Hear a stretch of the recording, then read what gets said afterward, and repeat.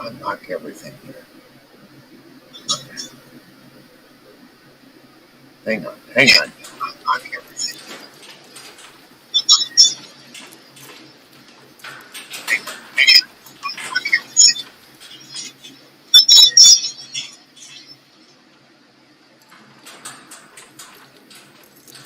Oh,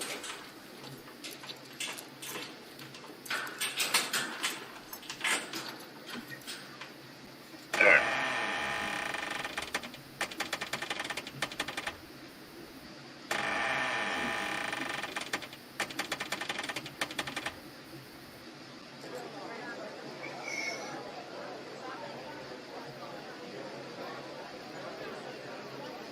Hey, everybody.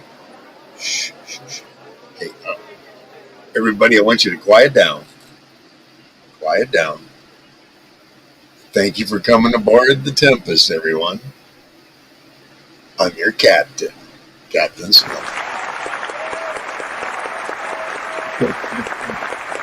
Okay, okay. Thank you, thank you, thank you. All right, hey, let's keep in some music in the background. That's a little experiment. I'm going to go back and listen. What can you do with the Tempest?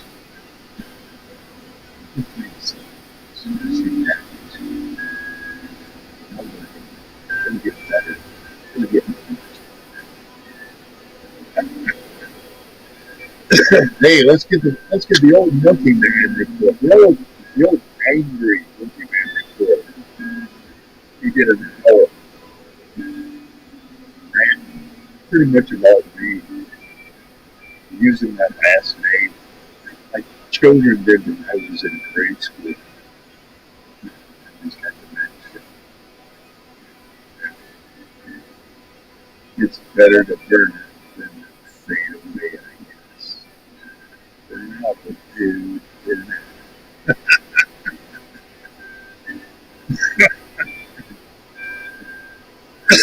you see how upset yeah. Some people kind of tell the truth. After fading away, I guess they find crazier.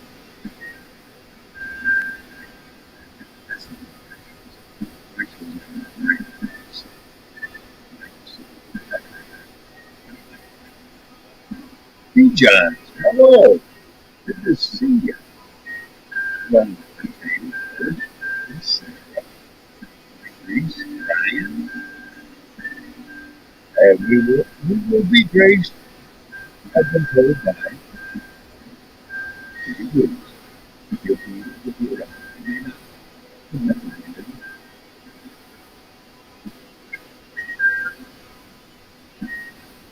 That's right. It's a short like it's that.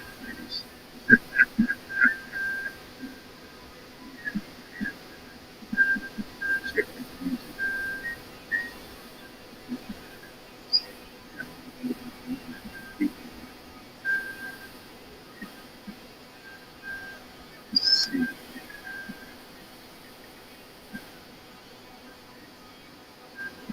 I'd like to do more of these.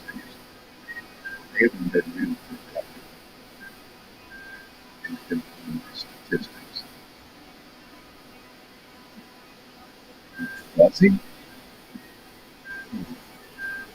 I could change.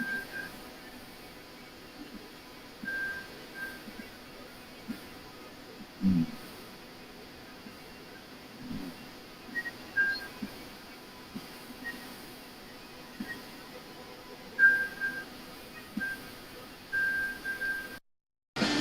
Is that any better, Mr. Reese? I took the echo cancellation crap off.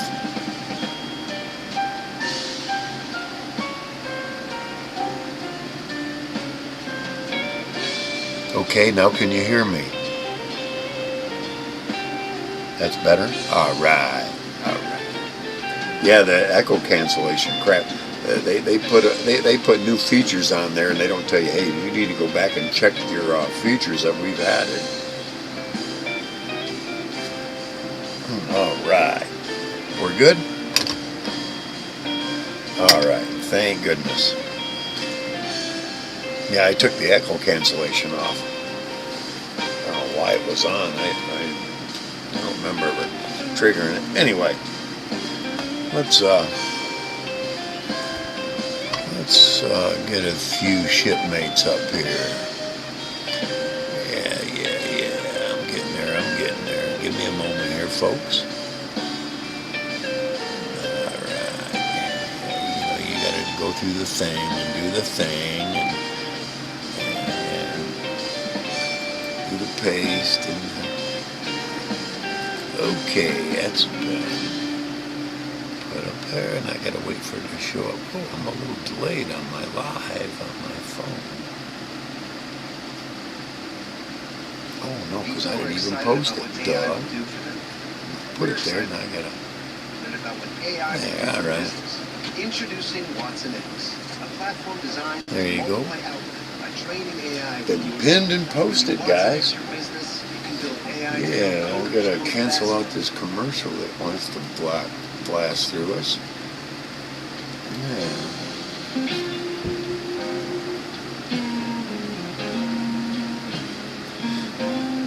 Alright. There's your panel link. I'm waiting, Ryan. Take your time, man.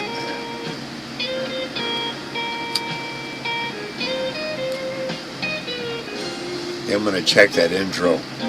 Maybe I'll do a recorded one. I got a few sound effects there now to add. I wanted to make it sound like I couldn't find it with like chains rattling on a door and it opening and people behind the door. There she is. Welcome aboard, dear. All right. Hey, you show your face, I'm going to show mine. Yeah, that's how it is.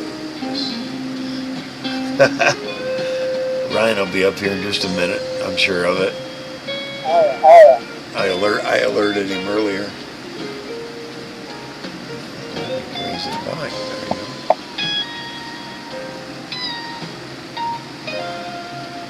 There you go. Yeah, YouTube adds features to everybody's shit, and then they don't tell them, hey, you need to go see if this adjustment had any effect.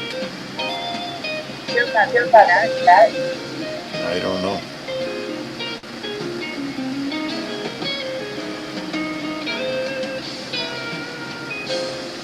No, Reese, it isn't that hard. Just watch a YouTube or two on doing lives. That's all I did. And then because I've been on mics, and I learned a lot. I got her down. Don't sell yourself short, my friend. You're not ignorant. You're in charge of shit. You're not ignorant. I was in charge of shit too, back in the day. Puppy. Yeah, it's a good dog. She's a good dog. Well, that is one. We just got to get her quit chewing on her fur a little bit. I got her out. Yeah, right on. It takes a little while for it to kick in. And like you said, it'll make her sleep a little bit more. But after a while, she'll get a tolerance and that sleep will go away. And she'll wake up one day and it'll be like, tail, what tail? I don't give a fuck about that tail, let it grow hair. And that's what'll happen. She'll forget that it bothered her so much. There's I'm not going to swear what it is because I think I've seen it growing in a place. They're these little red, you think they're cherries, but they're not. They're red berries that grow on this tree. It's a specific tree. If you take those berries and make a tea out of it, oh, wait a minute. Ryan's up there. I'll bring him up in just a second after I tell you this. It has a property in it that makes your mind seek out the things that are better for itself. It's weird. I'll get more information in a couple of days, and I'll let you know. Come on up, Ryan. Yo, welcome aboard, Ryan. Hey, I like that. I like that. Hey. Good to see you, brother. Oh, yes, man. Hey, cheers, my friend. Cheers. This is my first year. Like almost 3 weeks. Well, on here we don't have we don't have temperance lectures. You want to drink on my show, you drink on my show. Hey, if you're a member of the crew, I'll put your ass in the brig. I may not see you for a show or two. Yeah. Todd was one I did that to. Yeah. Todd was a member of the crew. I put him in the brig. You don't see him for a couple of shows. Yeah. I took him out of the brig a little earlier today. Maybe he'll come up tonight and talk with us. Who knows? I heard that. You know, if I make you a member of the crew, you're always a member of the crew. And if I fucking boot your ass for being rude, you're coming back. You're coming back. Just I let you out of the brig. Don't get all fucking crazy. I heard And nice thing is, when you come out of my brig, there's a couple of crew members there to meet you, and they're handing you a bottle of rum. Yeah. You know, it's like you get back into the fold, or we're gonna put you back in the brig, or put you. It's rare I put a member of the crew on the fucking gang on the gangplank. It's rare. I put newbies on there, people that start their shit. But you know, what I'm looking for, and I know, I need a first mate that's going to be a fucking ruthless prick. I need that. Sarah's not going to be it. I'm sorry. No. I need a guy that's going to be it's going to be a little bit harsher than I am.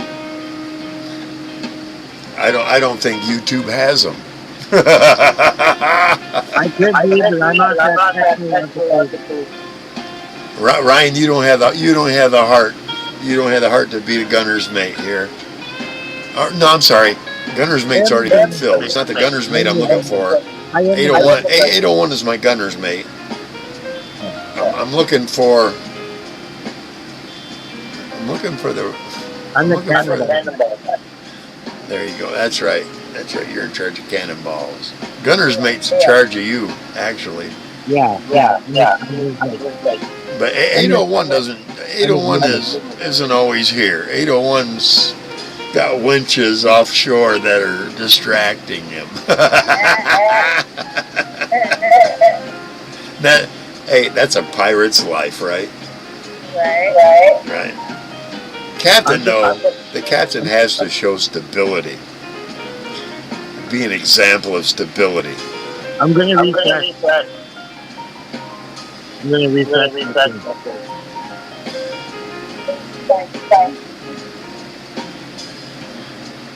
That's right, Reese. He'll be back. He needed a better connection because he was a little mumbly fumbly, and I could understand. Let's see if he's back now. Let's see if it's better. Hang on. All right, welcome back. Yeah. There's a weird echo. Hey, you're still kind of garbled. Yeah, there you're a little clearer. What happened there? Let me see what your mic settings are, my friend. Oh, that's why. Oh, he'll be back. I'll readjust his mic settings when he comes back because he's on an automatic shit that. I don't want. Here he is. I don't want a mic crap. He don't need to have it. I got you, brother. Yep. Let me get in there in your mic settings. I want to hear you. I want to hear you. You Can see you where hear I'm me now? bringing? There, I brought you up to 188. You're Because I'm getting good. the echo. Nope, you're on them echo cancellation, so you're good. Reese I know. is coming up. Welcome aboard, Mr. Reese. Reese. Oh yeah. You know what? I got a bad I'll be right back. I got some phone. Wow. Okay. Everybody's on this. You know, I'm sorry, everybody. I'm adjusting everybody's mic volume way up because the fucking YouTube must have added shit. Yeah. I had to take that echo cancel off. Yeah. But Reese is up there now too. Oh, you know what? I got to do that when Sarah comes up. She was on there too. You know, I had to bring your mic settings up where I could actually hear you. Sarah, come back. So it's not echoing. Yeah. What I did is I canceled Reese's echo, and all of a sudden we had fucking tons of echo. Yeah, that's what I mean. That's what I did. Oh, Sarah, it says you're not connected. Your devices are not connected, but I'll bring you up anyway. I'm gonna get spinny from you, Sarah. Oh, there you are. There you are, girl. Yeah, let me check your settings too. Hang on. Edit mic settings. I don't want your background noise out of the way, and I'm gonna bring your volume up there too, into the 180s. There we go. Is that better? There, now, yes, now I can hear you. Yep. Okay. I think I got everybody up. Let me just double check. Ryan, yep, Ryan's up there. Yep. And Mr. Reese is. Yep, Reese is up there too. Yep. All right. Hi everyone. Now we're better. Now we're now.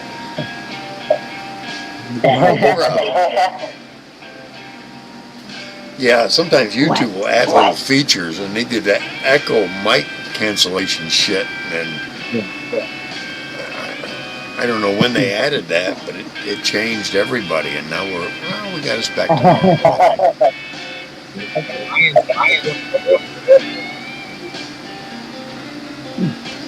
You're right. A pirate ship without a drink, as well, it sucks. It does. And IPA. Yeah. I'm sorry, Ryan. I'm not a beer drinker. I know.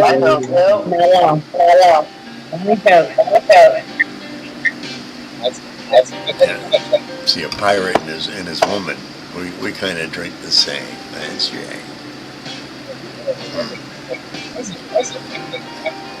But hey, each to their own. As long as it keeps the buzz afloat. That's right. Yeah, it's really to the 40th.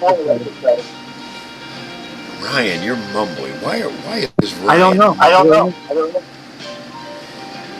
Let me just double check again. I've got you up as high as I can get you. Can you hear me better now?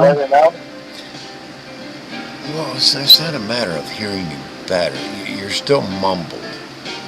You're echoing too. Yeah, I'm getting the echo. I don't hear the echo. I do.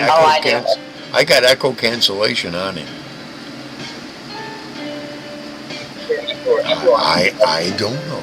I'm not a highly tech savvy person, but all I can do is, I learned today that I can throw in little sound effects that are cool. Check it out. I can bring a bunch of us in here. Hang on.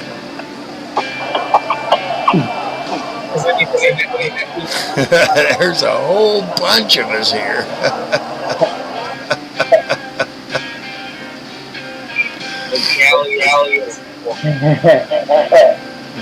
Okay, let's do it out of Belgrade. Hang on.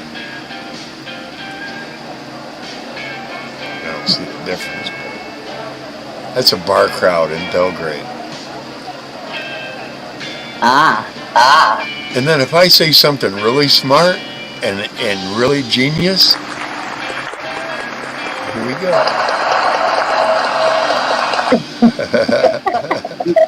Yeah, you're not echoing, but all of us are. You have no idea. Once I get this down, I'm gonna be a Hi, baby fucking girl. I'm gonna be a genius. I'm gonna be. I was doing this on the CB with sounds, dude, and I could take somebody else. I'd listen to them for about 2 days, and I'd take out key words and I could isolate them in this program, and I could start putting all those words together and make them say whatever I wanted them to say.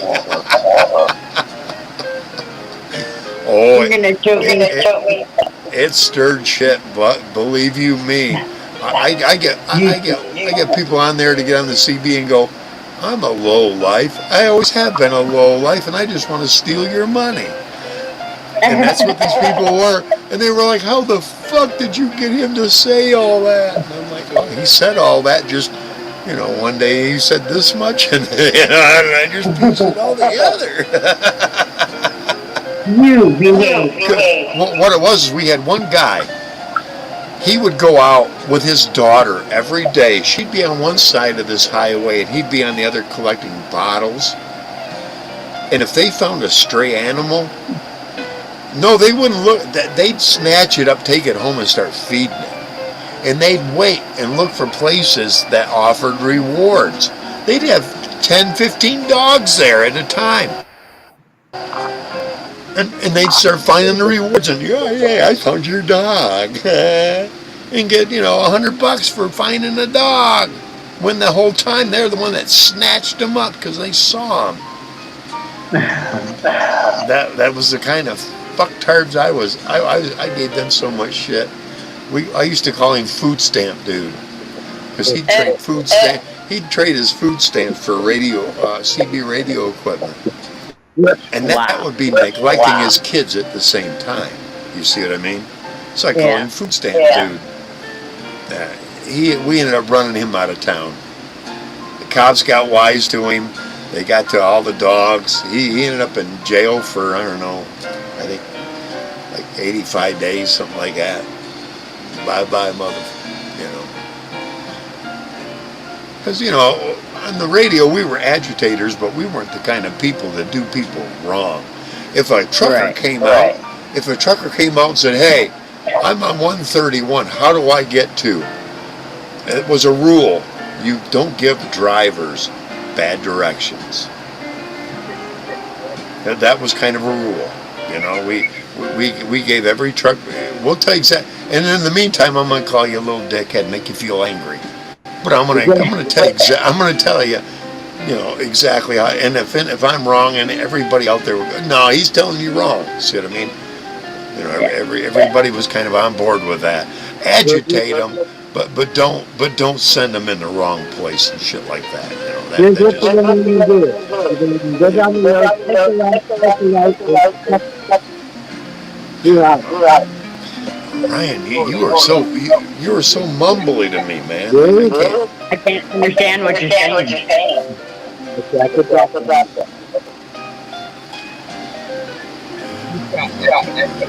me look at Ryan's settings here. Ryan's settings. Oh, he'll be back. Maybe he's going to try to get it better. Yeah, he was mumbly. I can hear Reese. I can hear Sarah. Fine. Yeah. If anything, my music is too loud. You're being talked to. I have it sitting right here.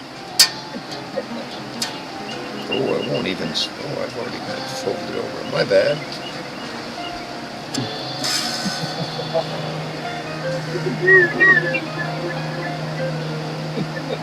Oh yeah, it's sitting right there. I've been playing for the last couple of hours. Yeah. I had to have something to do while I was waiting for my show to start. What I wonder is this. Monkey Man, he never shows his face. Why is that?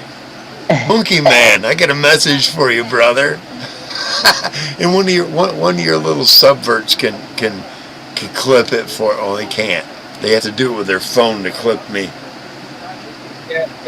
He doesn't show his face because he's so ugly. See it on my phone. I can only assume that because Reese, I'm sorry, Reese, you're not an ugly man. Ryan, he's not an ugly man. Sarah, you're not an ugly woman. We show our faces. We're not afraid to display. Hey, yeah, this is me. But the old monkey man, he don't want to show his face because he's ugly. Right? Yeah. I've seen Reese's wife on here. She ain't a bad looking woman either. Everybody has their own. Exactly, man. But ugly people, all they want to do is run their sucker hole and not show their face. Why is that? Why? Yeah, exactly. Like two great big duck bills going. Wah, wah, wah, wah. I'm sorry, JB. I didn't mean anything negative towards you.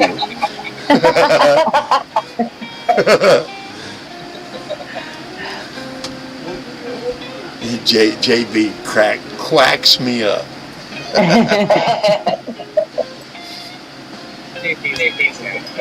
Absolutely. But JB, he told me he's going to sell me some chocolates, and I'm still fucking waiting. Reese, I hounded you too. Hey, Reese delivered. Hello, Reese delivered. It was just Yep. It was real simple. Yeah, Ryan got away from the keyboard. He'll be back. Yeah, I showed Sarah earlier. You know, I was showing her, yeah, I got a couple of them. Yeah. And then she said, wow, that's a lot. And I said, yeah, that sure is a lot. And I said, stand by. He did too. No, that's a lot. That's a lot. I got I'm one. not going to share either. If you showed up, I would. Potatoes like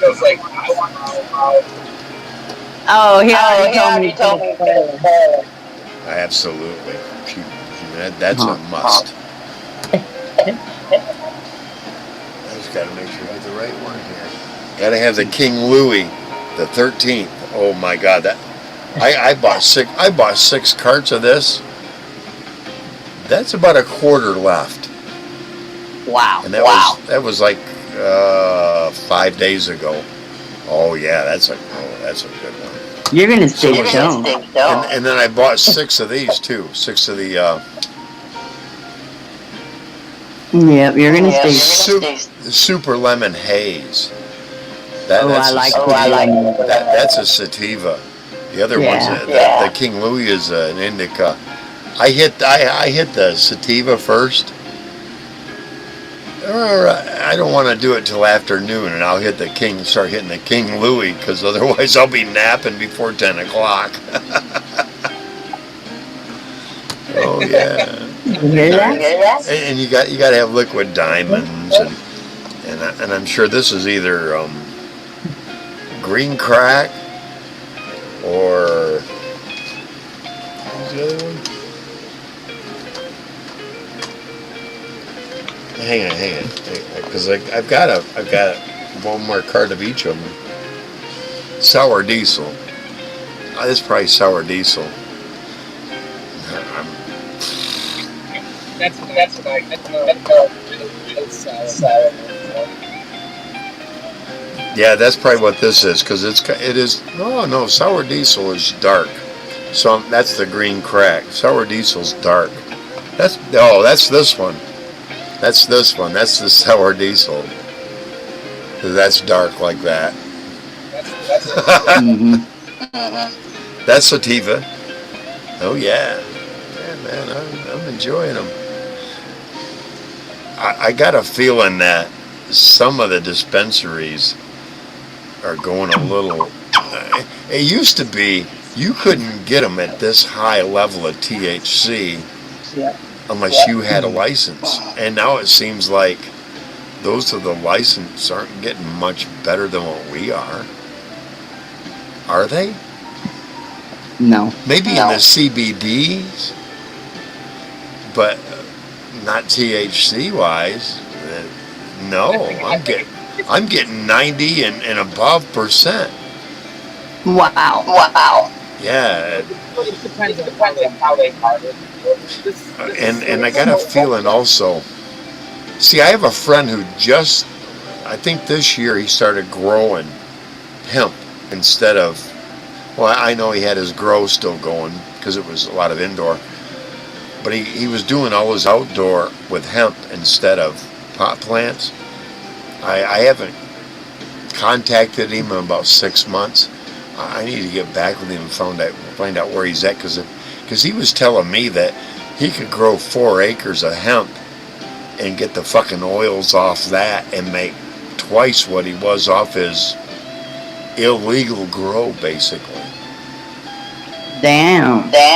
And if he's doing that, I want to get a hold of him because I'm sure he'd sell me CBD oils for cheap, or at least great big fucking chunks of bud, where that he cleaned off from the fucking machine to harvest even. Here, let me throw this off to Chris, for $10, $20, and it yield us, 20, 30 fucking grams of oil, and I wouldn't mind going through the process phase, especially if it's going to help Sarah.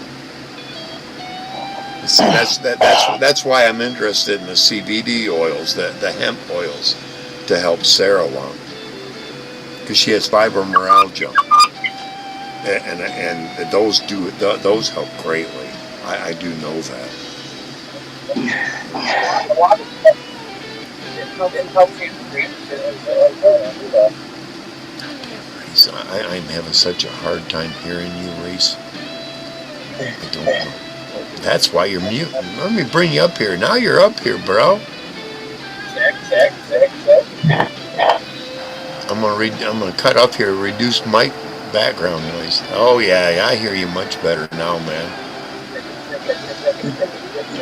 Nope. Damn it. No, you're not better. You sound like you're in water, doesn't he, Sarah? Yeah, he does. He sounds like Yeah, I've got his volume way up. I don't have his. I hear a lot of stuff. Yeah, I had to have that echo cancellation on there because that was bad.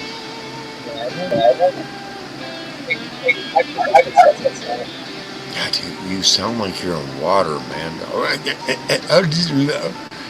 Doesn't he, Sarah? Yeah. And Ryan says it's still echoing.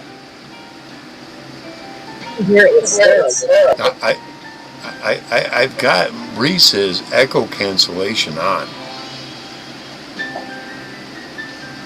Wow.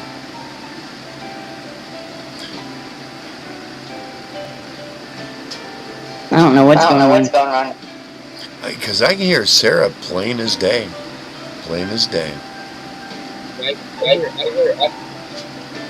You keep like that. Yep, that's what it sounds like. It's not Sarah. Sarah's great. You're just fine. Right.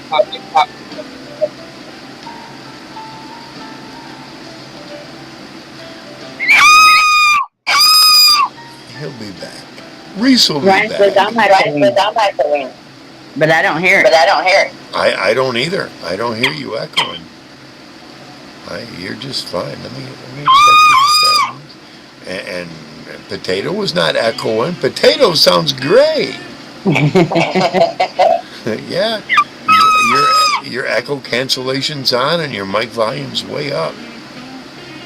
He said even potato. Not here. Check your own settings with them. That's where they're. Maybe it's just an odd night for YouTube, StreamYards, who knows?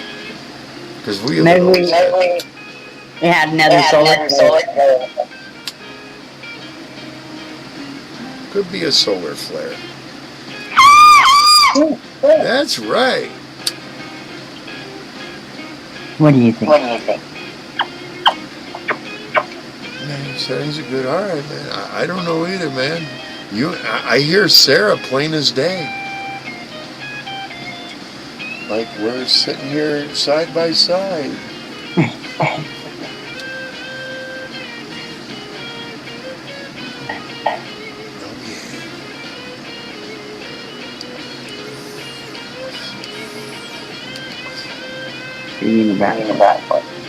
That's right. Let's see what kind of effects I got. Let's bring in the crowd. Come on in, guys. Come on in, everybody. Damn. Be right back. I gotta go. Okay, I'm gonna mingle around the crowd here. Oh, excuse me.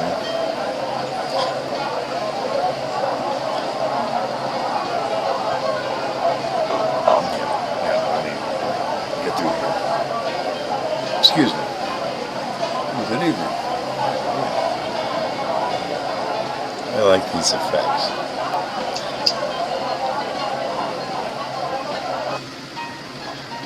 Yeah.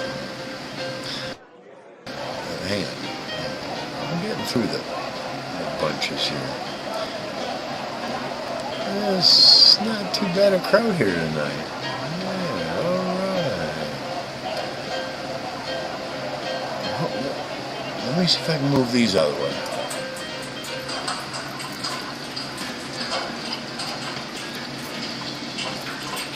Let me see if I can get this open. Let's see. All right. Well, hey, there's something there to discover. All right. Okay, let's go back into the crowd here. Yeah, they want to hear from me anyway. You know, because I'm famous. No, I'm infamous. Ladies and gentlemen. Excuse me. Ladies and gentlemen. I'm your host, Captain Smoke of the Tempest. I'm glad you're here tonight.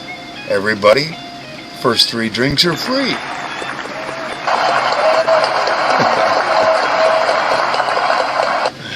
You're very welcome. All right, let's wander around here on the bar a little bit. See what's going on. See what we can run into here. So we can run into somebody maybe famous. Oh, excuse me. Oh, sorry.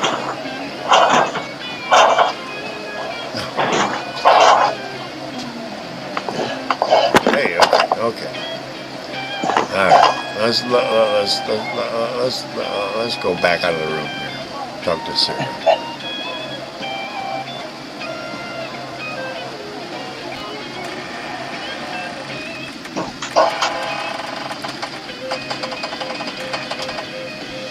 Okay,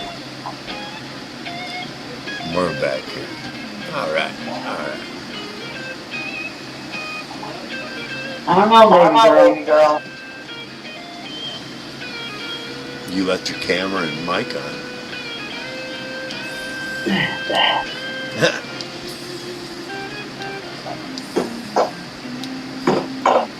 I was just wandering around the crowd a little bit. Got a little applause. There you are. You didn't shut your camera or mic off, dear. Okay. Not that you had to. Yeah. What, everybody, what'd you think of Sarah's performance tonight? Come on, be honest. Be honest.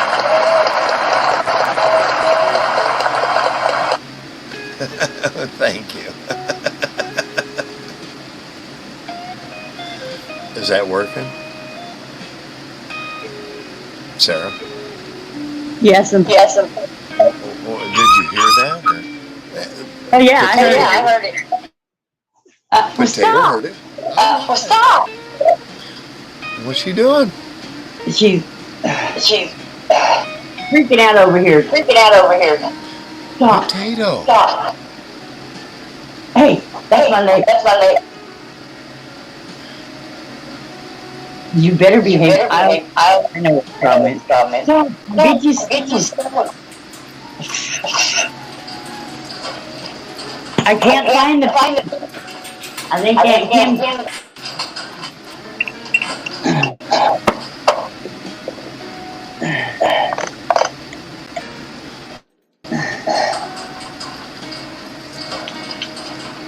damn it, let's stop making that noise. There it goes. It took a minute. Yeah. I want to make Chingling. I tried to find it. Chingling Jay change. Blues, hello. Hello. Oh yeah, Jay Blues. He's on the phone.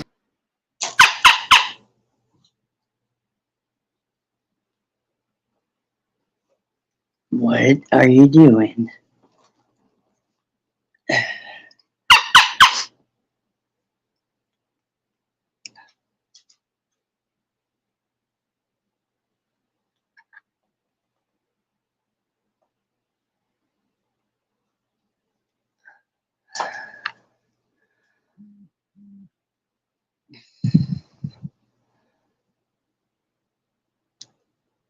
Hold on, he'll be back up in a minute, Potato. Jesus.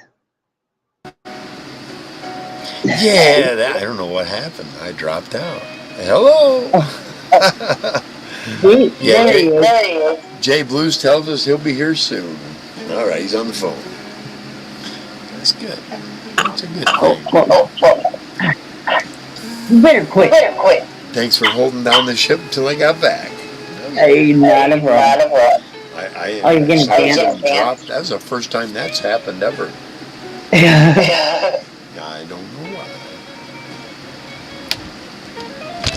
being weird. Well, must be a weird moon night because I'm hearing that from a lot of people. Tonight's weird. They're weird. I've heard that word weird in a lot of live stuff tonight. Because believe you me, I look around.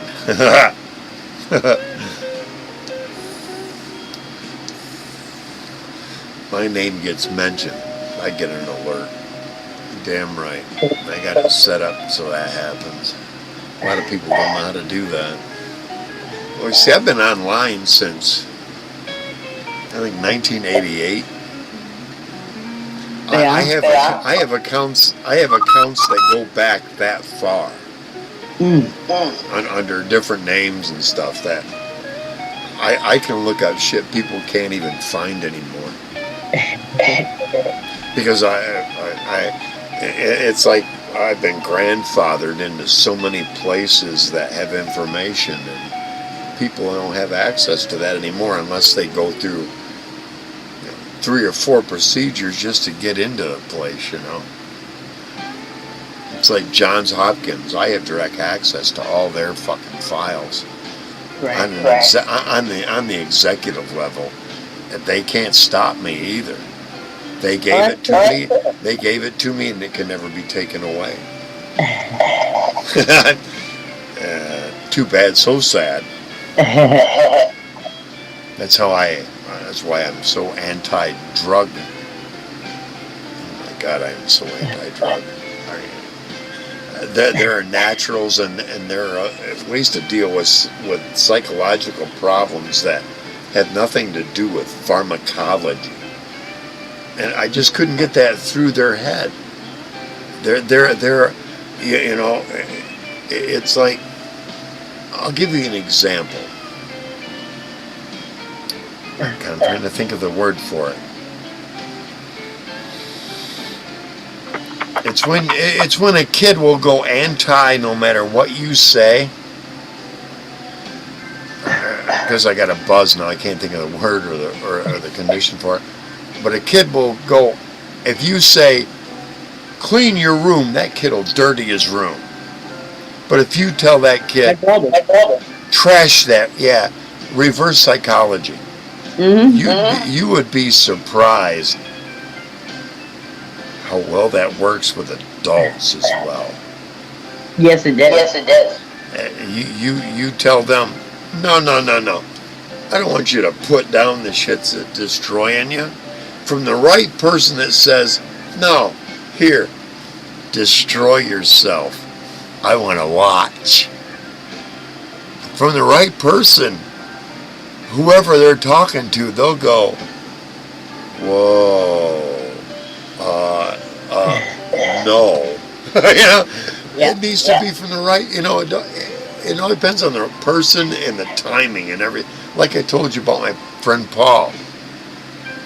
And I did a video on it. I handed him a fucking 38 with the first two blank. What are you waiting for? You're drinking Irish Rose cooking wine to get drunk. You want to die? Here, pussy. And I walked away. The worst he would have done was powder burn his head twice before I would have gotten to him. But he didn't do that. He smashed both bottles in the sink and carried out my gun with 2 fingers, crying like a fucking baby. I don't want to die anymore. And the man has not drank a drop since. And that was, 30 years ago. You were meant to say that. But he's told me, I told you what he told me, and it just, wow. Yeah. We passed on that kind of information to each other, life-changing statements that just, they changed both our lives for the better. That's good. Absolutely. That's good. Oh, absolutely. Ryan, you need to do something. Ryan, you've been playing golf too long. It's not hooked onto your audio too much, and it's gone onto your clickety clicks too much.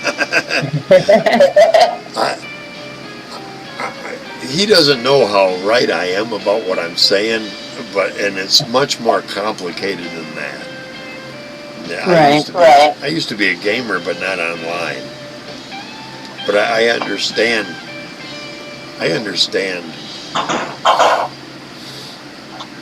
Let's put it this way. I started out in binary and then went into DOS language. That's how old I understand computers. I went from binary to DOS language. MS-DOS, they call it. I've never been. I knew it by heart. I was like an encyclopedia for it. But today you ask me, no. The letters, the capitals and the small letters, I get them all screwed up now. Because in DOS language, you had to have the exact wording, the exact capitals, the exact you had to have everything, numbers, you had to have everything exactly for what you wanted things to do. And what's happened is the guys, I wasn't a writer, I was more of a user, but the writers created such complex programs that now they're set up so that all you have to do when you're a creator is include their package. And that does all the writing, where before everyone had to do their own writing. You don't have to do that anymore. There's just so much copy and paste. And that's basically what it is. They copied and pasted other people's programming. But I understood the language that they were creating. someone could tell me the MOSFET language, letters and all that, and I could tell you exactly what all them meant, every letter, if it was capital or if it was lowercase. You know what I'm saying? It's like MOSFET fret, DS4597, BL trimmer 23175. It all meant that everything was going to route this way, then that way, and then into this construction. It just, I knew it off the top of my head, but once you get away from it for even 6 months, you're lost. Oh, yeah. But what's nice is there may come a day where they'll need us deep divers to go into shit like that. You know, that's maybe got put in there by an IA program to fuck us all up because it's so old and outdated. You just never know. Potatoes having a good night tonight. Yes, good girl. Yeah, man, I know. She'll be obsessed in no time. She'll hear my voice in the morning and go, I want him now, yeah. He's up, I gotta get up.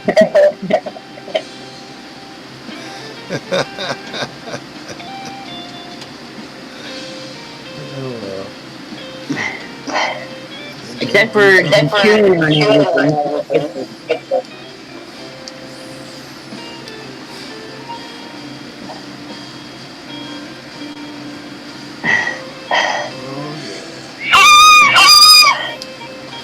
That's right. Okay, just a minute.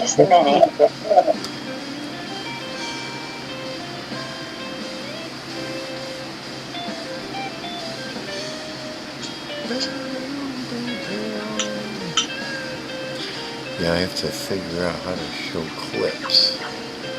I'm gonna get there though. Turn back around.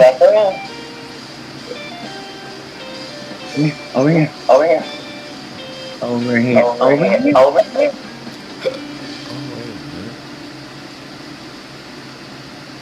Really? Doug. Oops. Sassy spook.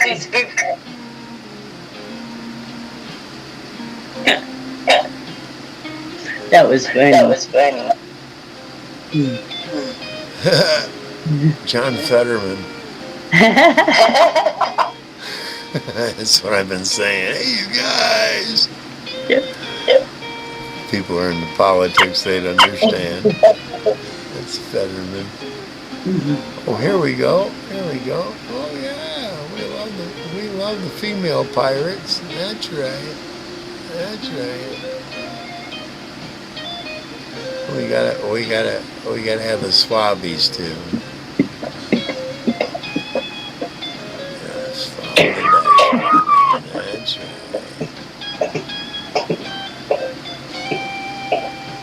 What are you doing? Okay. Oh, I have an array of pirate women. I'll show. I don't know how that. I like her boots.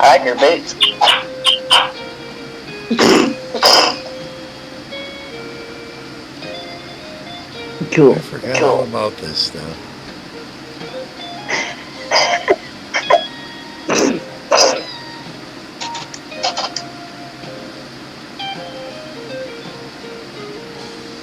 Anyway, yeah, there they are.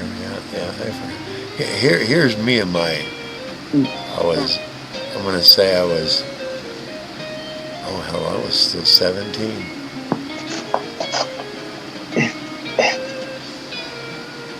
Fresh out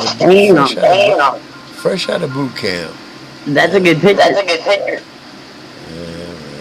whatever. Oh yeah, here was the real one. Man, this is the one they gave us all to take home. Oh, I like that. Oh, I like That's that. a good game. That's a good. Yeah, 17. Stupid. Armo Armo 17-year-old. 17-year-old. And here's today's transportation. It's got a different seat on it though. That little banana. No, I don't want that up my ass. No, I got a big butt seat on it. Oh yeah, yeah. Oh yeah, much better. It's got two big springs. Yeah, it's better. Hey, it's something to do. I wish I saw I wish I it. saw it. Let's see. I could. Yeah, that would go on. Yeah, good. I can take. I liked my I liked my truck. I like having that up in the top corner there. There we go. Yeah. I don't remember what this was. This was a artificial sun, I think. Who knows? I'm just looking through stuff I added in here. I could add more. Oh, I could add more. Well, I could put video clips in here. Wow. Well, that's amazing. And then I can always change our background here. That's easy. We can do like this. Oh, cool. Cool. We can do like this. Or we can do like that. We can do like that. I like that. Yeah. That's a pirate treasure map. I like that. Amazing. Nice things you can do from YouTube Studios. Yeah, I don't know. I don't know.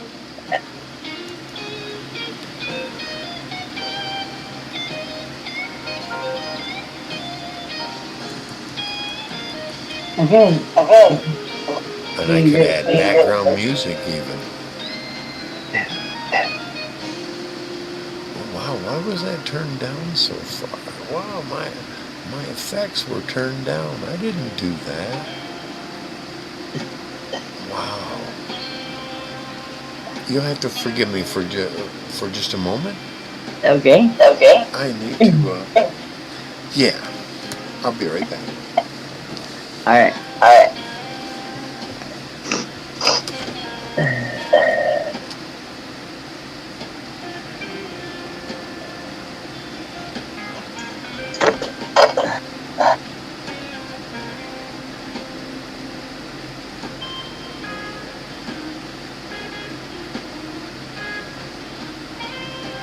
Am I still Am I going? still going?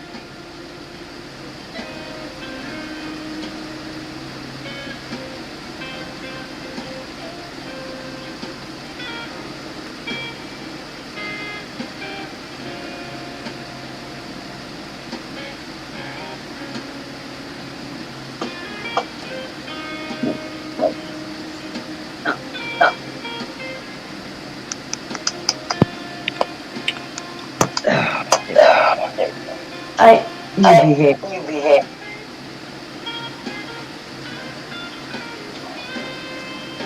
Come up there. Come up there.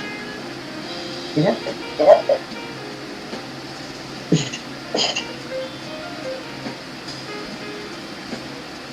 Go. Go.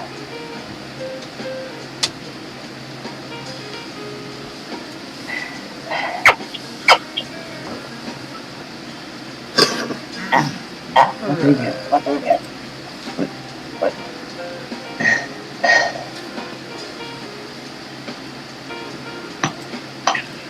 Yeah, there we go.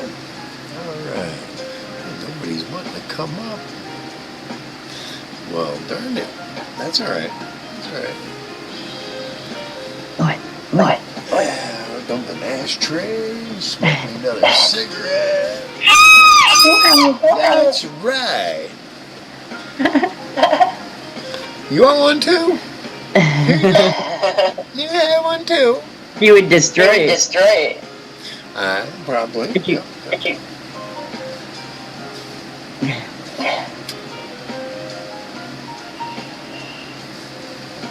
Not lit.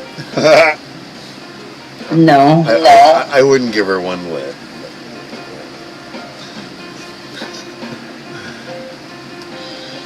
Ryan, No, you I gotta- did that another ring come back. She had a my pack of cigarette and destroyed half of it. Yeah, that beak would do some damage. Yeah. Yep. Look at them bird feathers. Woo! Woo woo! Woo woo! Look at them feathers. Somebody trying to come up. You tried. Try again. I think it might have been Ryan. Come on, Ryan. Come on up, bro. Yeah, man. Yeah, trying. Let's bring him on up. See if his audio got better. Is that better? Can you hear me now? I can hear you now. That's much. You're here with us. I'm still getting an echo though. Yeah, you're good, man. I hear you fine. Weird. Weird, but I hear you good, bro. All right. How's golf going? It's going good. Yeah, I catch you now and then. Yep. Give you a thumbs up at least. If I don't comment, at least you get a one of those is always from me. Oh, I figured it out. You did. Oh, I guess not. Hold on. No, it's still echoing, but You're now it's a delayed echo. I hear you just fine. You're clear and loud. And There's an echo. I don't hear an echo. Not at all. Huh. You must have something on there. I don't have anything on. I don't either. Well, I got YouTube in the background, but that's music. I don't have it on the screen on my laptop. I'm not hearing it now.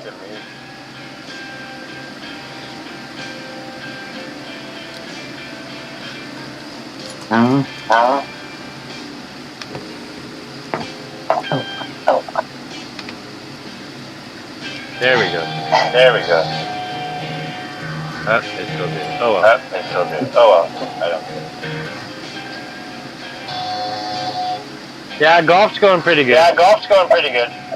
Yeah, I'm watching. Like Me I and my said, about buddy- every other week.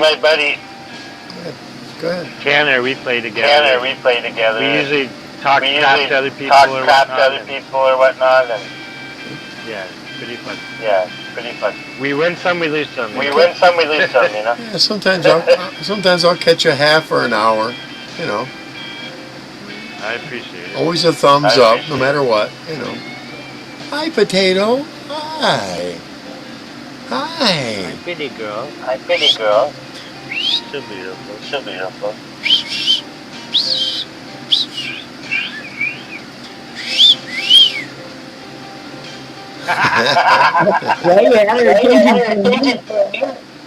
Yeah.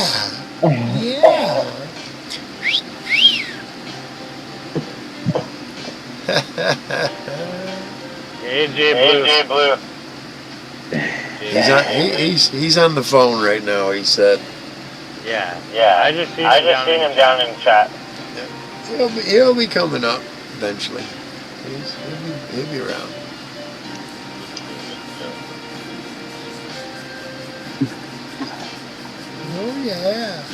Oh yeah.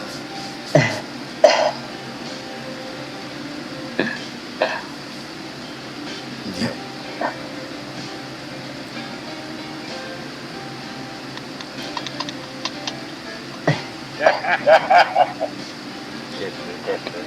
Boy, bird.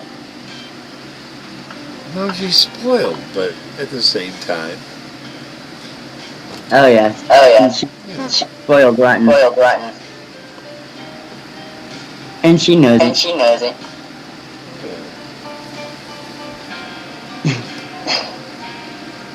Spare the rod, spoil the bird. Exactly. yep. Yeah, because you start abusing them, man. They'll start plucking all the feathers, and they'll be a bald bird in no time. Oh, this poor bird was. She was in such bad shape when I first got her. I mean, she had no. Her breastbone came to a point. I mean, you could see it, you could feel it. Can't now. Her She's fat. eating. No. Get her, build her confidence up. You know? I mean, she didn't. She didn't move on her perch. She didn't make a sound.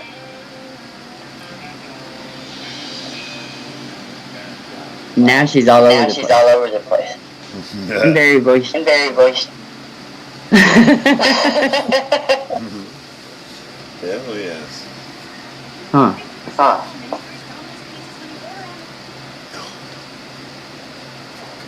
I hate commercials. I mean, she does quite but she was doing that when I got her. Yeah. That's right. And she's the one that does.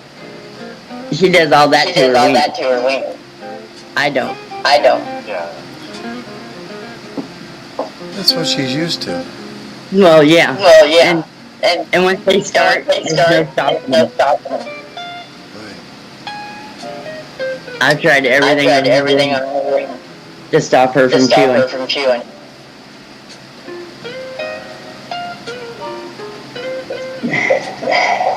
Nothing works. Well, it's because she's never learned about proper preening of herself. Well, yeah, she doesn't know how to play. She wasn't. Yeah, she had not when it really mattered. When she was growing up, she didn't have any of it. Wow. Because I've had lots of people ask, "Aren't you afraid to fly away?" Nope. Like, no. She don't know how to fly. She don't know how. She doesn't even know how to flap her wings. Nope. Sometimes I think that's a matter of pride too. Yeah. I got a feeling that's a matter of pride.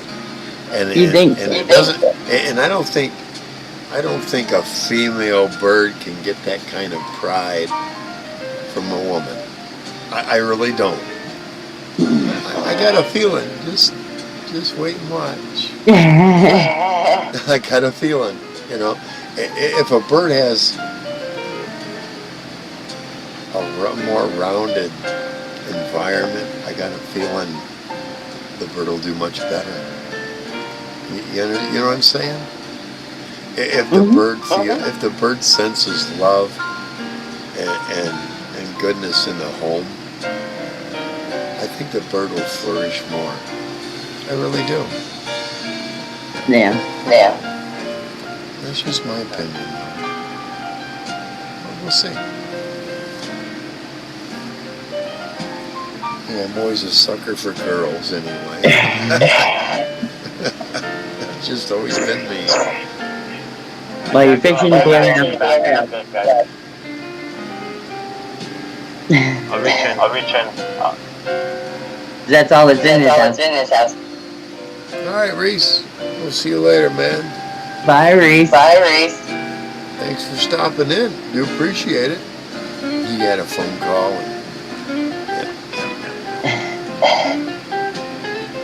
All right, Ryan. More than welcome to. Just kind of hoping.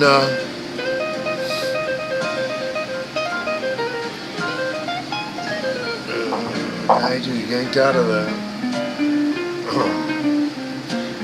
out of the brig. I was hoping he'd come up.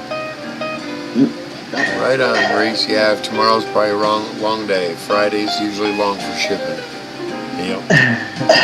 Everybody wants everything before Monday. Yeah.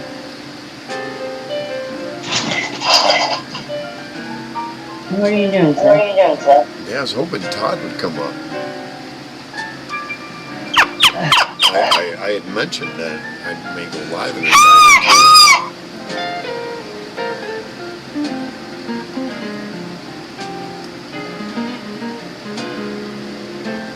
or two. We get.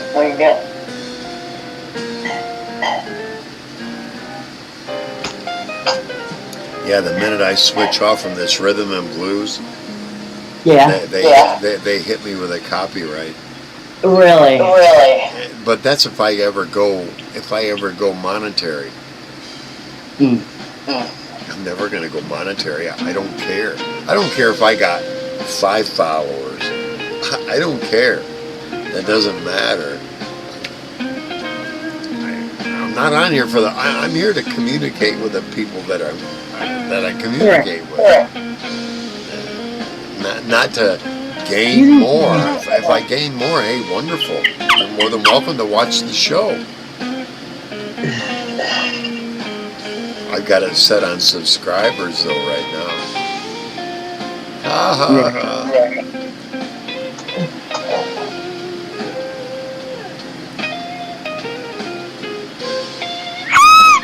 Subscribers are 3 weeks. Subscribers are 3 weeks or more. Oh yeah. I remember when you did that. Yeah, it's like I'm not gonna let. Okay, But can't you just leave that behind I one subscribed yesterday. Now I'm gonna come in here and wreak havoc. No, you're gonna be loyal before you come in here. I'm sorry. You're gonna be loyal, or you're not gonna come in here. Right.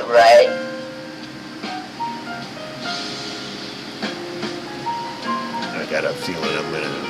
I know that. I keep in mind when that 3-week mark is gonna hit. We're about 2 weeks into it now. 1 more week, and I'm gonna go in there and I'm gonna re-up it to 2 months. Sorry, you're going to be devoted for a couple of months before you're allowed to come up here. That's the way it is, you know. That's right.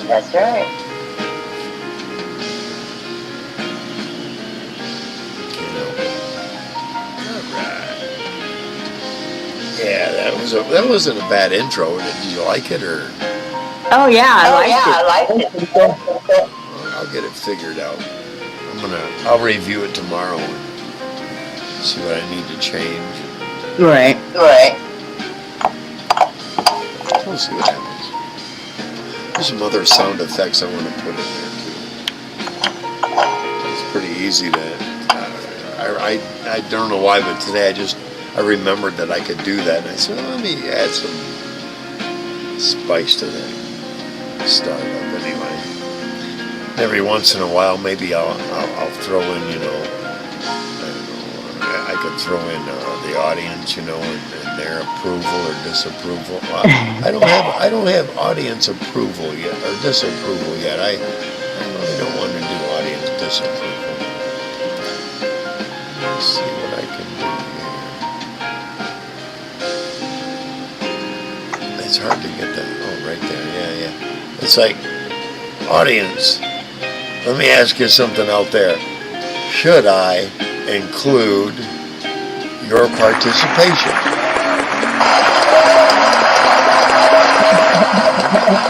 Okay, I will do that. little things like that. Right. I'm going to learn how to do that. Oh my God. That's pretty cool. Once I get good at it, oh my God. I'll bring up people that I dare to fuck with me. and they'll be put through the fucking gauntlet. We used to have microphone effects like that. Yeah. Oh, hey. There's Jay Blues. Let me bring the man up here. Are you ready? You prepared? Okay, here we go. Everybody, Jay Blues. Hey, Jay Blues. Good to see you, brother. I'm doing good, man. Great.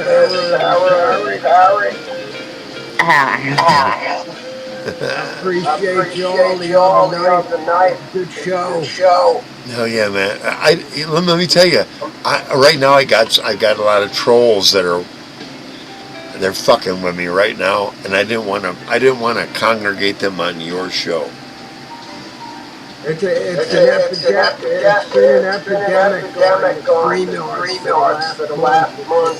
It's reached a big plateau of bullshit. Yep. I don't mind. They come on mine.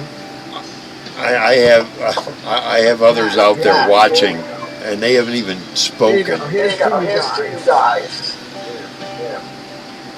So we'll catch them. Eventually, you end up blocking them because they get stupid and say something. And what I'm getting is I've got one particular individual, the old monkey man. And what he's got is you got trolls that aren't allowed on my channel, but they can watch, and they're taking their phones and recording the shit I'm saying about him. And then I watch him do that on his live. It's like, dude, I'm not going to mention any channel names, but he's 76-year-old fuck that's got an obsession with. And I'm not the first one. He had 3 or 4 other sessions before me. You look through his history. I got it. What I did is he put my name out there directly, and I got him fucking. YouTube went, oh fuck no. I got him struck. Got his channel struck. You don't fuck with me and throw my name. I don't throw his name out there directly. Wait till I get it, because I'll get others that will.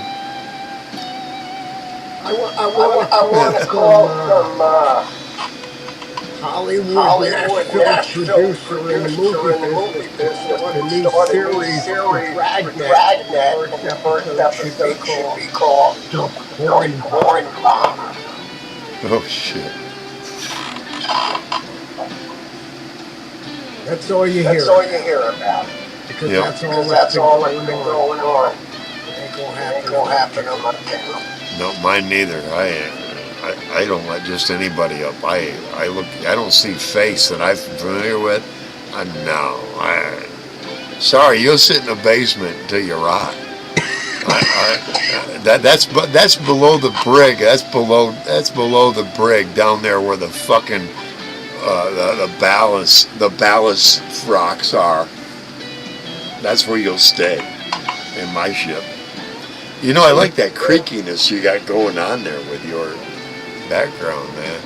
God, that's fucking wonderful, man. Appreciate it. Hey, if you go into the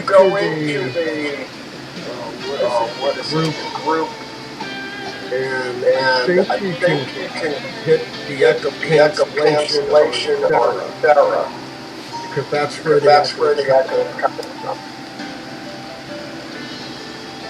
For me? Now you're good. Okay, I took off Sarah's echo cancellation. I'll be right back. Yeah. Then the other one came back. I took her echo cancellation off. She'll be back. The echo. Your feet. Are you listening through a monitor? I have YouTube running on a screen behind my laptop. And that's the one that's in the audio. Yes, that's the rhythm and blues. And feeding back. That's what it is coming back into your other mic. Oh shit. See, I can't. Down on the audio. Let me check something on my settings. The other. Hang on, maybe I need to check my audio. Okay, let me tell you. Let me ask you. Did that solve the problem? Yeah. Okay, I needed echo cancellation on mine then. There you go. Perfect now. You're good, man. Good. All right. Come on, get out of there. Yeah. Now you can hear the music. Yep. All right. Matter of fact, I could probably do this a little bit.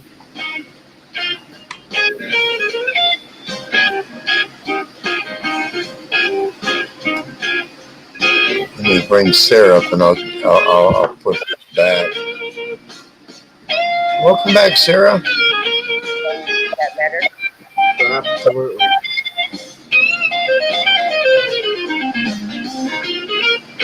How is she now? As a matter of fact, her volume was way down there. It's back up. I can hear right now. There you are. Yeah. Just a little loud on the music, though. We'll get her balanced out. Thanks a lot, JB. Oh, yeah, man. We'll get her straight.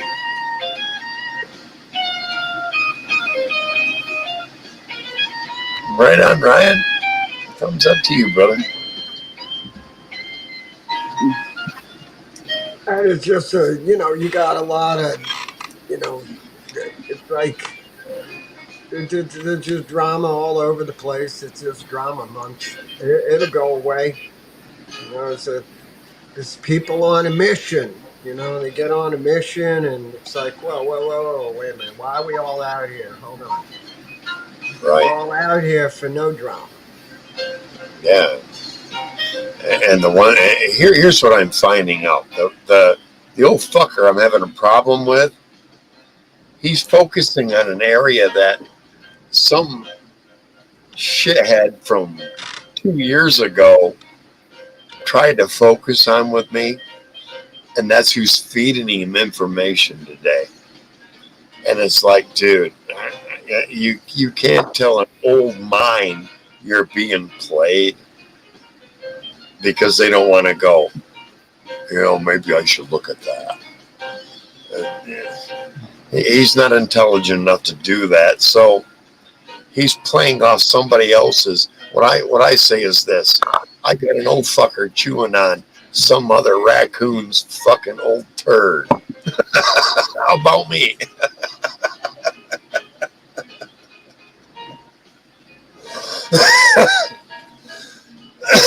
The guy's got dementia,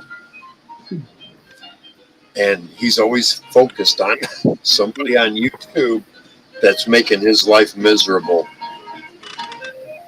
Well, today I am his, and I say, okay, I'm 63, you're 76, you're only 13 years older. Fuck you. And if I can make your life miserable by exposing how stupid and ignorant you are, so be it. I will give him the controls, and he will lead us to his ignorance and stupidity.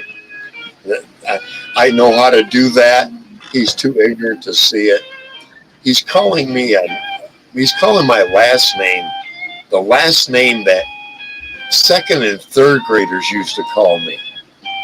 You understand that? He knows what my last name is, but he's using the pronunciation that a second or third grader would use. Gotcha. Yeah. It's like, wow, dude, you think that's upsetting me? I've gone through that my entire childhood and learned to get over it. Why can't he? You see what I mean? That's what happens with an obsessed mind, a dementia mind. He can't get off from trying to focus. I met one other old fucker in a shop like him once. Check this shit out. He was our mill operator. And I gotten into this shop, and I already knew the whole thing about the product that we were producing, right? And I did layout for my mill operator to do his thing on it. I got there and somebody walked up to me and said, be careful, because this guy finds one person to focus on and he's all hate about that person. And I just found out one guy that just quit because of him. And that was the guy he was focusing on. I get in there, I have one little skirmish and say, no, I don't want you to mill it this way. I want you to mill it that way. Well, that's not the way we've been doing. I suggest, but for this particular application, I need you to mill it this way. And the fucker blew up. I didn't take his shit. I went right to the fucking top. The owner of the company brought me in and I explained to him what was going on and what I had heard before, that he finds one person to focus on and now he wants to focus on me. But he's got to do all the work for me that I lay out for him. I was given the option by the owner. The owner looks at me and said, just give me the word and I'll fucking off him. He had 3 more years till he had a pension with that company. I said, I don't want to ruin that for him. Now, don't do that. And they talked to him a little bit. And they said, look, you need to calm down, get off from focusing on him. I did another layout after he had that conversation with them. I handed it to him, and the first word out of his mouth was, fuck you. Fuck you. Fuck you and fuck you. I looked and said, you old bastard. I have your pension in my fucking hands. Your balls in my fucking hands that I could go right now to and say, fuck your pension. And you want to treat me like that? You know what I did? I quit. I didn't want to ruin the rest of his fucking retirement, dude. I could have right there. I could have went right to the front and went, yeah, off this old prick. And they would have said, here's your walking papers, go. I got 3 years till I get a pension here. So what? Goodbye. He had dementia. He was that fucking ignorant. That's the kind of person I'm dealing with online right now on YouTube. Same mentality. I see it. I'm so familiar with it. He is that stupid. Right now, I could hold his whole fucking career right here and go, listen, just be fucking human. He'd go, fuck you. You know what I mean? That's how ignorant. Why even deal with it? I'm not, and that's the thing. I'm not, but he's creating drama in this circle, and because that circle overlaps in the mind, you see what I mean? And at the same time, I'm going, listen, I call him the old fucking monkey. He goes into people's chats and he runs around knocking over everybody's fucking drink and disrupting everything in the fucking chat and going, what a nice guy. What the fuck, man? What the fuck is wrong with you, dude? Old monkey. Old grumpy monkey can go away. Yeah, old grumpy monkey's that dog. Oh yeah. But anyway, yeah, no, I'm not ranting. I'm just saying, I know how to deal with someone like that, and what I'm finding out is the more I go, okay, what you fucking got? Because he's challenged me, dude. What do you got? And all he comes out with is an hour rant about a lie, basically. That's what I'm saying. So why even ingest it?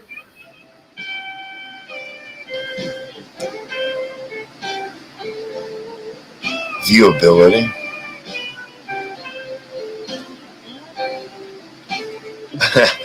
Viewership.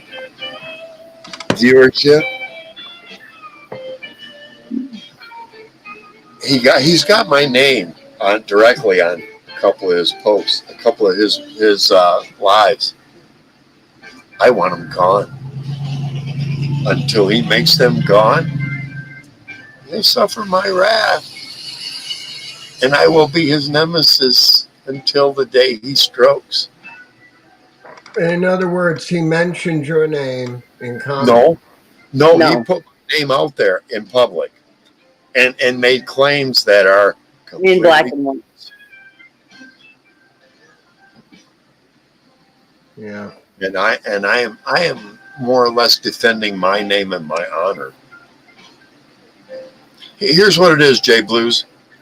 He tries to tell everybody I got a dishonorable discharge out of the Marine Corps. I never got a dishonorable discharge out of the Marine Corps. I'm not going to go into details, but it was never that bad. Never.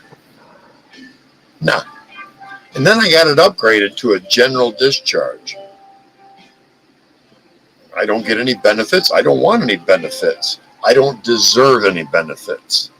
I understand that. I made mistakes when I was a kid. I didn't make mistakes as an adult, and that's why I got my upgrade approved. Because as an adult, I didn't show a propensity to get in trouble, basically. See what I mean? And basically what that does is erase it. General discharge of the Marine Corps, period. Instead of what I got. And he's claiming I got a dishonorable. No, I didn't. No. That's much worse. He's out in public, say just let it go. Let it go. What's that? Let it go. Let it go. Oh, well, yeah, I have let it go, but I'm not going to let someone come up here and defame and discredit me. Well, I understand that too. Yeah, and defend yourself. But at the same time, you're going to attack me with piles of shit. I'm going to lob cannonballs at you. I will defend myself wholeheartedly till the fucking end of my ship. I'll go down with my ship against a fucking dinghy flinging fucking piles of crap at me. Yeah. I understand what you're trying to say, Jay Blues. I understand. Live and let live. I'm sorry, but no, well, I'm sort of saying that, but no, I mean, you have a YouTube? Yeah. Bring him on the show and have it out. He's got over 600 videos, and I've already got him struck. He's already been struck. And then he gets on YouTube and goes, "That's okay. I got 5, 6, 7, 8 other YouTube channels I can go from." There's a law in YouTube. You can't do that. There is. Yeah. There's a provision in there that you go, you checked. You can't do that. Let him do it with one other channel, and I will bring their attention to it. And he hasn't yet. But you see, people make claims on YouTube that are completely full of shit. And that's what he's done. He's full of shit. Hey, it's getting views for both of us. Right now, what have I got? I got 4 in here. 2 of those, I don't know who they are. There was 7 in here earlier. I start talking about Monkey Man, yeah, and it goes up. It goes up, right? How odd that is, because they'll flag somebody else to come on up and take a video. They'll grab their little phone and video it all from YouTube. Because they can't get on the channel because I blocked them already. Jay Blues, you have to understand. There is much more going on than what you're seeing. I know a lot that's going on right now. There's a lot of channels being hacked. You should be changing your YouTube password. Yep. Yeah, see, my YouTube password is a statement that I use for all my private, and it's a long one. And I know exactly where to put capitals and where not to.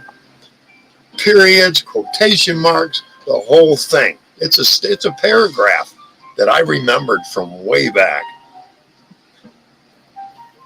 Typing class, as a matter of fact. Back when we had typing classes. And it's a statement from back then. And I have never, ever had my anything of mine busted. They're not smart enough to do it. Sarah, you're sideways. Oh, hang on. Hang on. Yeah, you take your time, dude. Yeah, there's multiple accounts from certain people that are coming out, and you know, it's just like, hey, you know, there was a couple in the basement last night, and they just kept coming back after being banned. I was like, okay, what the fuck, you know? Yeah, those are the ones you want to. But you word up, and I knew who it was. I checked it out a little bit deeper. I realized, oh, I know who you are. And he finally went away when he If heard someone my comes in the name. basement, you need to let me know because I've got everybody on full screen. Let me know, Sarah. But yeah, there's a lot of skullduggery going on out there, and Yeah, there is. and what I'm doing is I'm kind of being a counterpoint to that kind of fucking crap, because it's not only that person that's making these claims, and I'm sorry, but you call Sarah a hump. I got a problem with you. I got a real fucking bad problem. And that's what he called Sarah, was a hump. I got a real bad problem with you. I'm a major one. And he more or less, what he's done is, he likes, this old fuck has done nothing but offend, and expect everybody to go, well, that's you, and we need to go, okay, it's funny. Because that's the way he talks. You ever heard somebody that talks like they're fucking laughing? I'll give you an example. Mike Lindell. I don't like him. Got a great product. Mike Lindell. Ever heard of him? The pillow guy? That's how he talks. I'm going to talk like this, like everything's funny. Yeah, that's after he smoked a rock before he went through the office door. Exactly. That's how this guy talks all the time. And it's like, dude, he's compensating. You know what I'm saying? He's really compensating for some shit, man. And wow, okay. And then he started. What happened was we were on Devos, and he kept ribbing one or two people in the chat, you know, saying shit to him. And I said, hey, dude, you need to quit doing that shit. And he kept doing it. And I said, last warning. And he did it a couple more times to somebody. And I timed him out for, oh my God, get this, a whole 300 seconds. I timed him out. Yeah. And that set this old fuck off. Oh my God. He got timed out for 5 whole fucking minutes. Oh my God. Yeah, I noticed the plank's been real short on the template. Exactly. I don't take shit off nobody in my channel anymore. Oh, no. Exactly. Short plank. Yeah, I tried to match my avatar tonight to your background. There you go. I can't see it right now. I don't have my glasses on. Hang on. I get out of the way. You take a good snap of it. Matter of fact, I could do this. It'll even make it easier for you. Well, I didn't have my glasses on. I couldn't see anything.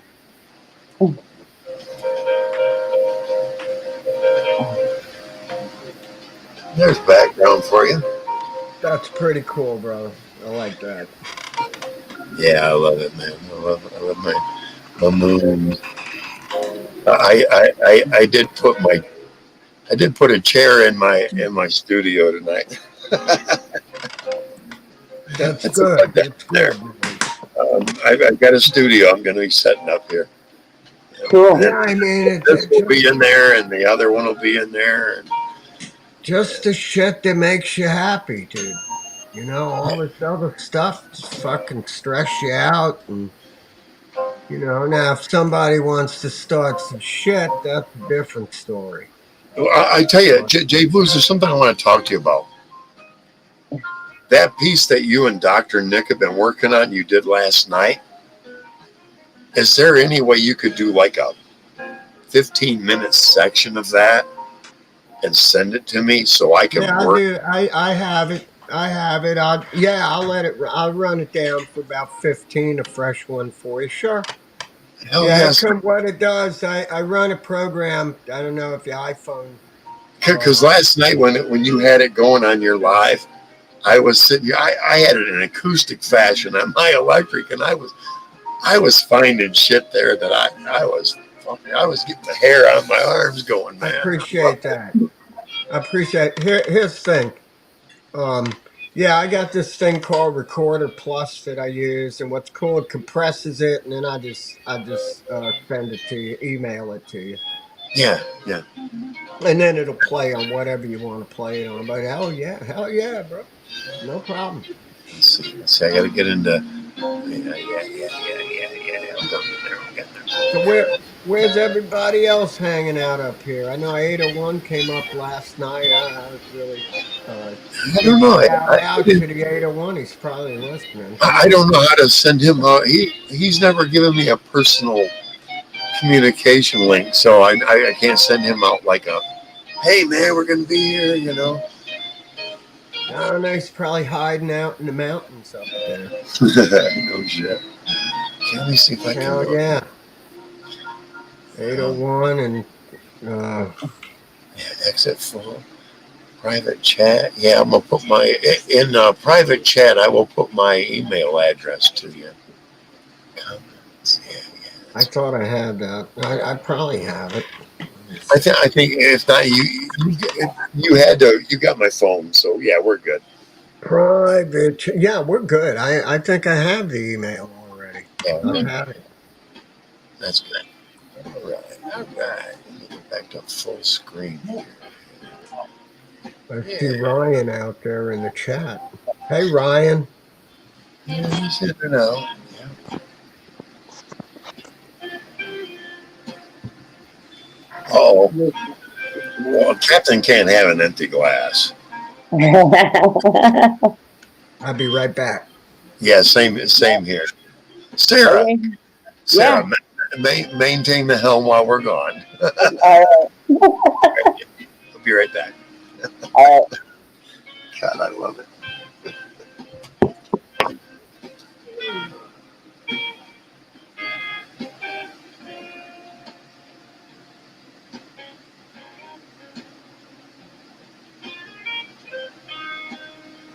Everybody in chat doing.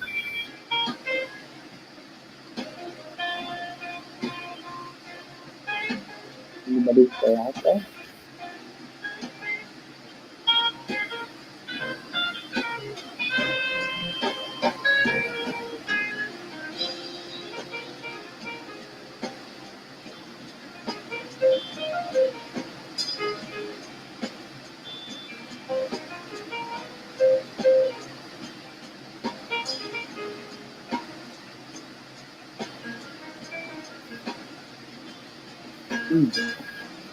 Nah, I'm eating cinnamon toast.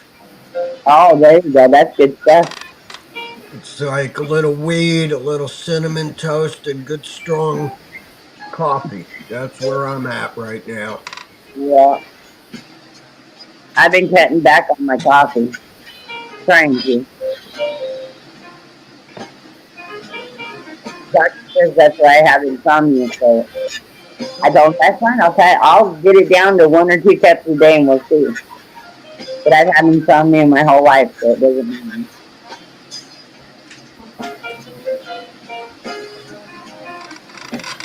That's how you know you're getting old. When you eat cinnamon toast, I don't even know what time it is. I don't even care, but that's how you know you're getting old. Cinnamon toast. That's all that matters.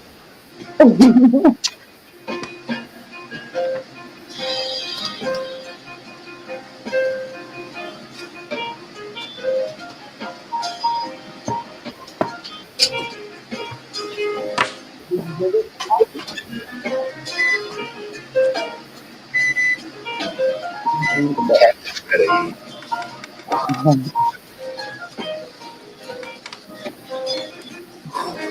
right. Bring my face back up here. Yeah, Captain's got to eat.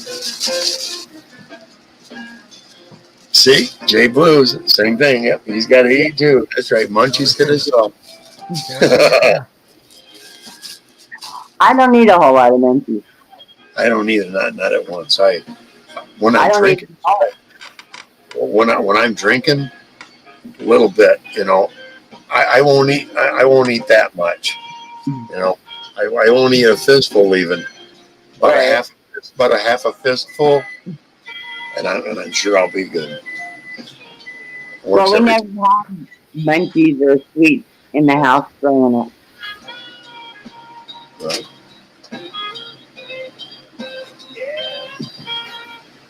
My mom took sugar out instead of giving us Ritalin. Yeah, I learned a long time ago with my stomach. If I have meat and bread, I'm good. Before I drink, in the middle of drinking, and after drinking, meat and bread. And I wake up in the morning like I am right now. I'm a little dry. Yeah, I like to drink a lot of liquid. I have a hydrate that I drink, and I certainly want a lot of meat the next day. And while I'm sitting here eating, yeah.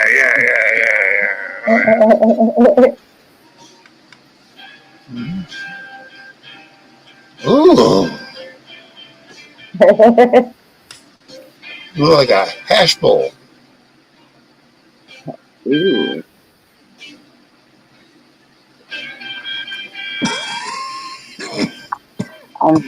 Why do more dispensaries have hash? What they call hash is they call compressed teeth here hash. Damn. No. And I told him that. I said, that's not hash. Well, yeah, it is. He's like, no, it's not. Hash, when I put a lighter to it and take a razor blade to it, it fluffs out. That's hash. Otherwise, it's nice and hard. Yep. And it's usually either blonde or black. God, I used to love that blonde Lebanese we used to get. Oh, yeah. I like my blonde Lebanese. I haven't seen any in years. Me neither. Yep. Not true hash. Nope. I tell you that the hash you want to watch out for is red. I've never seen red hash. It used to come out of Germany. Oh, It was packed full of shit you didn't want. No, I heard about people freaking out, just hallucinogenics and all kinds of crap packed into I was going to say what they do, lace it with LSD or acid. Nah, probably something worse, Much worse than like bug spray. Oh, no. I could kill somebody. You know that there are jailhouse people who know exactly which bug sprays to tell their people that they communicate with outside what to spray the paper with, that they write a letter to and send it to them so that they can wash the drug out of it. Okay. Or they'll smoke the letter. It'll be little, in little pieces. It'll be that concentrated. But the jails have learned stiff paper means this has been soaked in some shit. So they'll run it. So what they'll do is they'll turn the dryer temperature off and tumble it in the dryer with some poker chips. It'll soften the paper up, and it won't feel stiff anymore. See, they'll go through all kinds of. I watched 90 Days In a jail shows all the time. You'd be surprised the way they smuggle the drug in. Not just up there. They're not just up their asshole. It's crazy. I haven't watched actual TV in probably 3 years. I'm going to catch you up here. We're going to have satellite, the whole thing. We'll have to have it.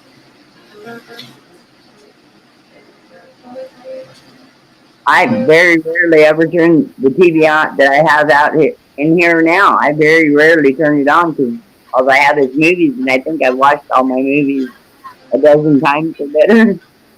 Oh yeah. If we have cable though, that will give us access to so much more through Roku. Oh Roku, yeah.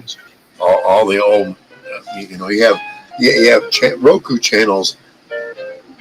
You could watch anything from the 60s, the 70s, 80s, you name it, it's there. Third Rock, Christ, I can't go on with them, man. They're just, everything is there. You want to watch old Rockford Files? They're all there. Yeah. A friend of mine has Roku. They swear by it.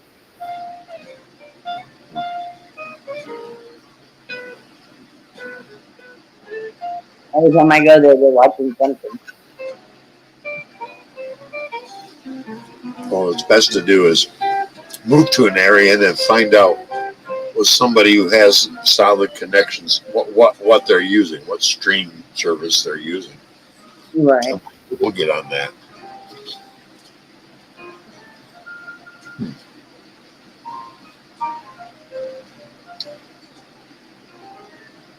Like I said, depending on, we'll be getting there, spring, early spring, or late spring, early summerish. Yeah. What I'm thinking is wherever we get, we'll have to, and I know because I've lived up there, find out who's going to plow the snow when things get bad.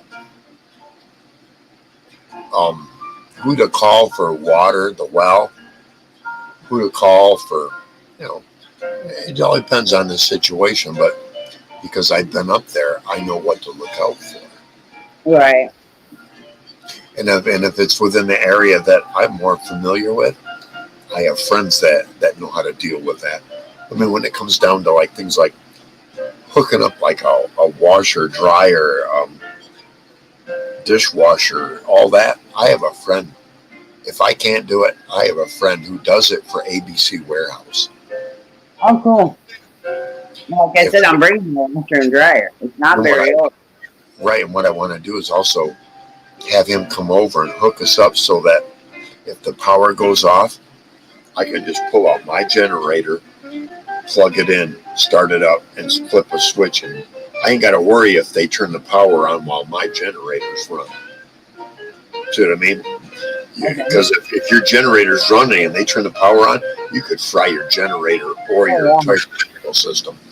Yeah. So he's the guy to go to that'll know how to get all that hooked up right. Okay.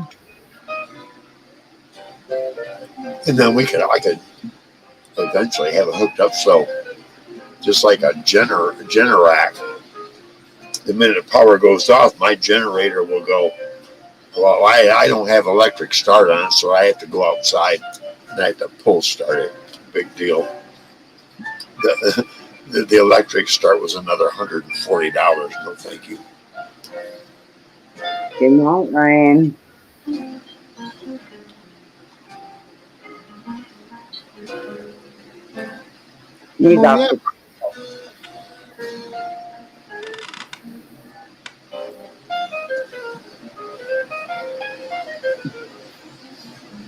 How was your test, Jay Blue?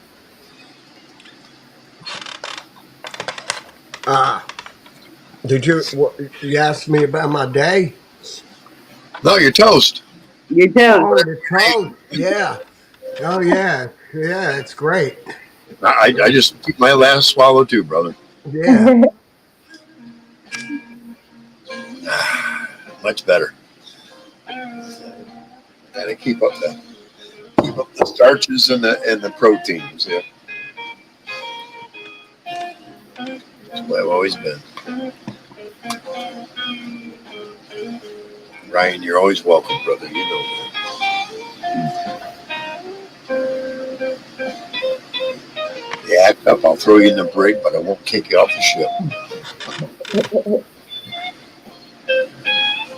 That's the way it goes.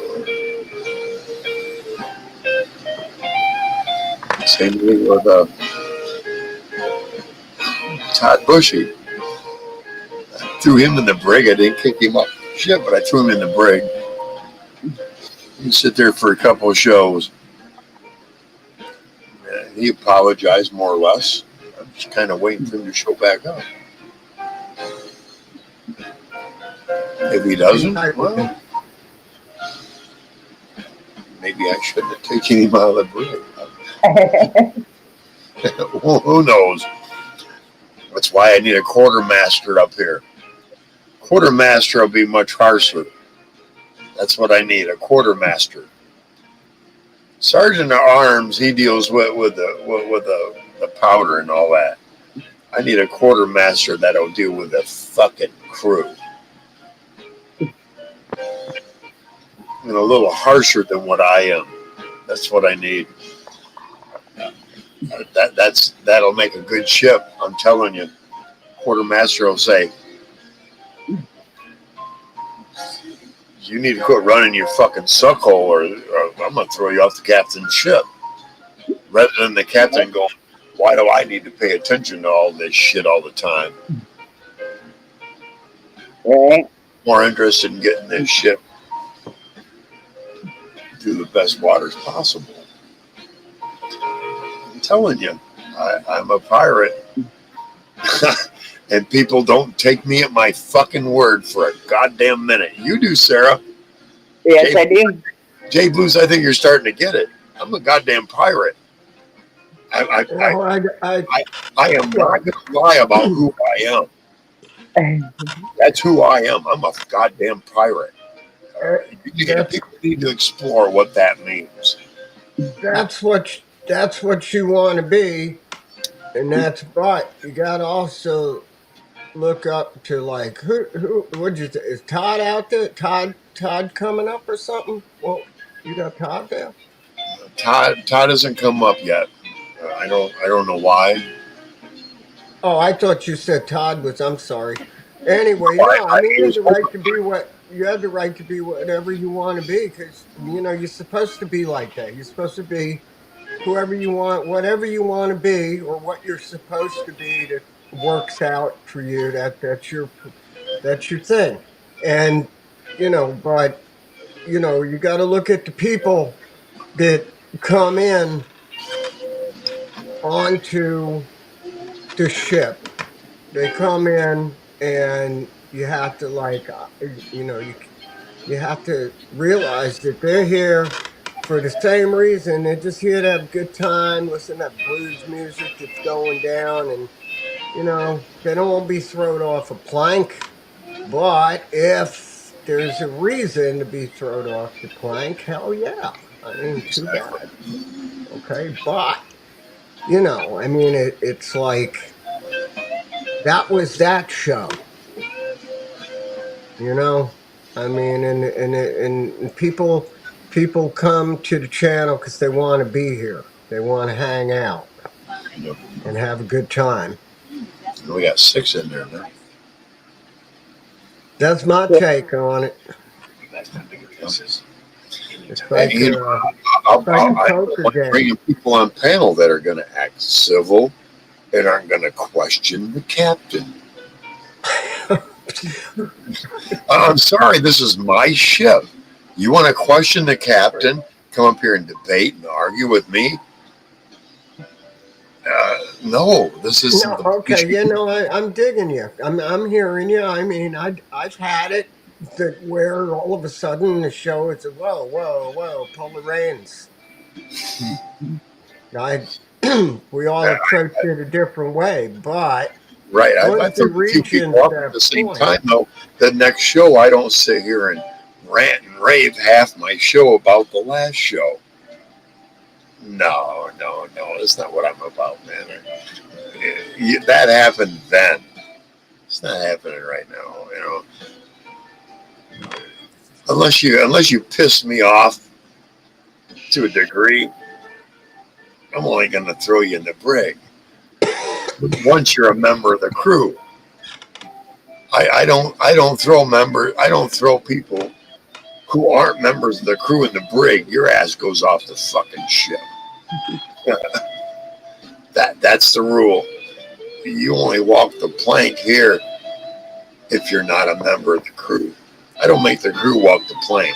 I put them in the brig instead. You walk the plank, the sharks eat you, you're dead to me. That's the way a captain does shit. You don't kill your crew. You punish your crew. You don't kill them. Because the minute you start killing crew, the crew will turn on you. See what I mean? But if you punish them, they're going to go, yeah, okay, yeah, I did fuck up there. But if you start killing them, they're going to talk aside you and go, look what he did there. He killed that motherfucker over nothing. They're going to start rallying against you. Your whole crew will rally against you. I get that. Yep, exactly. You're talking about sometimes, and I've noticed this around the horn, sometimes somebody that might not be within the panel host tolerance, the mic just gets muted and turned off, literally, but leave them on the panel. Yep. You just can't hear what's being said. You know? I've done that before too. I find it amusing. You know, I learned this from being a co-host on somebody else's panel. My rules, my ship. And I respect that person's channel as well. I get on their channel. You have rules? I'll abide by those when I'm on your panel. Right. In other words, his ship. Yep. That's right. Yep. But when I've got my own, it's my rules, my ship. And sometimes they're subject to change.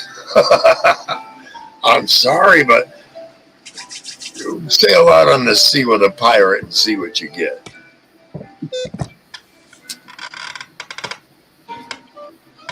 When everybody aboard is breaking the law to begin with, come on. Exactly. Come on. You know, there is honor amongst thieves. I don't care what anybody says. I've seen it. I've seen it myself. I just never got caught because there was honor. Hey, that's what happened. I haven't led a perfect life. No. I've gotten into trouble. I don't think you lead the perfect life. Exactly. If they say that they do, they're lying. What I have done is I've learned from my mistakes. So And I don't keep repeating them, especially when it comes to the law. No, I don't repeat them. I let fools and idiots do that. Well, I've never been in jail, so obviously I abide by the law. I don't know very many women my age, or men, for that matter, that can honestly say they've never been to jail. I can say that, because I've never been to jail. I have. Yeah. I knew, I've always known I am not jail material. I knew I didn't belong there, but I needed to do the time for the crime. Well, yeah, if you're going to do the crime, you better be able to pay. But I've always See, I did the time for my crime, and some old monkey little fucker wants to come up here and try to punish me for shit I already paid for. It's funny. Little monkey man. Yeah, let him stir. I did my time. For my crime. I got punished, and it got resolved. I mean, unless you're a repeat offender, your past can be kind of smoothed out, and that's what happened. Because I'm not a repeat offender. Only thing on my record is driving tickets. That's it. I told you mine. I told Sarah everything from A to Z.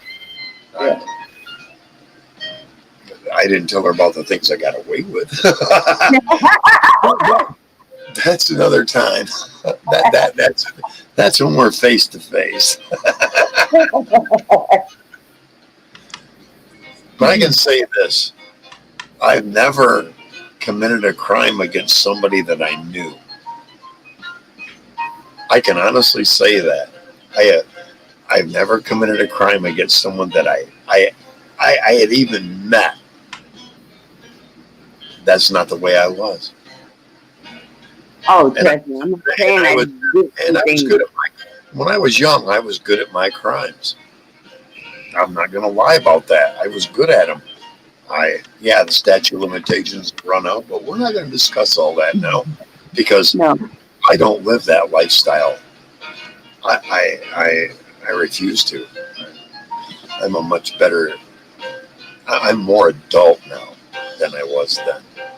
I was such a child, so immature, and a lot of my mistakes were made out of immaturity. Once you become an adult, you don't have an excuse because you have a conscience. And some people don't have a conscience. And I'm telling you, everybody has the choice to listen to or ignore their conscience. Everyone. Some people have to do this at such a degree that it shuts it off. And it does for some. You ever notice that? People who drink a lot, they're not that deep. And there's a reason why they're not that deep. I drink so I don't get so deep. Because otherwise my mind wants to go to depths that I should ignore. Really. I start reading things that into other things that aren't there. That was my dad. I know that. That's why I smoke pot and I drink. Because it takes me and it lets my imagination go crazy rather than focus on these particular things that upset you. Mine was my dad. That's not Chris. I like to have different perspectives. And I like to hear different opinions as well. And Jay Blues, you creativity. And you are what I call a valued friend out here in YouTube world. You're valued. You don't talk to me like you need to tell me the right things. You talk to me the way they're coming out of your mind. Right. That's valued these days. Right. Believe you me, man. I don't want someone afraid, and I don't want someone reserved because they think they should be. I value. My closest friends are the people that you're an asshole at times. Yeah, I am. That opinion of someone I want to value more than someone going, yeah, I really like your show. You do such a great job, man, all the time. I want to listen to somebody who goes, you are an asshole at times. That person is more valued in my world than someone that's going to kiss my ass. I'm sorry, but that's the way I've always been. Don't be sorry about it. Oh, just.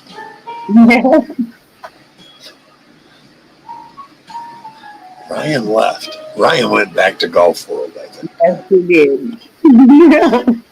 Let me look at it. No.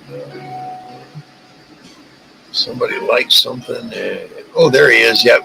There he is. 5 minutes ago. Yeah, that's him. Yep. Hey, we all love Ryan. Ryan's a good guy. He really is. I see where his heart is. With Ryan, I hate to say this, but I wish Ryan had a better woman. You know, but like I told you, Sarah, if we'd have had children, Mm-hmm. they'd have been suicidal because we're both deep.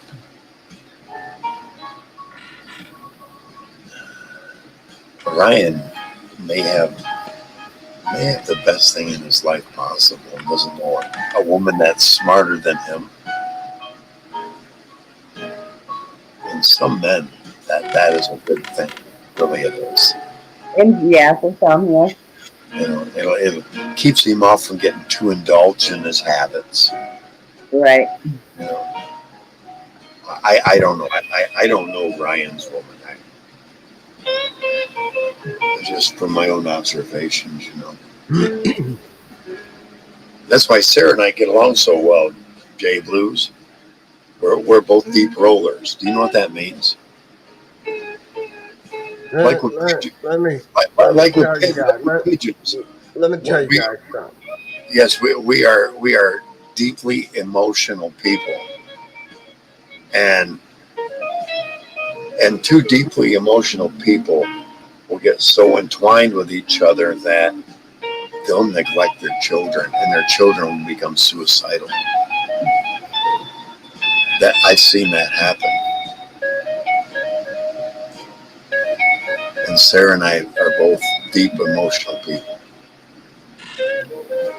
I am all into the subtleties of a relationship and all that. And I'm one to recognize it, but at the same time not define every little one of them because it'll destroy it. You know, it's like don't pay too much attention to the magic, otherwise the magic goes away. I know that. I don't want to wear it thin. I've seen others wear that magic thin. I don't want to. I've just never been like that. Let me say something, both of you. Sure. When I first come on this YouTube, you know, I just come up throwing things up and taking things down and putting things up, take things down, and come in the StreamYard, and we hooked up on there with I forgot, it was Devo. So we hooked up on the big Devo and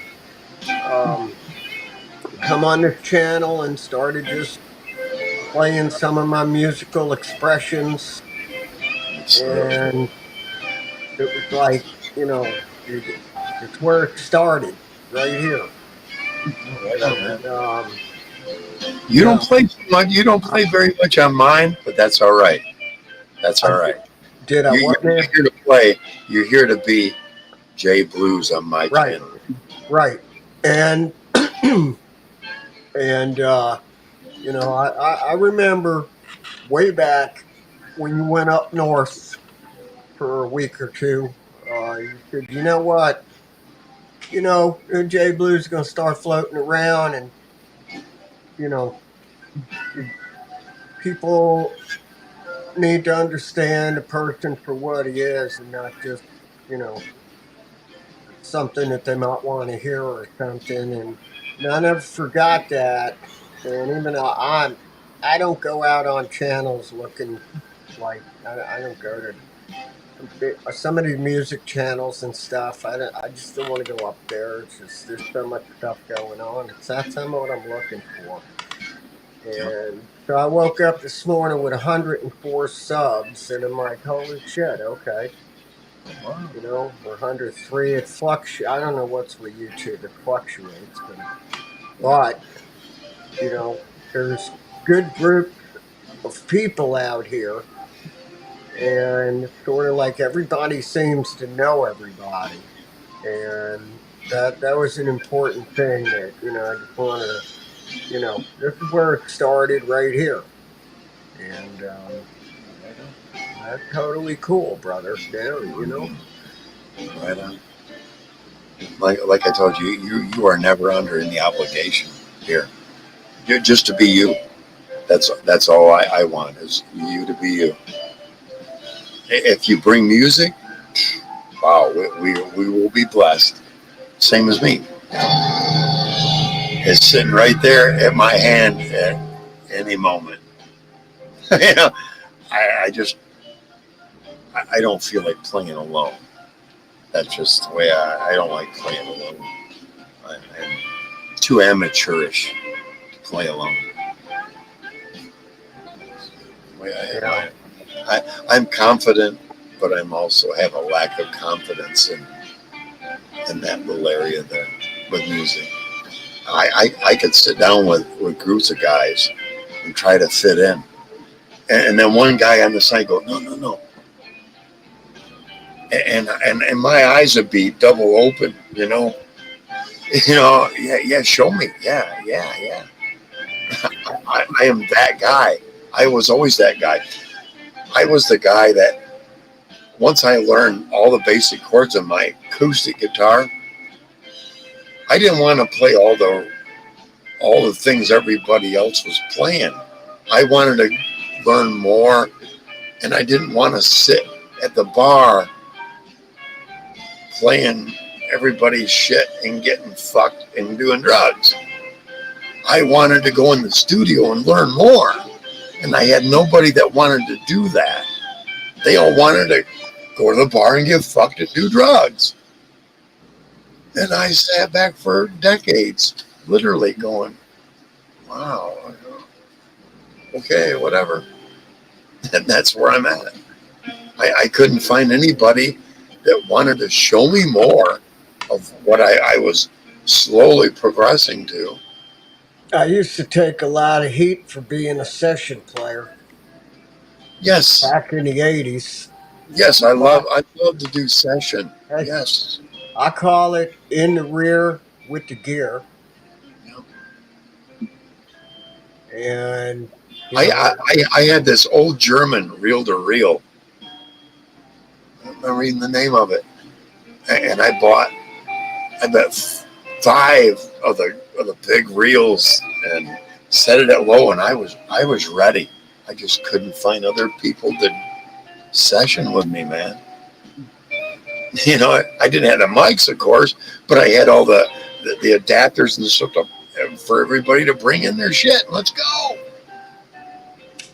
And I since then lost all that, and now I do my own thing. I raise the hair on my own arms, and I have fun with it. I wish I could share it. I just don't know how yet. I just haven't. Yeah, that's what I like doing, and it's not about I like being able to have new subscribers. If I did something that changed your day through music, that's all it's about. That's all I have left to do, and that's all I want to do. So,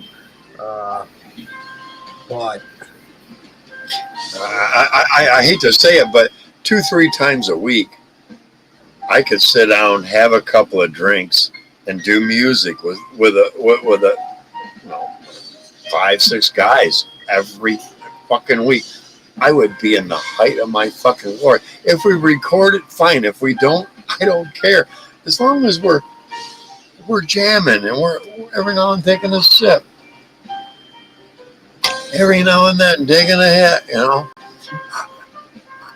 I'd be in the height of my fucking glory, man.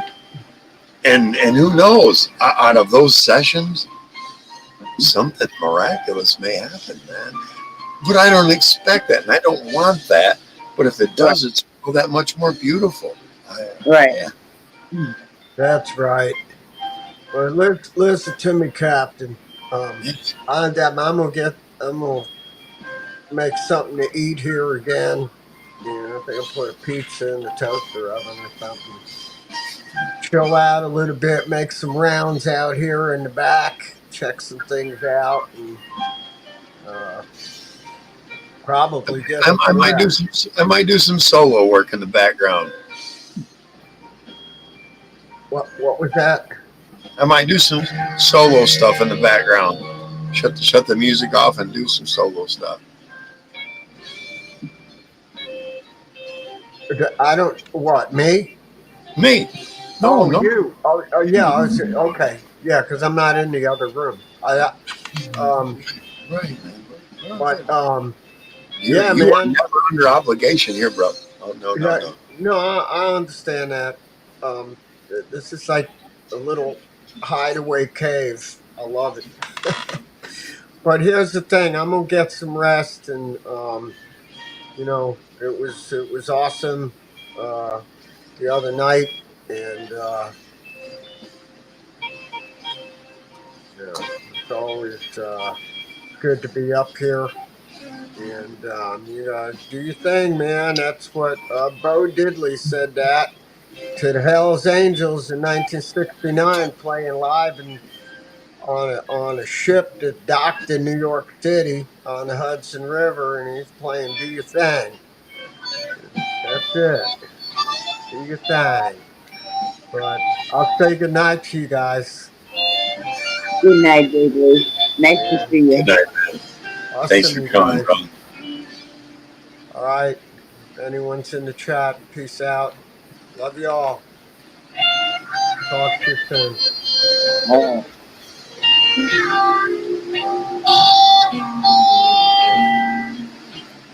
All right.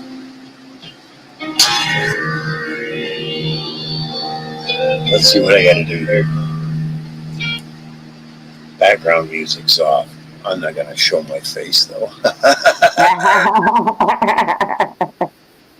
All right. Let me see if I can get some volume on that a little bit.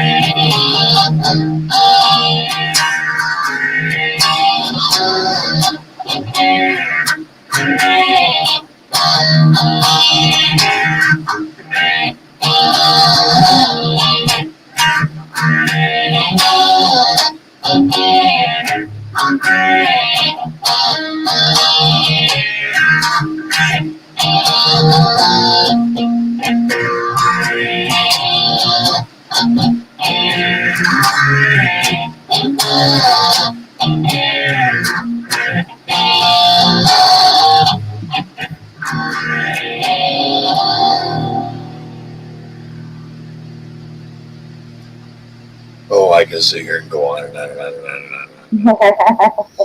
I bet. I'm not gonna. Good.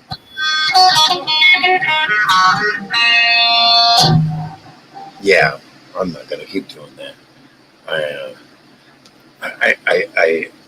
I need a drummer and I need a bassist.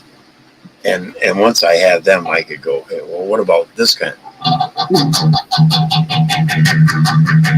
You know, and they'd be like, yeah, whoa.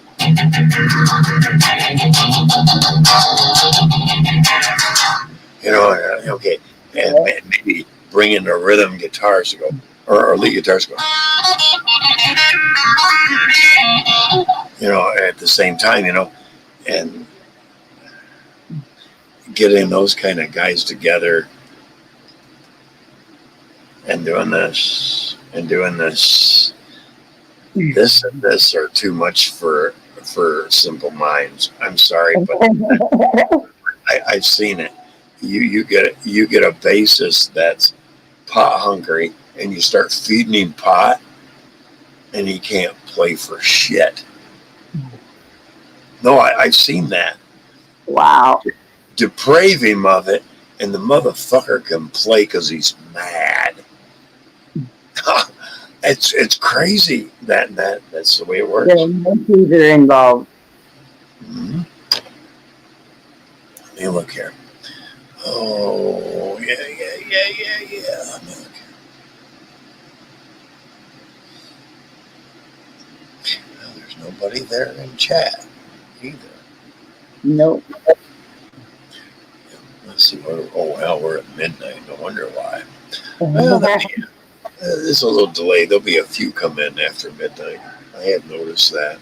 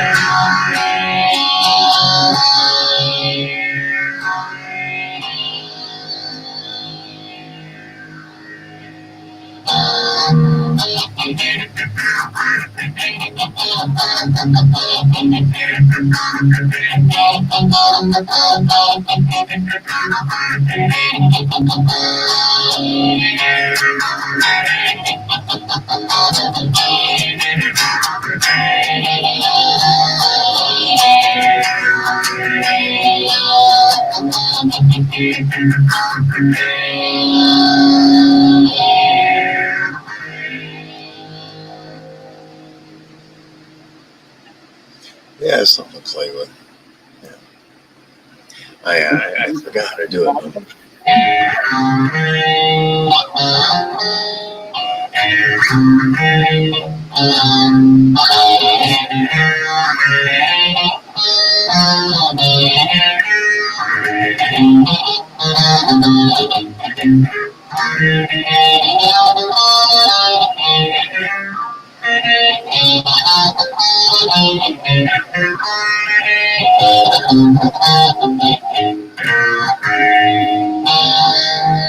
In there is also the Russian anthem.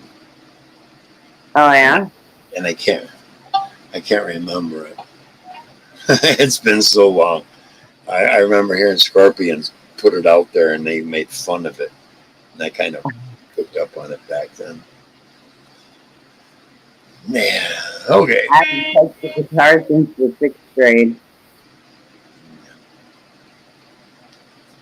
I used to play guitar, but I was kept through the doors in the 6th grade, and I had my guitar across my back. Snap my neck.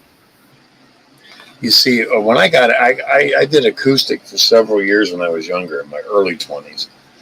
Then I bought a electric.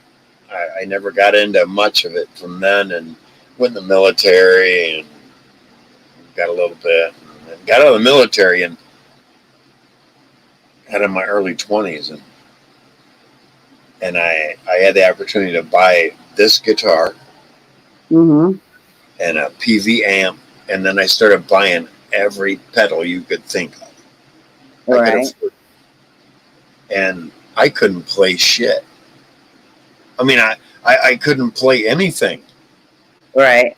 I shut all them pedals off and I unplugged from the pedals and went from guitar to amp. And that's where I started to learn a lot more. It just, and then I started integrating a different pedal here and there, and things got a lot better, through the years. Oh. Those are your effects. There's 4 effects running right now on that one note. Oh, wow. But that's all combined into one. It's like a multi-pedal box that I've got off the side here. Oh, cool.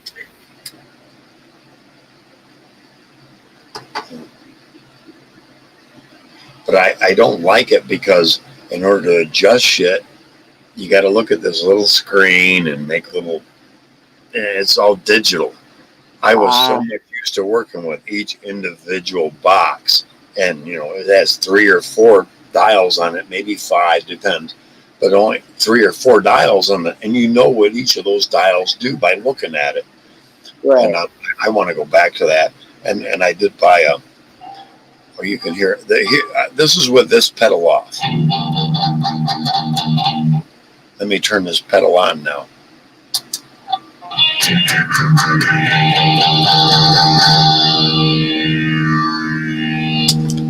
Off, on. That's that's just one, but that's a tube screamer, and that's like a major pedal for everybody in the rock world, basically. Mm-hmm. Tube screamer, and I've got a distortion hooked up, but I need a separate one that I can make adjustments on. That'll come later.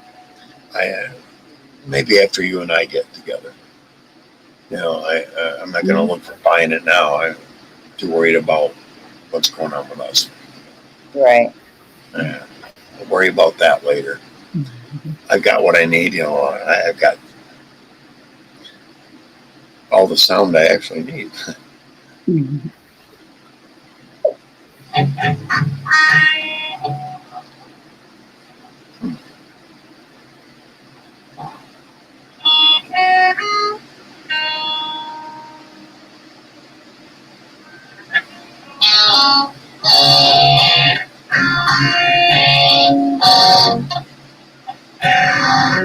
Oh shit, I forgot all that.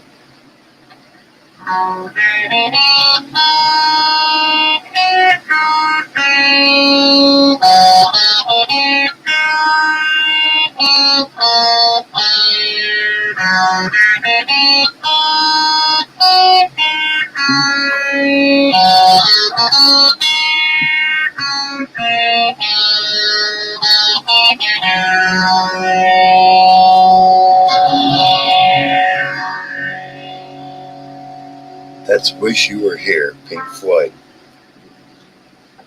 And it's exactly opposite. Not opposite, but it's like a side of, God, I don't even know if I can do it. Yankee Doodle. No, it is. It's like a side clip of Yankee Doodle. Oh, wow. I can't even remember Yankee Doodle, but I can remember Wish You Were Here. That's so easy, but a Yankee Doodle was.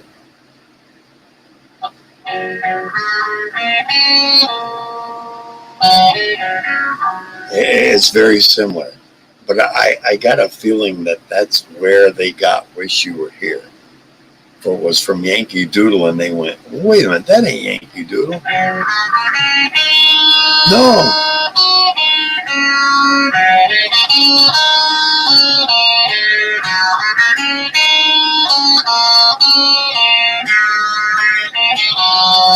That's wish you were here.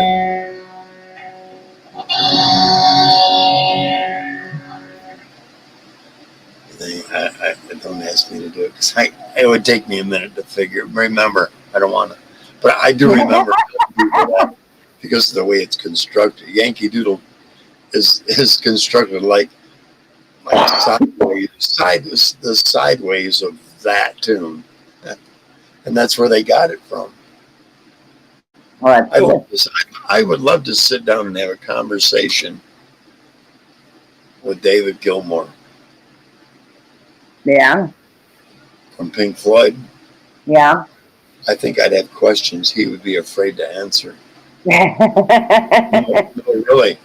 No, really. Because let me explain something to you, Sarah. I did a lot of tripping in my earlier years. Yeah. Theirs is the only music that does something that nobody else does when you're tripping. Their music will take you places. Nobody else's will take you anywhere near that, except for classical music. You know what I'm talking about? Yeah, you have like a 20-piece orchestra or more.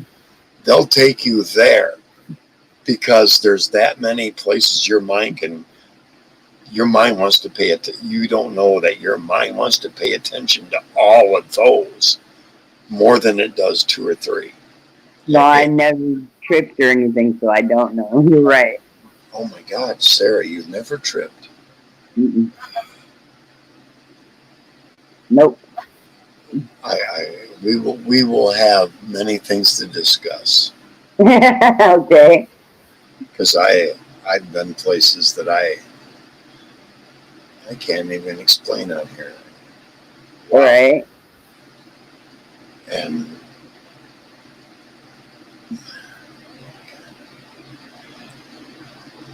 I don't think tripping is just within a person's mind. I think it has an effect on everything around them. I've seen it happen. I've seen people that are tripping and not be tripping myself, but I've watched people that are tripping have major effect on people that weren't tripping at all. Oh, really? How is that possible? Because I don't know. We're all connected. No. We're all connected. And I'm not going to go into detail. Not here. I just can't. Oh my God. Yeah. I have things to tell you. Okay. Later on. But yeah. Okay. Not at all.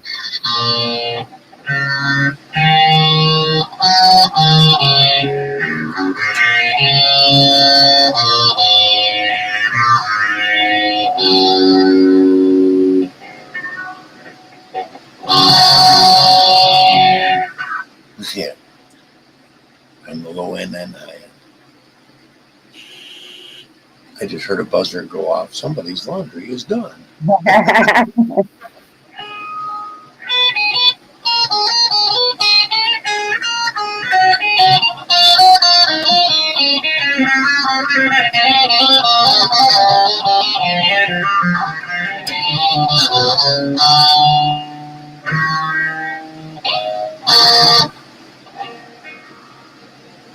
I don't know what to play anymore. I'm done.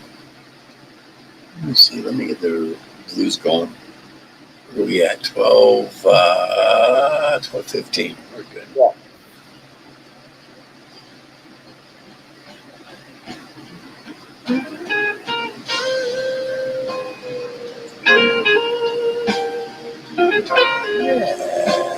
Set my face off for a minute and get everything undone.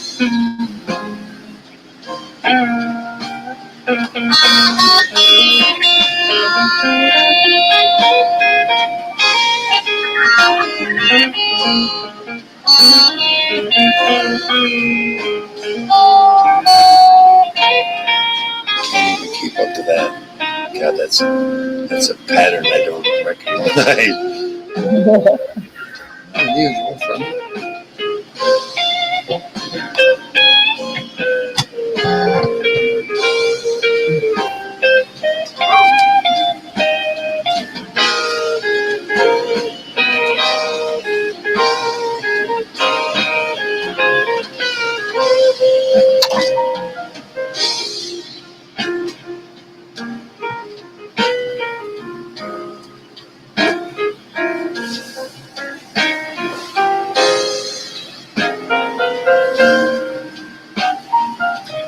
It's back in the corner now.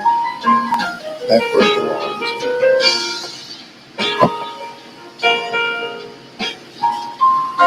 The only problem I have is I think next year, at some point, I'm going to buy a wireless system so I don't have to keep plugging in cords into my guitar and stuff. I can just make a switch and it'll turn on. Those are like $40. One plugs into the amp and the other plugs into your guitar. It takes a little wafer battery. Each one. One transmits to the other. That's all it is.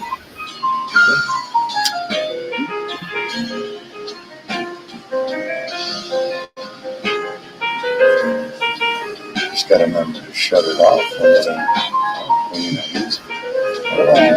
You burn the batteries up quick. Guitar pedals are the same way. You get a battery charger. Well, guitar pedals are the same way. They're 9 or 12 volt. If they're 9 volt, you buy 9 volts and you stick them in. And if you don't keep them unplugged, take one of the terminals off. In a day, it'll zap it. Yeah. Drain the battery, even if it's not plugged in. But they don't tell you that on the packaging. Keep the battery unplugged until you need it. Or they also have the option of an adapter plug-in. That's what I've got on this new one, and I've got a multi that has every pedal effect you can imagine in it, but it just doesn't. To me, it's like cheap. It's like plastic compared to the individual pedal sounds. And that's why I want to get different pedals in the years to come. I'll wait. I'm a big hurry. I'm not trying to get into a band or. I do that.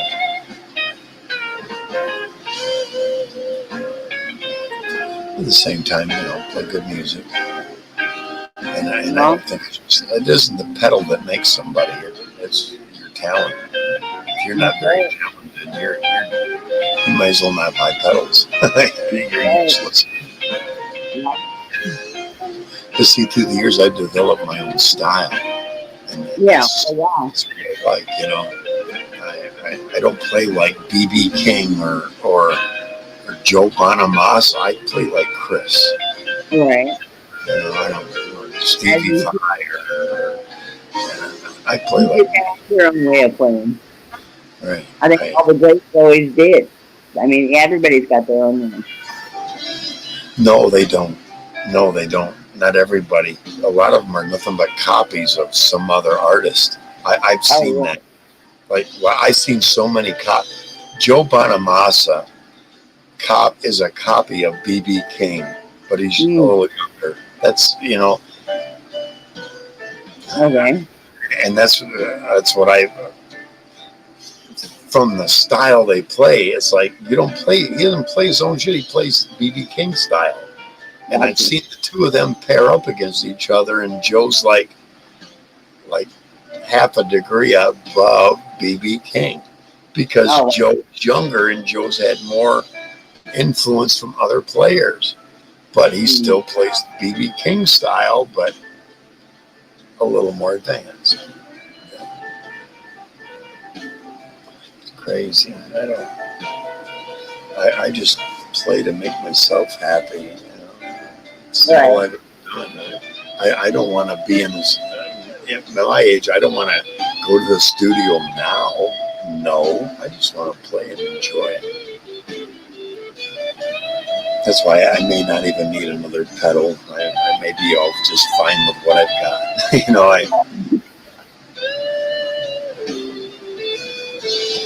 I don't mind being satisfied with what's at hand. It's always been my way. I'm always willing to, I don't know, I've always been willing to accept a little less than full, you know.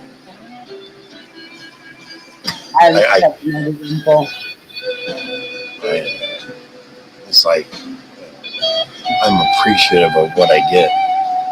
Yeah.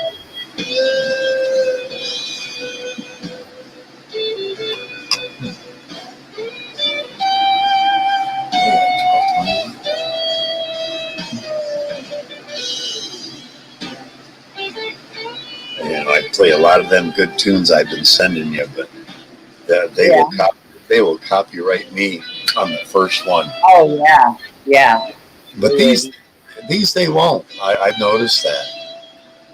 I play rhythm and blues like it's weird, but they will ones that once you stick words in a tune that some idiot can recognize, you're done. Yeah, that's what they're getting them on too, is the lyrics, not the music, the lyrics. The lyrics. Yep. Yeah, there's no lyrics to this. Well, there is on some of them, but you never hear it. Right. Oh boy.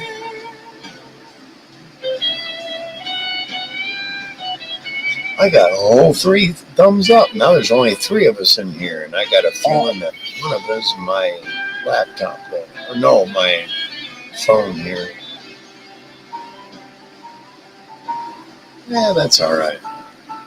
What it is the trolls have gone away for now because I'm not mentioning names, and they don't have phone video clips they can get on my show. Right. See what he doesn't, stupid doesn't realize is people that come onto his panel and say, yeah, that motherfucker, that's one person that will never, ever see my show.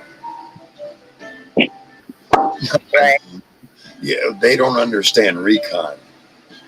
When I do recon, I do it for a reason. I don't just go there to watch and listen to some idiot spiel about me. I go there for many other purposes. Right.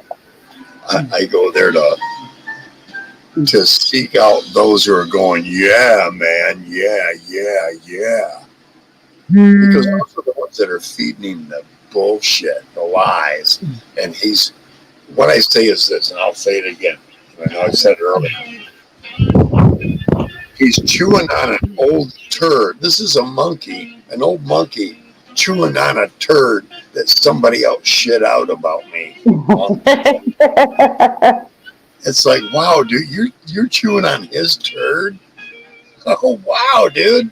Because I told that same guy on Devos, you still chew on that turd? And the guy went away, never came back to Devos to this day.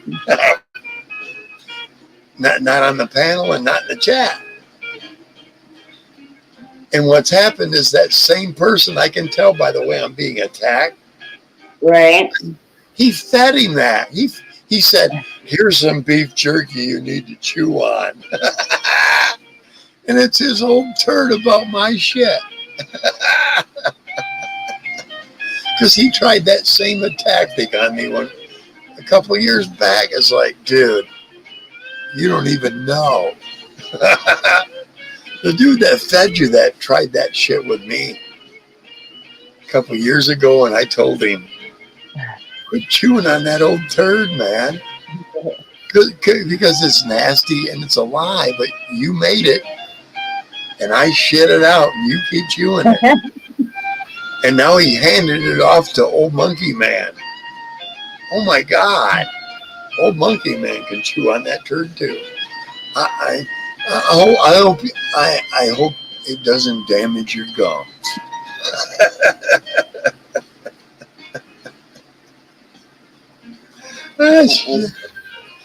And that's the thing. I can laugh about him. All he can do is obsess about me. And I love it, man. Monkey Man, obsess. More, please. What? Just think about it. You're rent free in his brain. Exactly. Watch. Another day or two. Another rant video. or he is currently, he's doing cartoon me. Oh, yeah, probably. Because he did that to other guys. Oh, yeah. The other ones he obsessed about. You know what it is? He's using like Tandy rendering for today's technology. And it's like, dude, you're not even up to date with your with your with your man. He's just not up to date on it, and he's using. You know what it reminds me of? Remember the song "Money for Nothing"? Yes. Do you remember the video? Yes. Yes. It was such a cardboard square video. That's what that's where his shit reminds me of that kind of rendering, that kind of ill thought. You know, oh, he's good. You know, that kind of mentality he has. That's him. His mentality is, you know, they get their money for nothing and their chicks for free. Rather than realizing this is a fucking artist that poured his fucking soul, life and soul out for 30 fucking years. For you to stand there and go, yeah, he gets his money for nothing and his chicks for free. That's Monkey Man. Monkey Man is that fucker. You know where that song came from? Martin Knopfler went to a fucking store and he met an old fuck just like Monkey Man. he met somebody like that when, because he listened to he was watching them get their money off of the MTV. I remember when MTV first came out. I did too. It was rock and roll. Yes, it was. And then it turned into, I'm going to tell, I don't care if I sound racist, it turned into monkey television. And it ruined it. About the first year, and then the drama poured in. It's like, what happened to the rock and roll videos that were there, man? Right. What happened to original MTV? It made it. The rock and roll videos. It wasn't this shake your ass bullshit. Right. And a teenage mama crap. There was none of that. Mm-hmm. But now look at it, because there were teenage mamas and monkeys that wanted to listen to their music. I quit watching MTV a long time ago because it just. Me too. Yeah. I went from MTV. I went from Midnight Special to MTV to no. Yeah. I went from Soul Train to MTV. Yeah, I remember Soul Train. Soul Train was out the same time Midnight Special was. Yep. Oh yeah, I've seen many a Soul Train. Oh yeah, so I watched it faithfully. I was this close to the Temptations. Close. Man. Yep, they came to Wing Stadium when I worked there. Yep. Yeah. Back in the late 70s. Yep. That's cool. I saw a lot of those bands that were in the late 70s. Okay. You can't name one that we didn't see Elvis. Kiss couldn't come to our stadium because our ceilings weren't tall enough for their pyrotechnics. Oh wow! They went to the college in our town instead. Their ceilings were the ceilings in the Coliseum were tall enough. Right. But not our concert stadium. Mm-hmm. Just because of the pyrotechnics. Elvis was like 2 weeks away from coming to ours when he died. Wow. I'd have been there. Oh, I used to have everything Elvis. I mean, I used to have all of his records. I used to have scrapbook, so to speak, but it was all Elvis. Clipping, you name it, it was in there. I met a girl on online, and we ended up face to face.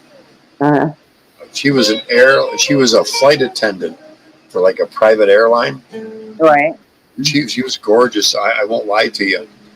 She showed me 2 photo albums that she had of her mom when she lived with her mom when she was young, and she got into her mid-teens and she ended up with her dad. But when she was with her mom, she had all these Polaroids. Elvis and the entire crew came and visited her mom and dad. Her mom and dad had something to do with the music, or her mom and stepdad had something to do with the music industry. And she had all these old black and whites of Elvis and her sitting as a kid on his lap. And I told her, because she was having financial troubles, I said, don't you realize you could take one of these photos, just one of these photos, and it will solve all your financial troubles? Oh, hell yeah. Oh, these are family. And she started drinking. Very beautiful woman. Matter of fact, she used to run a health spa out where you're at. A couple of them. She was hard body, the whole bit. Never had anything physical. I'm sure I wanted to. But anyway, the thing she was telling me, it was like, why aren't you seeing this? You could pull out one Polaroid and explain what your mom and dad had to do with them, and go, here's proof. Yeah. And people would want to take pictures of that picture and pay you thousands of dollars. Yep. She just, you know what she'd rather do? I swear, she's probably now still this day in her van up in northern Michigan fishing for big fish. Salmon, perch, walleye, you name it, whatever's in season. That was the way she was minded. Wow. I'm not one to say, hey, wake up, but I'll admit I was very attracted to her, but right. When you know it isn't coming back, there's no sense in it. Right. I'm not going to obsess where I'm not getting reciprocated. No. Exactly. I moved on. Last time I saw her was at a local store that I lived near, and she was really lit and driving. Oh, that's not good. Yeah, it was at that point. Yeah. Good thing I didn't latch onto that, Right. Because and she was picking up more alcohol, so. I don't care. You have a drink, you don't get behind the wheel. Exactly. I stay home. Once I've had, and that's how I look at it. I've had a sip. Yeah. That's going to give any county, state boy an excuse to run me through that whole series of shit. I don't want to go through that. The only way to avoid that is if this breath doesn't touch alcohol from the time I get in the vehicle till the time I get out. Right. I've always known, not always. You know what? I couldn't pass one of those stone cold straight. One of those what? Those sobriety tests that they give you. I can't pass it totally straight. Stone cold straight. I can't pass it. I can't do the standing one. I can't do, no, there's a whole bunch of those. Yeah, I watch them all the time. Yep, I've seen it. And matter of fact, I hit the fast forward button every time. It's like, okay, they want you to do the straight line. They want you to hold the foot. They want you to follow their pen. Yeah.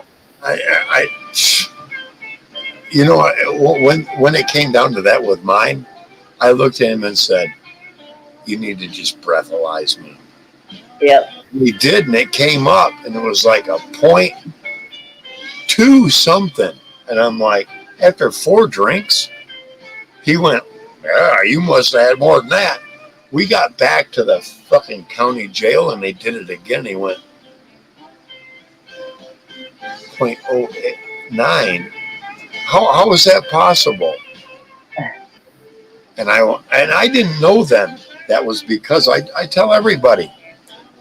And this black kid told me, because I was telling him about my DUI and all that. And the next day I just doing this. I don't know why. He said, "I'll tell you what that drug was. Visine." What?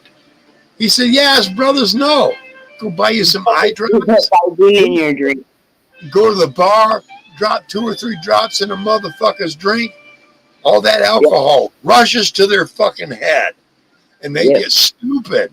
And now you move and push them aside to the woman that you want." Yep. They called it cock blocker. Yep.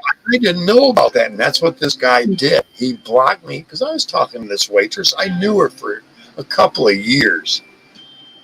And this kid I didn't know next to me, and that's the one that did it, because he kept trying to talk to her, and I could tell she didn't want to talk to the boy.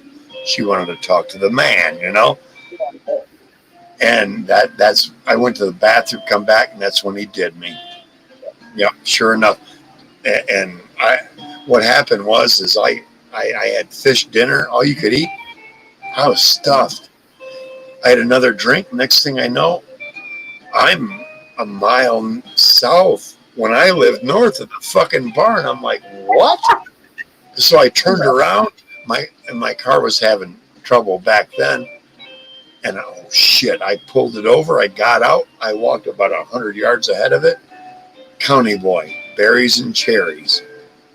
How can he get you for DUI if you weren't in your car? I told him. Oh. I was very open. Yeah, I don't know what happened. I was very happy. I was very happy-go-lucky about it. And me not being in that state of mind, just drinking, because I've seen it before. I knew car coming down the road from way back. Get the fuck out of here. Right. Let him go by, because it'll be a state or a county boy this late. Yeah. But because of what I had in me, that fucking Visine said, "Hey, I'm happy guy. Hi." My car just kind of quit. Yeah, I've had a few. And I went the thing, like I said, you 0.2, and then I got less than a 0.1 when I got back to the station, but it was still enough to fucking charge me. And he's like, "How is that possible?" If he'd have waited another half hour, it'd have probably been within legal. Right. That's because of that fucking Visine rushes all that fucking alcohol to your brain. That's what it does. I found that out later. In my car, I have 2 DUI tickets that never seen the court. Yeah, you told me about that. Yeah. Yeah. That's crazy. It's because I did it with 3 breathalyzers. 3 in a 4-hour period. 3. And they all came back 0.00. And gave him a UA. And then he wanted the second one. I looked at him and said, "You got one right there. You haven't even done anything with that one." I have blown 0.0 every time. And they never made it to court. But I have a copy of the ticket. I have the ticket he gave me. That's why he don't mess with you anymore. That's right. I went to his boss and told him, "Look, twice now. happens the third time, I will file harassment charges. And it's proof positive, especially when you come up with zeros. Yep. That's right. And the same officers are giving me keys. And neither one made it into the courthouse. I said, this is bull, because each time he keeps me and holds me for 4 hours or better. Wow. That's crazy. Mm-hmm. And I was like, if you really think I'm on something, you had my UA. What did it come back with? Exactly what I said it would, THC. Yep. Yeah, your blood alcohol, yeah. The only thing in my system was THC. Oh, they don't like it. Yeah. But nowadays... And I haven't had anything to smoke in 11 hours when he took it. And was trying to tell me that I was under the influence. How do you figure? Yeah, 2 hours after you smoke, they cannot charge you.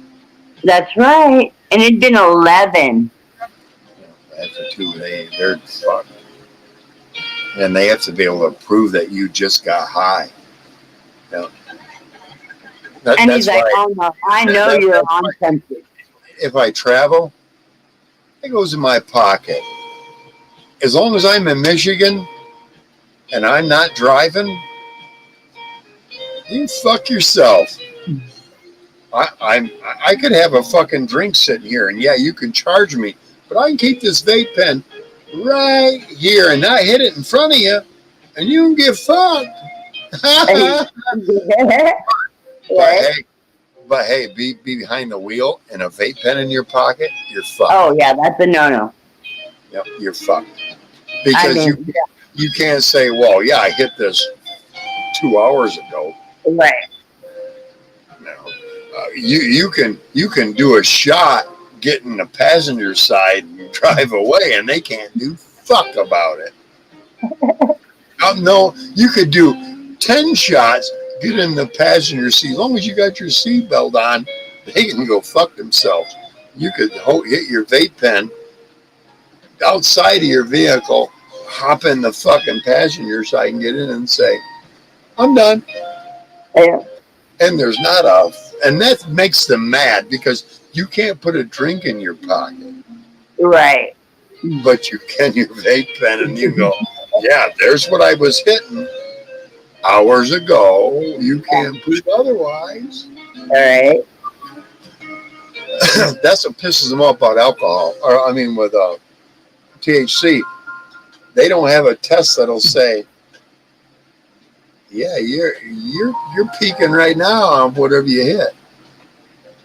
They can't test us for that. And I think it makes me real mad. But you know what? A lot of the cops I've talked to, they are so glad that this is off the fucking thing now. Mm-hmm. They are so glad that they don't have to draw in a 21-year-old with a half ounce and nothing else. Right. You know, he got a half ounce of pot. He's 21. Yeah. He doesn't seem like he's all fucked up. Right. He got a half ounce of weed. He's going home tonight. And he's going home with his half ounce. You know, right. I remember that they polled the Canadian Mounted Police, and they asked them this: what would you rather deal with it at 55? A drunk or a stoner coming at you at 55 on the opposite side? 99.9% of them said, I want to deal with a stoner, because a stoner's going to be a lot more, from their own observation, the stoner is going to be a lot more careful going at 55, which equals 110 collision, by the way, than someone who's drinking. Yes. And I've never known anybody to smoke pot, get in a car, and go kill somebody with their car. I have. They got high, they fell asleep and wandered off into the fucking opposite lane. And, Okay, it wasn't because they were high. It's because they fell asleep. No, they fell asleep because they were so wasted. But okay, I can tell you that. Right. But that, it is what it is. It is what it is. Yes. I'm one to admit, I've been behind the wheel and been stoned and went, oh, no. I don't want to go there. No. I pull over, go to sleep, or get there, And I know what would have happened if I hadn't gone. It would have been disastrous. Mm-hmm.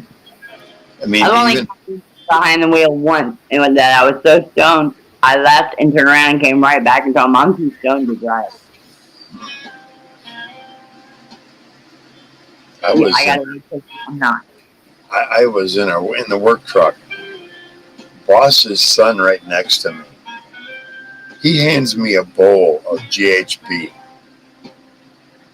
synthetic, THC, synthetic. No, I'm not talking about the fake shit. This is high primo chemistry. I hit that bowl twice, and it slowed everybody around me down, including the traffic seemed to be going.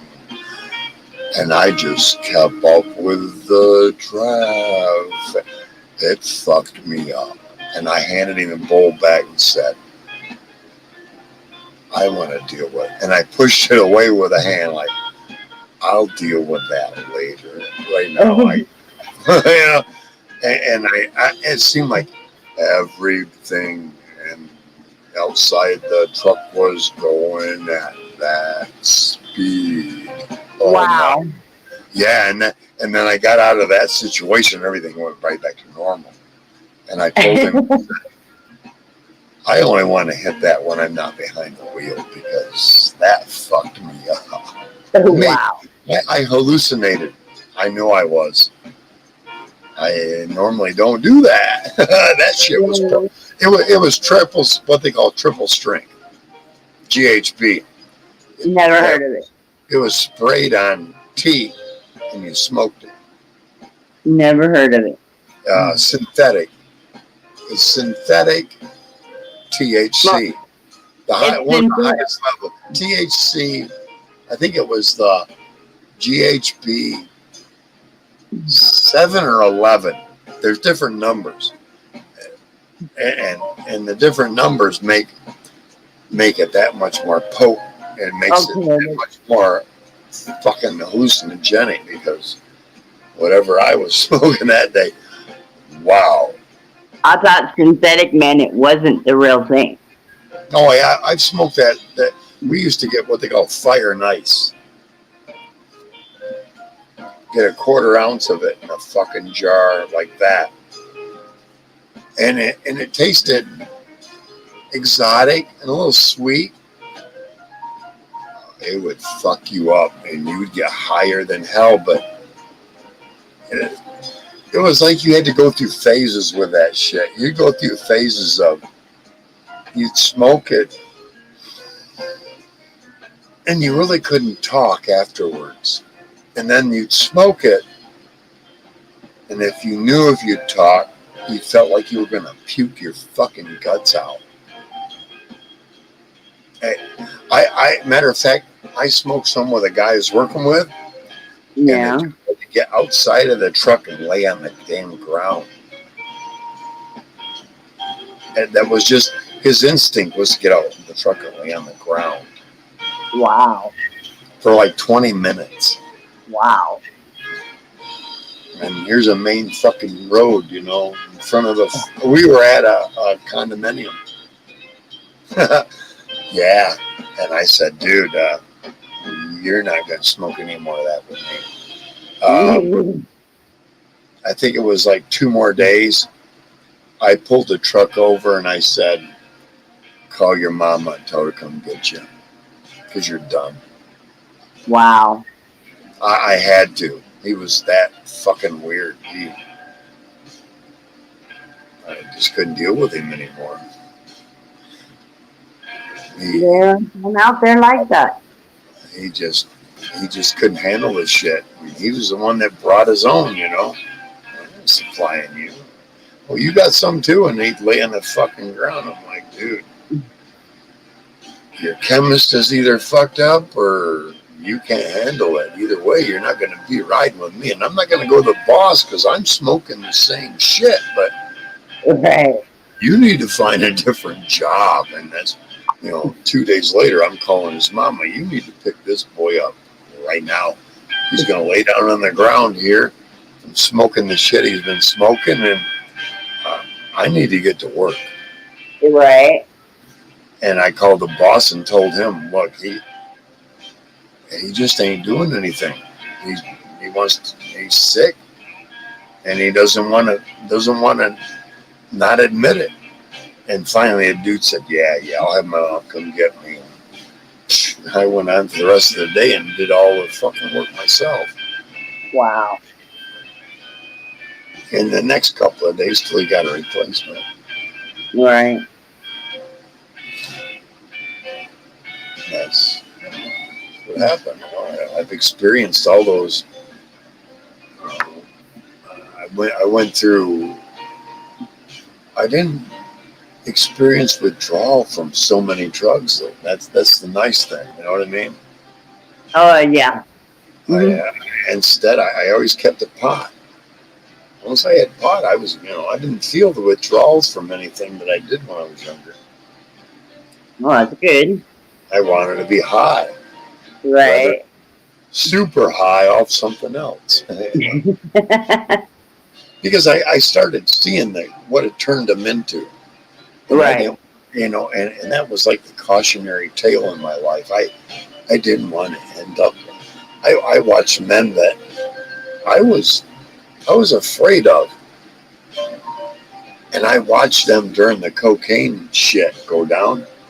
And it turned men like that into begging snivellers to me. Yes. It's like, oh, dude. I in my mind, I'm thinking, I remember there was a time when we were kids, and I was like, I don't want that motherfucker fucking with me. Right.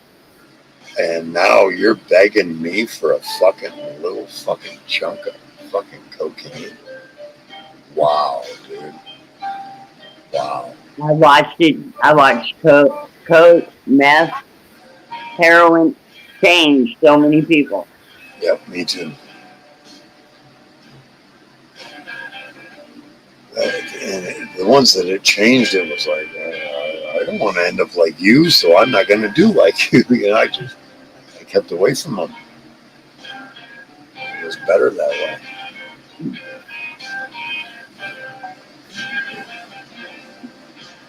And now and the ones that I can find here in town, they're the ones that got busted for all that shit, and they don't trust a motherfucker one. Even a guy that was there, didn't rat on him, laughed. But don't trust you. Right, I just not, I tried to tell him, I'm one of the very few people your parole agent will let you associate with. Right. Because I don't have a record. Right. Yep. They'd rather be by themselves. The ones that I found. And I think about a third of them are right back into the shit that put them in there. Good for you, man. Go on back. You didn't learn enough. Evidently not. The ones that were really bold, that overdid it, they're not around anymore. They're dead. All of them. I remember the ones that overdid it all the time. They didn't last into their mid-50s. Wow. Yeah.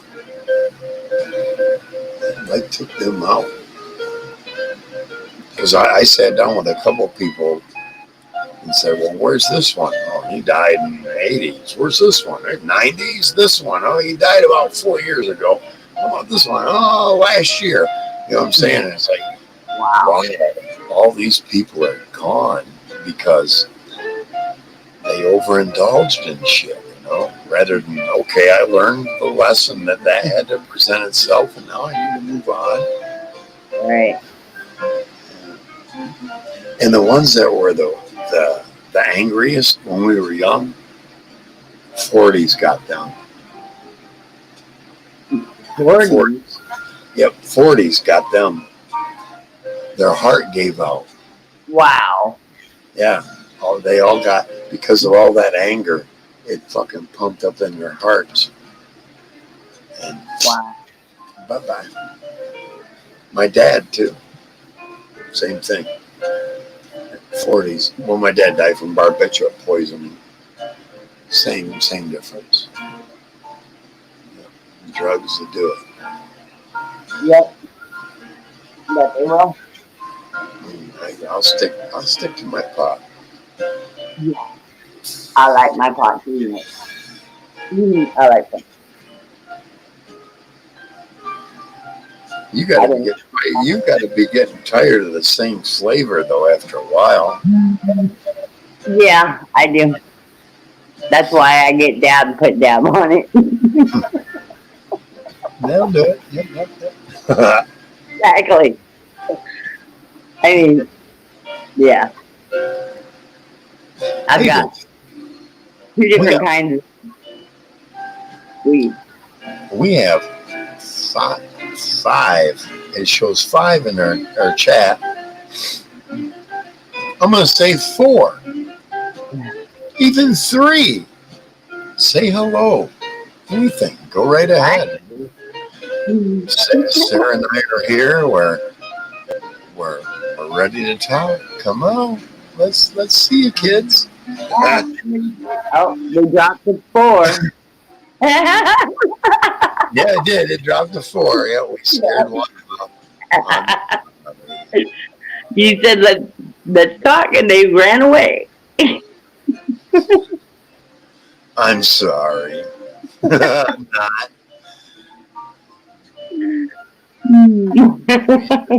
That's crazy. Well, I know one is Ryan. Oh no, Ryan started at his own. Yeah, that's right. Ryan's playing golf. Yep, 1 hour ago. Yep.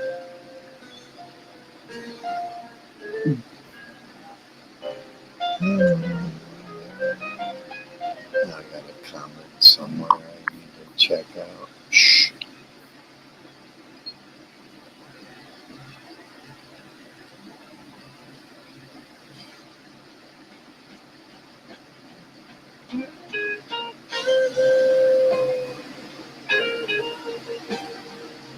I hear you, Seth. Did you get that fly? What's that? Seth is chasing flies. I didn't hear you. Seth is chasing flies. He likes to catch flies and pull their wings off. Oh, okay.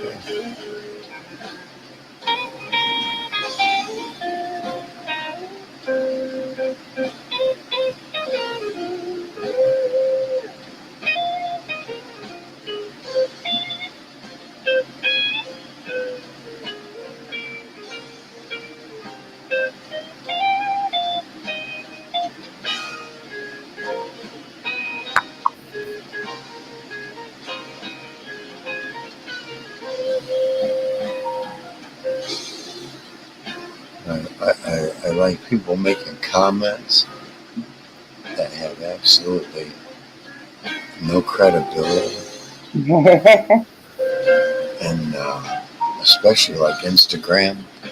And I can and I can say, they make a comment on something I've said, and I go right in there and I reply to their little comments.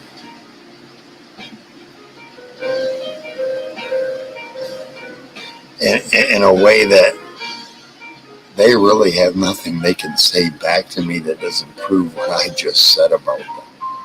You know what I mean? It's just, and then right after that, I comment to them, I block them. I've had only one person come back and went, "That's devious as hell what you just did there," you know? I said, "Yeah, it is. Make another comment and I'll put you in the same place I did the last time." And he did, and I said, "Well, good luck coming back." And what I did was back then I could get, talking about, you could get IP addresses. It was an easy way to do it. I'm not going to discuss it. But anyway, I got his IP, and I just blocked his IP, and he could never, ever, from that day forward, ever get back to me as long as he had the same IP. He could never figure out how I was able to do that. I don't want to discuss it. There is a way to do it. I can make sure that old monkey man never ever sees anything of mine as long as he's coming from there. Right. No matter who he is, no matter what persona he takes. But I don't want to go that far. I understand. Those are the kind of tools I only reserve for specifics. Blue check marks that want to attack me, I reserve it for them because they're, they've got hundreds or millions of people following them, and I just soon keep them the fuck out of my world. Right. But because I know how, and it's not that hard. I used to go into Yahoo chat rooms. You ever heard of those? Yahoo used to have chat rooms. Yeah, they did when they first came out. Yeah. I used to go into a few Yahoo chat rooms. No matter what chat room I went into, because of the program I had attached to me, I had a gold hammer with an aura around it. Even the owners of the chat room couldn't kick me out of their own chat rooms. Oh, wow. I got that program from 2 MIT students. And the minute they try to boot me, what would happen is a program would attach to them. And if they ever shut their computer off to reboot, it would wipe their computer out. Oh, God. It would tell their computer to just more or less wipe itself. But you had to wait till they shut it off and turned it back on.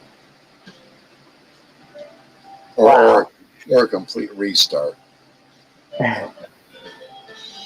I warn people, don't try to boot me out of your own shit. You risk more than you realize. Who the fuck do you think you are? And I tell them, shut your computer off and come back because you won't be able to. We'll see you in about a week after you get a new system and all that put back together. Bye-bye now on your own fucking platform. Bye now. Oh, bullshit. And the guy would, after bullshit, they'd shut it off, they'd turn it on. And what I was told is when they turn the computer back on, the only thing they would see is skull, crossbones. Well, like you did on Men in Black 1. Yeah. With a skull, crossbone. And that all you get left is a cursor because that's all that's in your hard drive now. Oh, my God. It would wipe there and they just do a complete wipe of it, Wow. And that's how vicious things were back then. Can't do that now, but God, it would be nice. I know a lot of people. I'd send them that fucking. Yeah, old monkey man wouldn't have one. He wouldn't be able to fire up a Tandy computer without shit being all fucked up. Yeah, well, that's kind of the rendering I get off is cartoony shit. And that's only insulting to somebody that does that shit. Low level rendering. Money for nothing and your chicks for free. That's how I look at it. I used to, yeah, I like that song. Yeah, well, the kind of graphics, that reminds me of The Monkey. graphics were fucking hilarious. I mean, Jesus. I thought that's the best you can do. Yeah, that was Tandy rendering graphics. Yeah. And that's basically what I see Monkey Man doing. Oh, he just got a new computer with so many gigs and blah blah blah blah blah. Dude, you're about at the end of your sentence of life. you might as well pack up the little tools and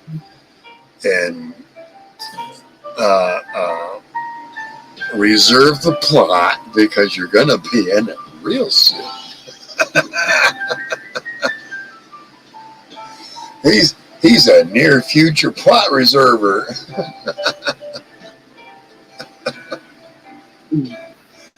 Yeah, we have fun with him. But here's the thing. He's all alone. How come this woman don't come up? or his friends to back him up. But he's got so many, because he's got so many channels. Where are they? Because they all know. Lay down. You know what I tell old dogs? Walk around your food dish a couple of times there. Lay down. Put your head down there and blow bubbles. Because it's time. Right. It's time, old monkey man. Suck up the water and,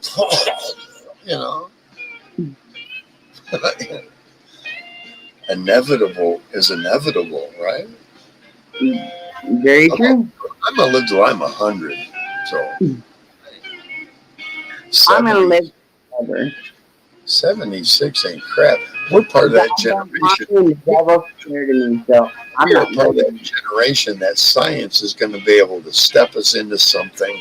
We're going to go through it, inject, light, whatever the fuck it is, and come out the other end and go, we're 30 years younger now. Woohoo! Sign me up.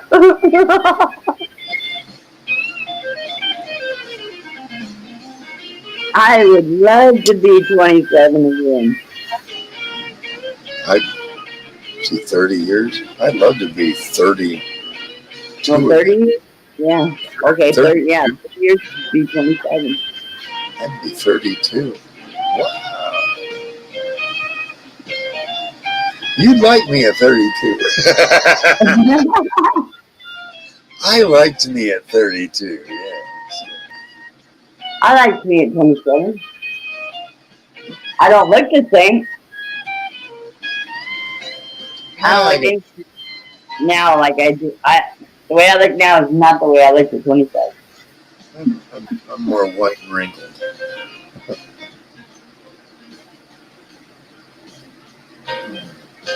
No, I have a picture of me hanging on the wall right there at 27. I look at it every day.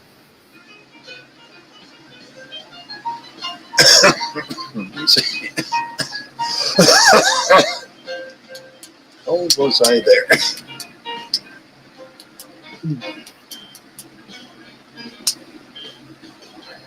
I was probably about that. Let me think. I was in Reed City then. When I first got there. I was about 27. Yeah, I was about 27. And one of them, 27, 28.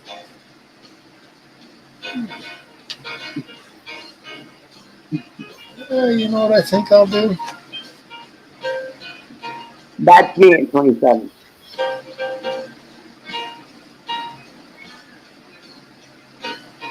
Oh yeah. Yeah. Yeah. I'll show you. I'll have to send it. I won't be able to do it here, but I'll send it to what we always do. Oh yeah. Messenger. Put a messenger. Me and my square dance dress. Let's see. 27, huh? Oh yeah, right there. About 27, 28, right in there.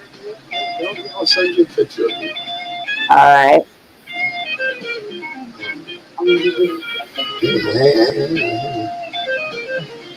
Picture of it. Oh, there he is.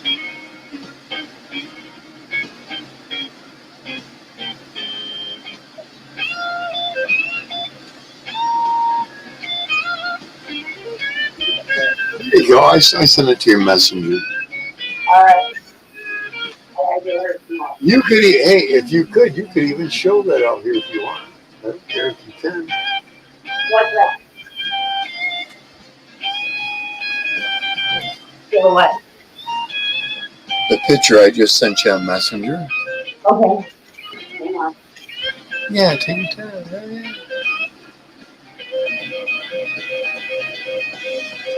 I'll get you, baby. Just keep it.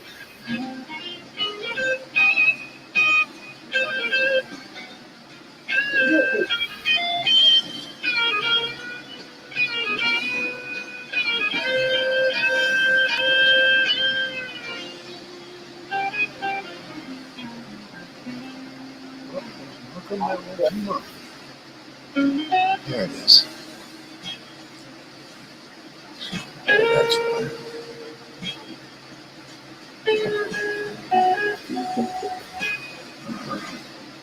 I will be right back. I have to go take a nature break. All right. Yeah. Oh yeah, you sent me this one.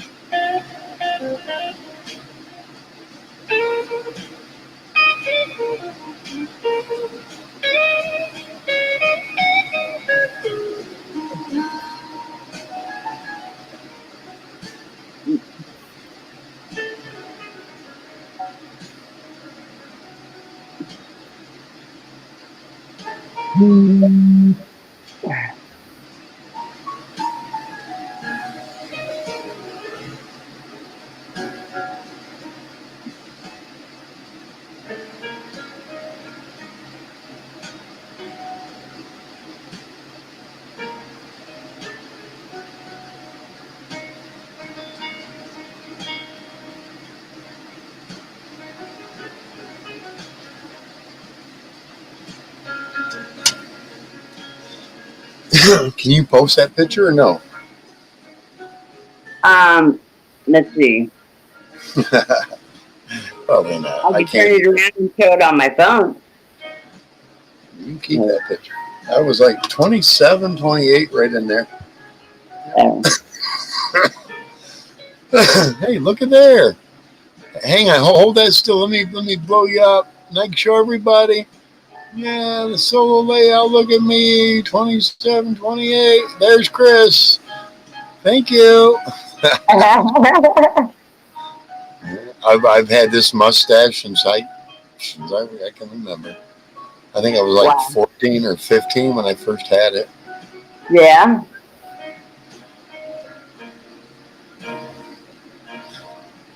Oh, got to bring out a solo. There we go. Remove from stage. Yeah, that's it.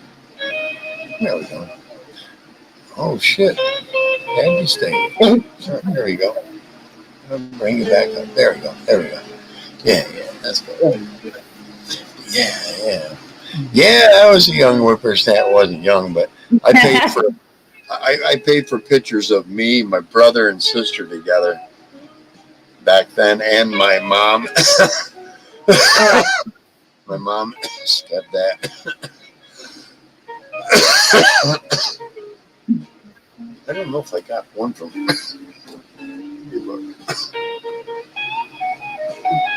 No, I don't have one. I just back then it was just me, my brother, and sister. We were all three together. My sister had poofy hair, and she'd be embarrassed if I showed that. So I don't. You know, Right. I don't embarrass sister. She's been embarrassed enough.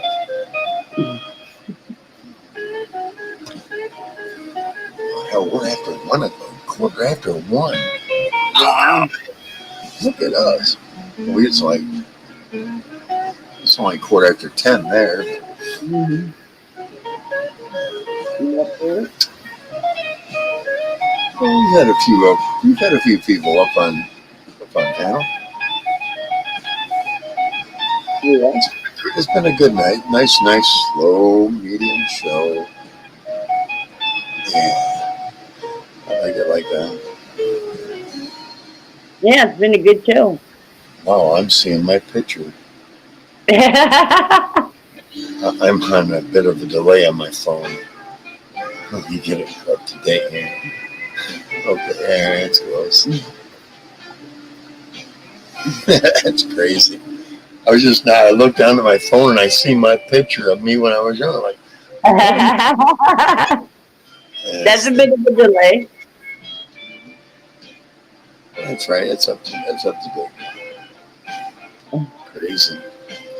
Yeah, it's been a great show. Yeah, I wish Mike would have come up. I know I haven't been on his lately. Him and I will discuss that later. Yeah, he asked about you today. Yeah, I saw him. Yeah. I think he and I need to define our friendship a bit more. Right. Because I'm tired of going through the cycle with him that I go through. You know, he gets unappreciative, and then he starts criticizing me. We need to get past that cycle. You know, I'm going to drink when I'm going to drink, and I don't need a temperance lecture every time I decide to drink. You know? Right. If you're going to be my mother, you better put on thicker lipstick, motherfucker. You know, otherwise, fuck yeah, I'm an adult. I know what I'm doing to me. I know what I can handle. I know when to back off. Right. Sometimes when I drink, I get a little overboard. Yeah. We all do. You know, right. But I'm telling you, I'm the kind of guy, if my lady is next to me and I start getting, all she'd have to do is put her hand on me and go, hey. And I swear, I watched a waitress do that to me. She didn't even know me. And I was ready to go off on this motherfucker. Right. She put her hand on my shoulder, and I heard that feminine voice. And that's all it took. I was like, what should I do? You know? And she goes, you need to back off and calm down. Right. And I did. It was instant. It was at that I had a sober, not so much sober, but I had somebody outside of me went, hey. And it was very gentle. Yeah. It was just the fact that it was gentle that it seemed to catch more attention than, hey, buddy. You know, it was right. Hey. Mm-hmm. Wow. And I realized she wasn't uncomfortable. And I'm the kind of man, I don't want women to feel uncomfortable around me. And I'm willing to devastate a motherfucker to make sure women don't feel uncomfortable. That's just me. I'm ready to fucking die for a lady's honor. That's just me. Yeah, you don't see much of that anymore. No, there's not. But anyway, like I said, something in me. Maybe my mom put it in there. I don't know, but once I'm getting a little bit out of hand, all it takes is hey, Chris. You know, What? I'm, it's like, hey, Yeah. bud, what? Give me, in that span, give me about 4 seconds of reality, and I'm going to go, I need to go to bed. It is what it is, I've gotten beyond the point where someone else notices that you're not being you. Right. And, that's okay. I know where that is, and okay, I'm ready to go to bed. Right.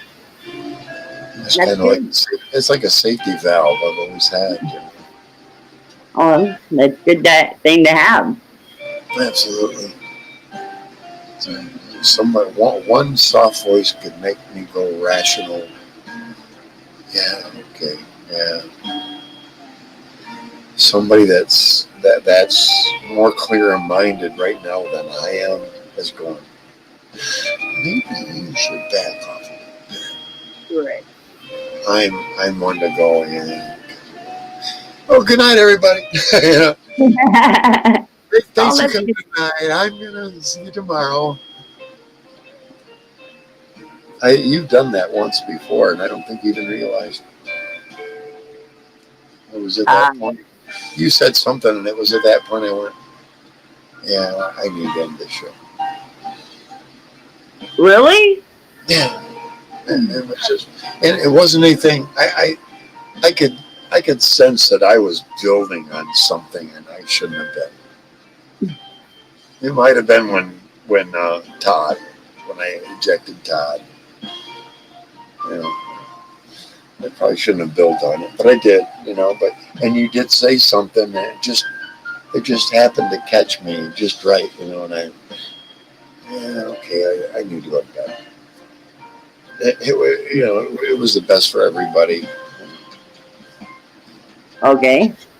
I'm surprised what a strike them rational moments with me. Just a simple touch in a soft voice. Okay. Rather than some dude going, hey, motherfucker. Right. I got a gentlewoman going, hey. Yeah. I've known I've always been like that. It's not a bad quality. Honey and a soft voice rather than vinegar and a harsh. Right. They had more flies with honey than you do with women. Absolutely.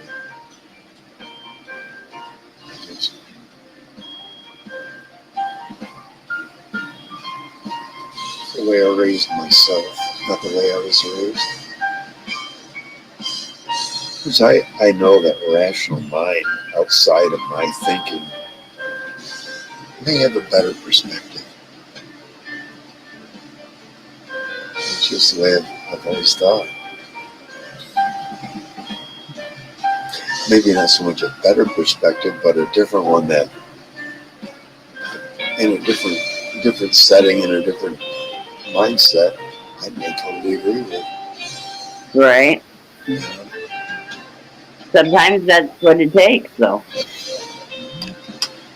It doesn't hurt. It never hurts to have a different perspective from somebody. That's why we'll become couples. I'm telling you, because two logical thinking brains realize that if we both think alike, we're going to both make the same exact mistakes and come to the same 50-50 conclusions that are right and the other 50 aren't. Or if we're not thinking alike completely, we may come up with solutions that are like about 70 to 80% on rather than 50-50. Right. Or 50% all good for us both, rather than I'd rather have opposition a little bit that's going to say, hey, well, let me give you another perspective.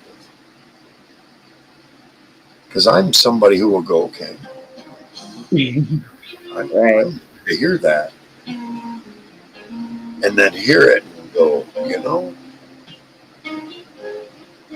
rather than my way and the way you've just described, how about this way? And it gets 80 to 90% of what we're both wanting. Right. I'm more apt to go that way. Mm-hmm. Yeah.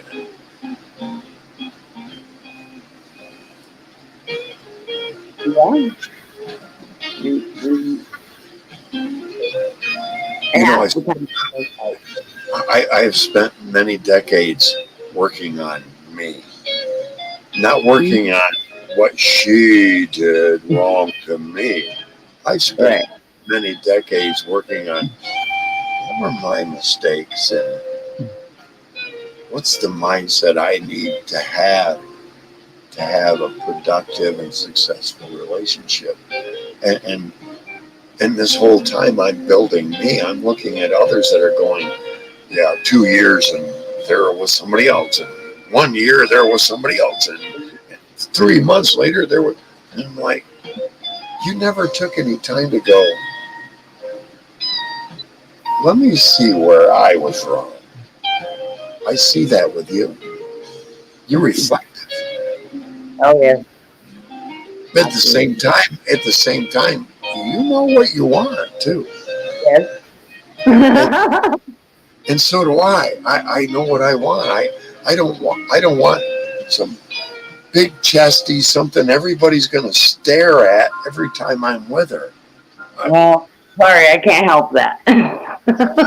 You know what I'm saying? I don't want some flashy thing that I'm never going to trust fully. Right. Because I wouldn't be able to trust your partner. If you don't, why are you there? Absolutely. As I described, you've been through real life that my partner has to have been through that. I don't want to have to describe that. They know they've already been through it, And all those flashy big titty things, they have no fucking idea of addictions of No, they don't. They just don't. They don't understand the perspective from the bottom up. They understand it here up. Yeah. You tell them that you've been down here, and they'll discard you like that. That's the kind of people they are. Oh, you were down there. You're nothing to them at that point. I want to be with somebody that I recognize the struggles and the accomplishments that we both have made in major areas today. That's with addiction and identity.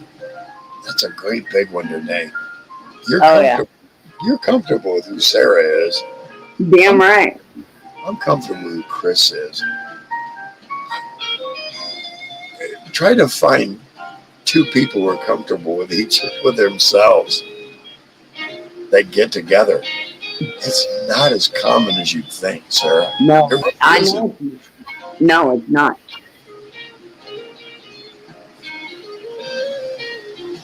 When my best friends got married,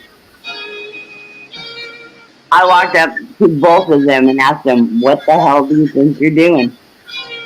Are you crazy? You guys, wow.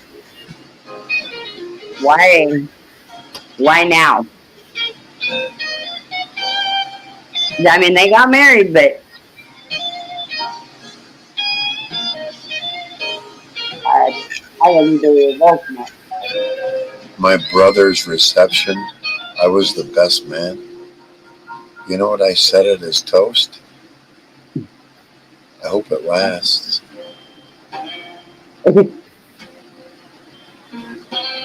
Yeah, that's what I said. 4 or 5 years is all it lasted. They had 2 kids. He had custody of them the whole time. They're both grown. My brother had custody of them. My brother was a great dad. She was a piss poor mom. ran off, was a meth head, ran off to the fucking, not circus, what's the other, carnival.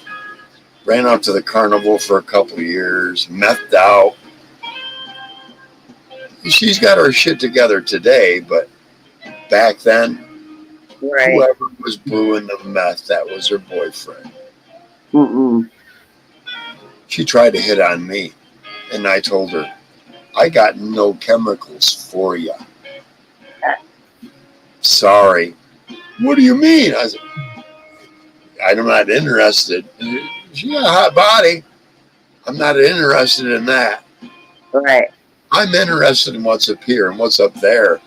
That's all fucked up because my brother's frustrated, and I'm not going to become a part of it, and you're not going to play me and him against each other. No. And then she turned around and tried to make it to my brother, tried to make it look like I hit on her. After they were divorced. And my brother knows me. My brother knows me. We have a pact. Anything he's done, I don't want nothing to do with it. Nothing. Right. Right. He's 9 years younger than me. No. I've never been interested in women that young. He's been interested in women closer to my age. But the few that have been with me look at him like he's a little kid anyway. You know, I think that always made him a little pissed. All his high school friends, because I moved up north when he was in his high school years. That's when he became a stoner. He wasn't a stoner with me down here. He didn't become a stoner till he moved up north. And I moved up there, and pretty much after high school, all his friends showed up at my house.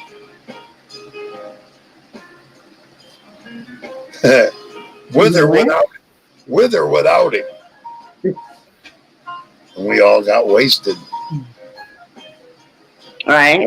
One died of cancer 3 years back. One let me stay with him when I first became homeless. And then his girlfriend screwed all that up. Or the mama to the 2 kids he had with her. She screwed that all up. And I'll tell you about that later. She's a cop now. And I hope to God we're in the area that she patrols.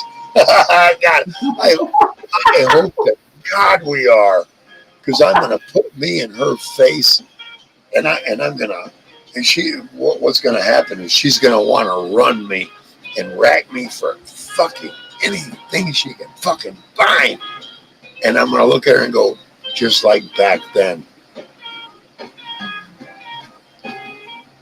That's all you're going to get me on. And you're not going to get me on that because that's legal now. Go fuck yourself. Right. And then if she does, I'm going to look right at her and I'm going to tell her how I watched her and her boyfriend abuse their children. You ever get this close to a child's face and scream at them? Never. No, this close. I mean, never. Nose to nose and scream at them. Do you think that's child abuse? Yes. That's what I witnessed both of them do to their kids.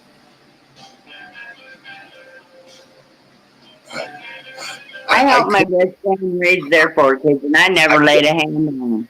I could have reported then, known exactly what to tell the fucking investigators. I needed a place to stay, and God forgive me and those children for not saying something back then. Right. I watched him get this close to a 4-year-old and scream in her face. I'm sorry, that's totally uncalled for. I never hit my son until he was 19. I never raised a hand to my son till he was 19 years old. To me, inflicting pain on a child does not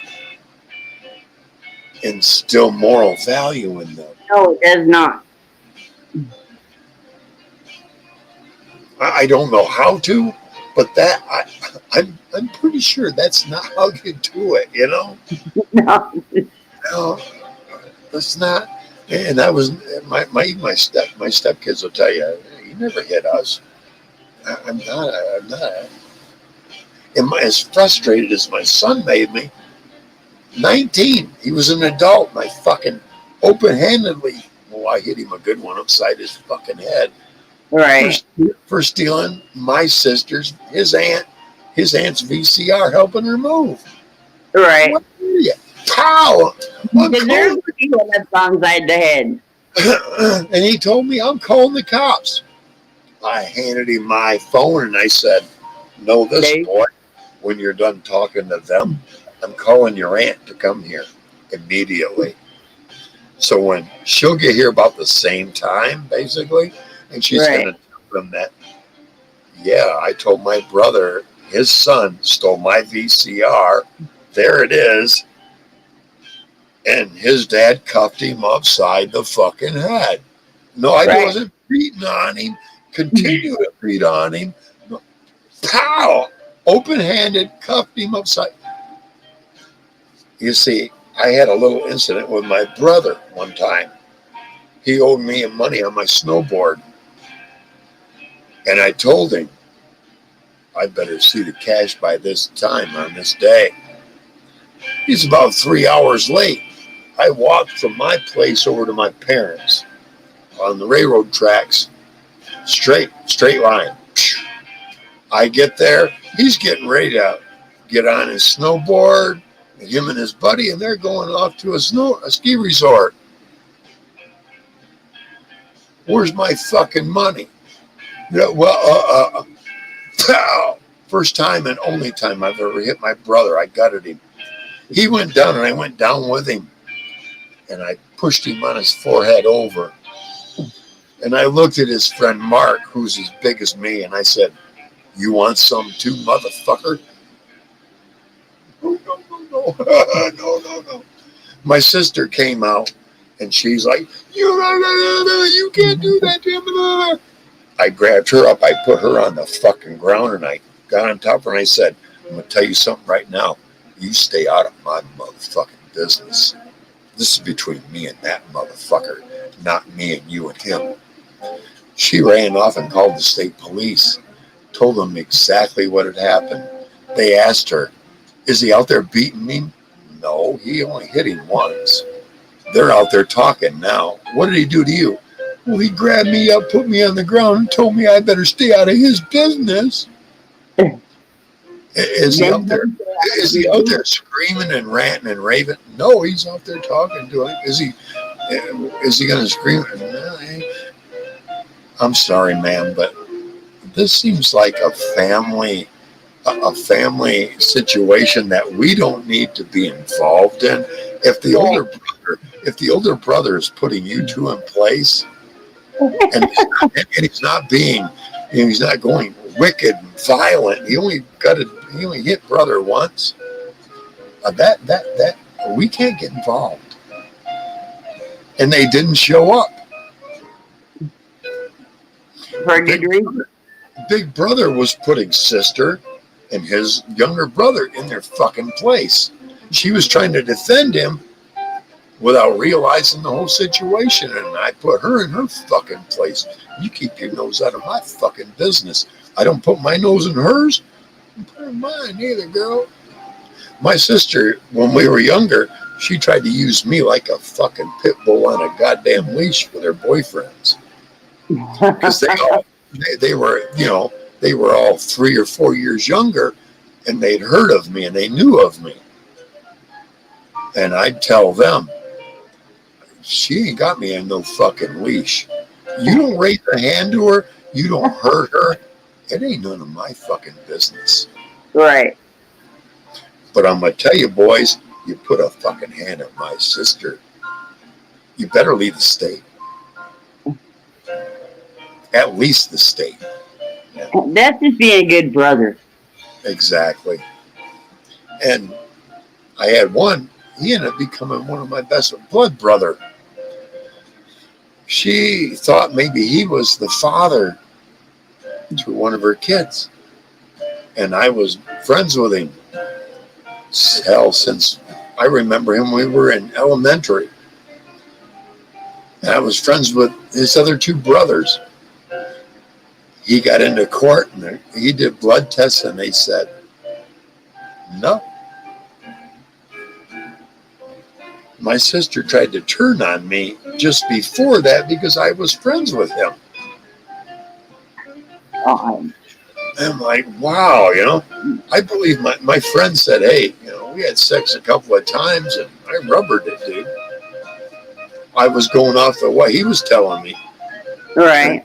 Turned out she'd gotten raped hitchhiking, and that's when it happened. Shortly after the two of them had split up. Wow. Yeah. It's crazy, isn't it? Yeah. That's where my niece came about. She's a rape baby. My baby sister's a rape baby. So my mother said. This girl is nothing but pure fucking evil. You heard of teachers that'll teach kids things they shouldn't? Yes. This is that wicked fucking kind of bitch that will.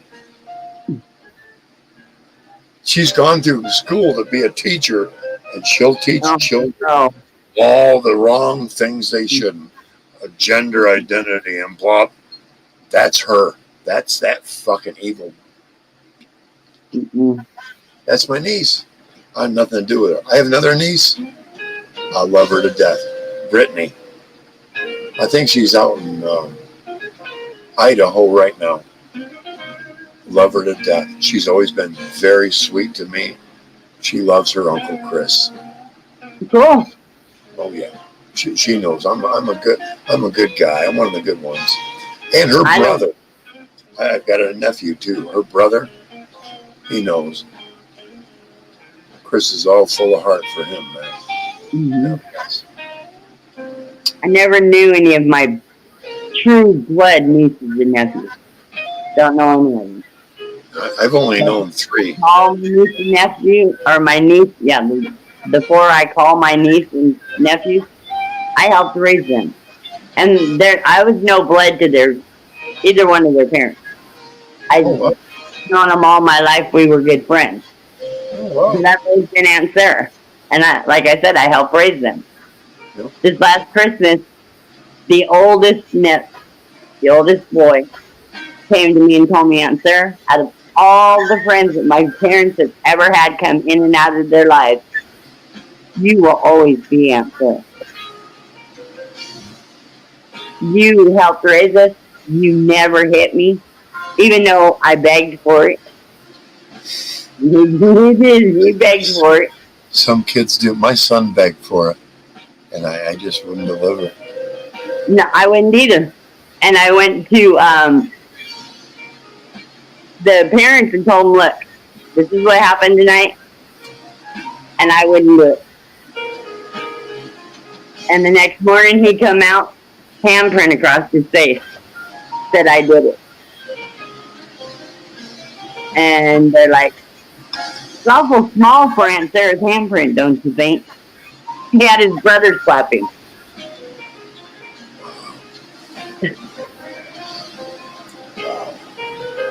It's crazy. I'm not one to. The physical crap I endured as a kid, you know. I remember going to school in the 5th grade with Hot Wheel track marks on my arms because of me blocking. You too, huh? And from blocking Mom from whipping my ass. And he pulled me into the office. And I can remember very, very distinctly, he got on the phone with my mom. And I can remember hearing her voice. tell him, that's my goddamn child. It's none of your goddamn business. Put him back in class. He hung up the phone. He looked at me and said, go back to class. Right. Today, they'd have took one look at them Hot Wheel track marks and they'd have locked my mom up like that. We both know that, Sarah. But you know what? I love my mom, and I'm glad she did it, because I would have been out of control. I wasn't in complete control from her, but had she not had some kind of level of restraint on me like that, I would have gone. I would have been in prison before I was an adult. I know that. I thank you, Mom, for. Mom had to be dad and mom. Right. So, and we're talking, she had to start being mom and dad in 1967. Wow. Yeah. When divorce was not common back then. Right. Single parenthood wasn't a thing. Today it's prominent. Back then it was rare. Believe me, I remember the attitudes from everybody who had mom and dad, and I was only right.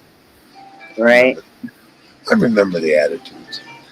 I'm gonna pause my camera and go get a refill in my drink because it's completely shut. I'll be right back. All right. Let's see if I can do that. Come on, camera, shut off. There we go. All right, I'll be right back.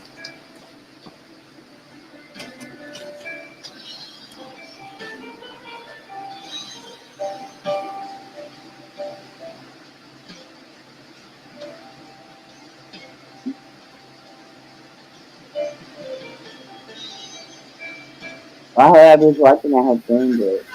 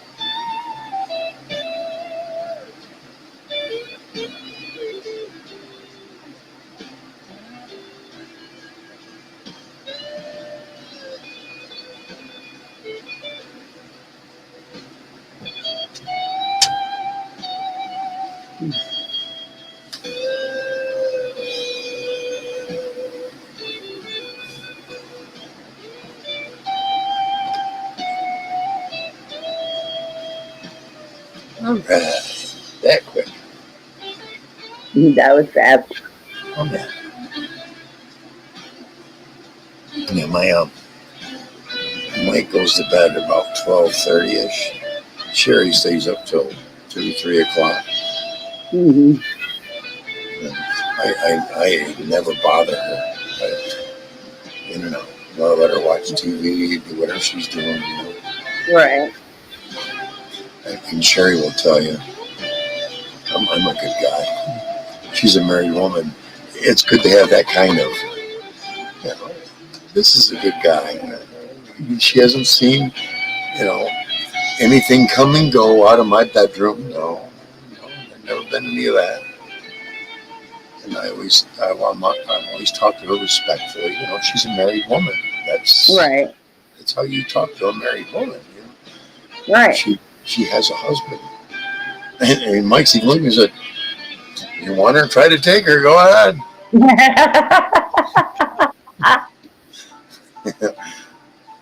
No, man, I don't need the wrath of God for that. And no, But he's comfortable. They've been together since they were teenagers, so he knows. You don't see that much anymore either. No, they're very. I think they were together in the beginning, and there was a period they weren't, but then they came back together. Oh, that's cool.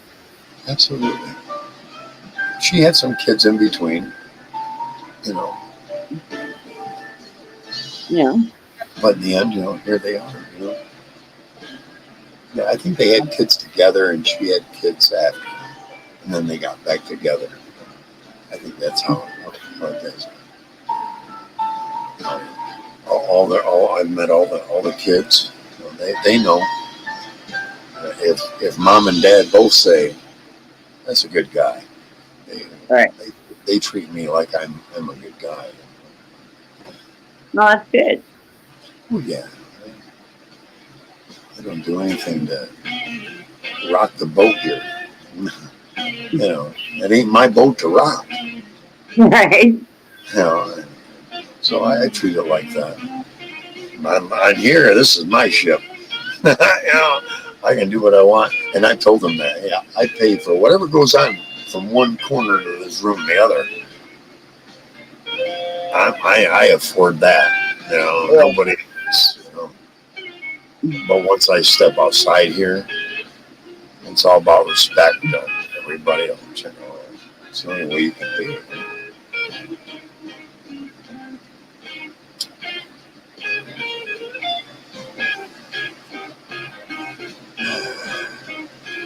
I'm trying to figure out what addiction I need in my head to keep her going. You ever do that? What addiction? You're not sure if it's nicotine. Oh yeah. Or if it's this. Yes. That's why alcohol I'm fine with. I know how to regulate it. Anyway. I do that a lot. I think, do I want it or do I want pot? Right. I did turn the amp off tonight. All right, I did turn the amp off. All right. I just had to make sure. I set my guitar aside. I just had to make sure I turned everything off. Right. Well, yeah. It'll be nice to be in a room big enough for all this. I need a house. I know that. We need a house. I don't want to. We may have to settle for a trailer at first, but we need to find a house. If we have to settle for a trailer first, we can always be looking for a house. Absolutely.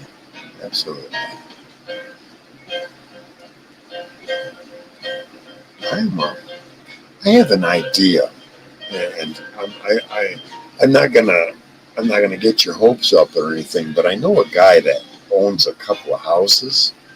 Yeah. And I'm wondering if he let one go through Section 8. And I love where it's at. It's just outside of Lake City, Michigan. Yeah. I have mowed it a couple times. I worked for his son for 8 years. Oh wow. I can see us there. That would be perfect. We're just outside of Lake City. It's like the country. Our neighbors are far enough away where it wouldn't matter. And I know it's a rental right now. And it still is a rental. But I've been wondering if he'd sell it to Section 8. Sell it or rent it? I don't think people realize, but you can end up owning a house through Section 8. Really? Oh, yes. I didn't know that. Oh, yes. Maybe not in that state, but Michigan you can. If you can get it agreed with the landlord on the price, the state will continue to pay your rent, for or a portion of your rent for that period of time, like 12 years, I think it is, 12 or 10 years, and that's equivalent to the property value. I've seen people end up owning the houses they lived in through Section 8. I see, not here.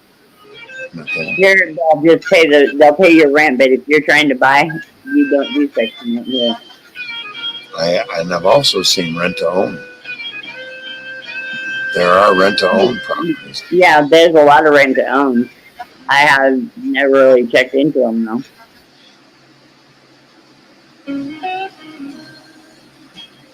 Not around here. What I'm telling you is this.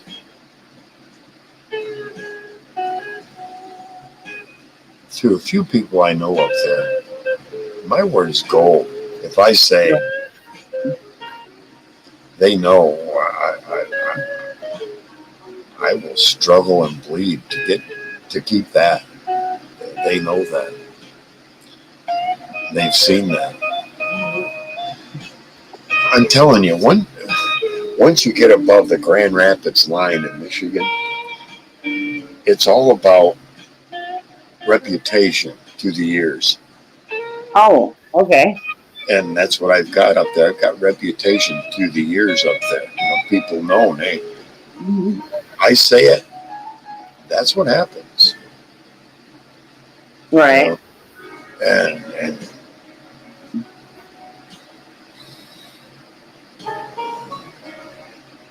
it's sad that the banks don't have that kind of information. You know what I mean? Banks, yeah, that is what they say. yes, They don't know about it. yeah, it's the lending agencies and your credit score that does everything. I know. Yes. Unfortunately, rather than, I've known this guy for 30 years and everything he's ever said, that's what he's done. And That should hold more value than a bank or your credit score. yeah, exactly. It doesn't always. And I know a few other. They're that's just one avenue of several that. The closer we get, the more I'm going to send you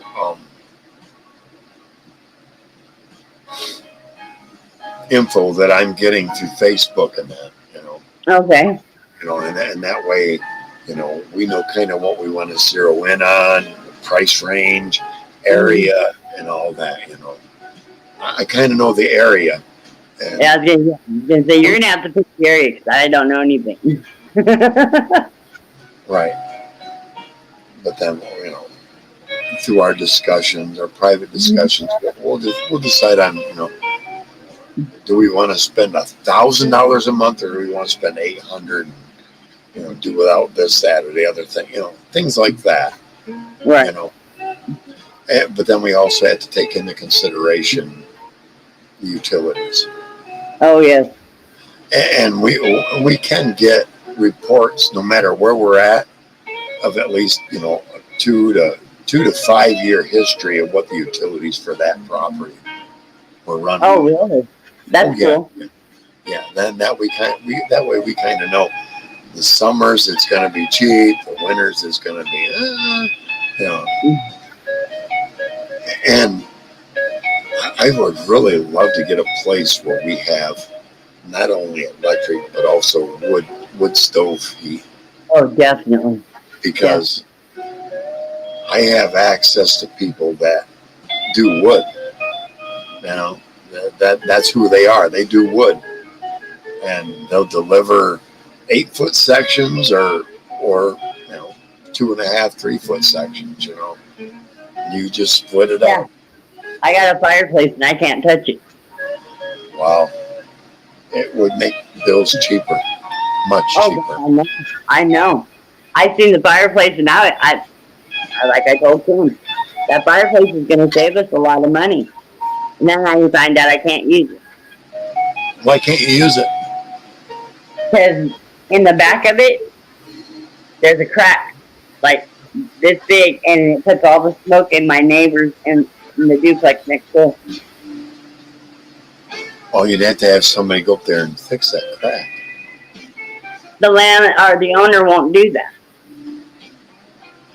Why? Because he's a slumlord. He doesn't want you using it. Nope. I mean, I can look at the front of it and see where they had a fire once. Right. And he's like, no, I'm not fixing it. They can use the baseboard heat. Then what I would do is I would have a fire or a chimney. What is it? A fireplace chimney expert come in and evaluate what needs to be done so you can burn wood heat. They'll come in and they'll say, we need to clean, we need to seal. Then you'll be able to. And then what you do is you look at your landlord and say, here's the bill. Here's my rent to balance off that bill. That doesn't work in Section 8 here. That's where you're messing up. There has to be a way you can bring in an inspector then to look at it and go, that needs to be repaired now. See what I mean? Section 8 won't do that because there's base heat. Baseboard heat. They won't. There it has to be in the state you're in then. That's what it has. The state you're in has certain regulations around all that. This state, wood heat, they want you to burn wood heat as much as you can. Right. Not this baseboard shit. That's electric. That'll fucking jack up the fucking butt. They want you to save money and be more fuel efficient in this state. So they're going to say, we want you to burn wood, and we want everything that burns wood that's already in place to be proper, and they bring it up to code. Right. See, you know what? Maybe that's what you ought to tell them. You want to burn wood, it's not up to code. Fix it. He won't. I've already talked to him. It's the state you're in. Yes. That's what it is. They would rather you get electricity from the coal burning plant that they're so about. Yes. Rather than come fix it and you burn your own shit and you save a lot of money, but no, you're generating revenue for the state and they love it. Yep. That's not the way this state works. A lot of difference here. If they worked like that, this place would not pass Section 8 because of that. Once you get away from that West Coast shit, you're going to find out there's more freedom out here than you're going to go, yeah, I mean, you don't have to do this or that. No, that's natural up here. Wow. There's just so much of it up here. And we're more of a purple state than we are a blue state. It can go either way. Uh-huh. But I got a feeling this next year we're gonna go red. I just there's too many people in this state that with guns that are going, oh fuck no, we're gonna be red. I know at least 10 people that have enough firearms to equip a small army. Wow. You walk in their house and you never find it.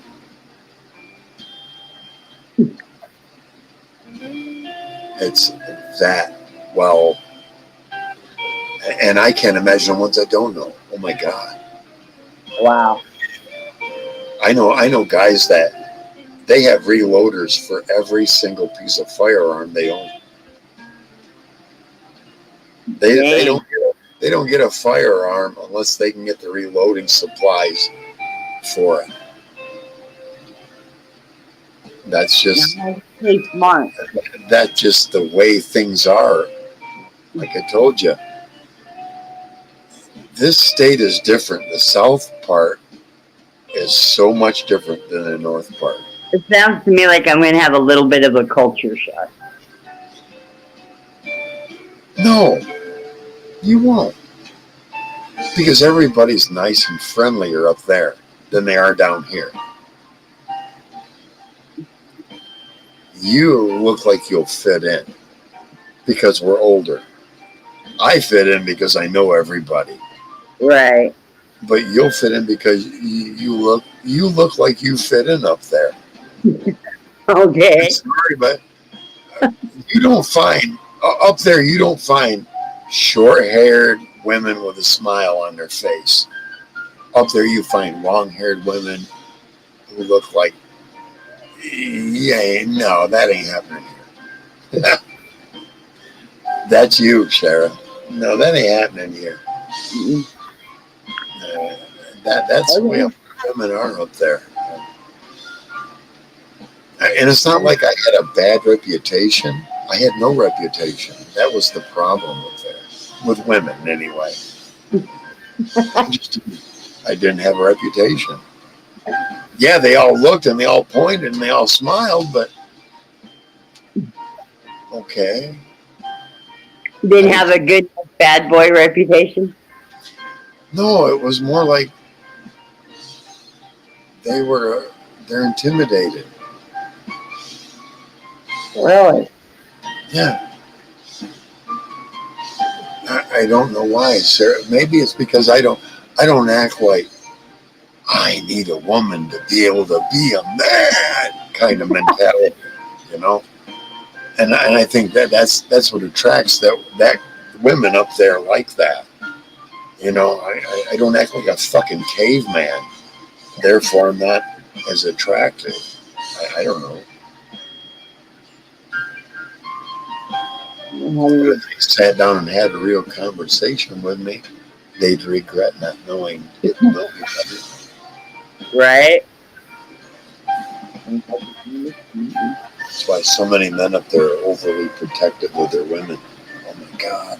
Because there's so many men up there trying to take them away. That's what happened with my ex-wife. She got taken away by just another guy from an area of up there. The only way any of them have ever had a woman is to take her from someone else. Wow. Yeah, that's the kind of man that ended up with my ex-wife. Have fun. You know, good That ain't luck. happening. Oh, I know, Sarah. I'm not worried about that one bit. I'm not insecure. I'm the kind of man that you want to go otherwise, that's where you're going to go no matter what I do. You know, I don't think you're gonna. I don't believe you're gonna. But I ain't going anywhere, no. right Sarah. Until I see otherwise, I consider you devout and loyal. Always. I didn't see my ex-wife cheating on me because my eyes were where they belonged, at home. You know, that's where a man focuses his world on, not, well, what is she? My ex-wife worked in the public for years while we were together. Movie stores. Movie rental stores. Right. I never walked in there once and went, what guy is talking to you in here? Every guy in town has talked to your wife. Yeah. Duh. I never thought of it in that way. And then all of a sudden, she got quiet. And I asked her, what's going on? And then I found out that ex-boyfriend from high school was bringing her lunch on Wednesday and Thursdays. And she didn't tell you? No.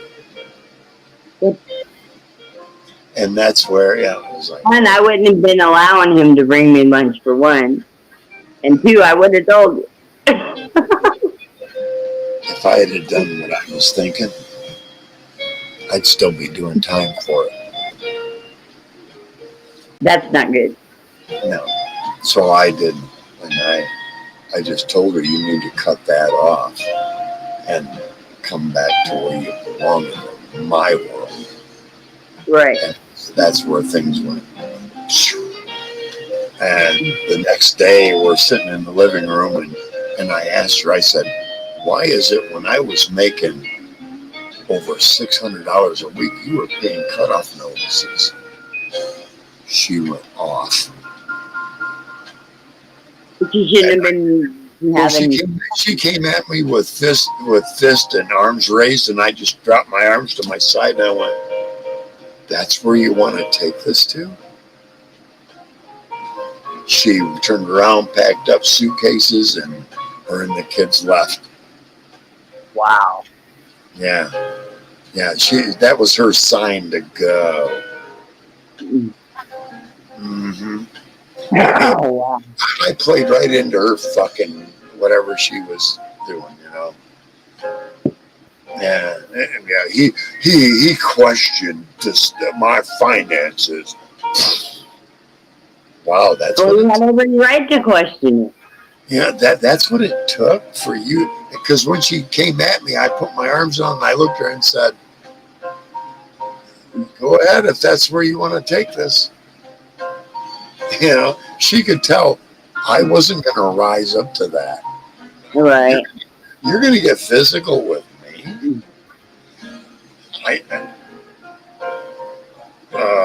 Maybe those 2 fingers and I could have wiped her out. You know, and she knew that. But because I never, but you come at me like this. Wow. Okay, that's where you want to take it. Yeah. At no point did she feel, no, it was all her.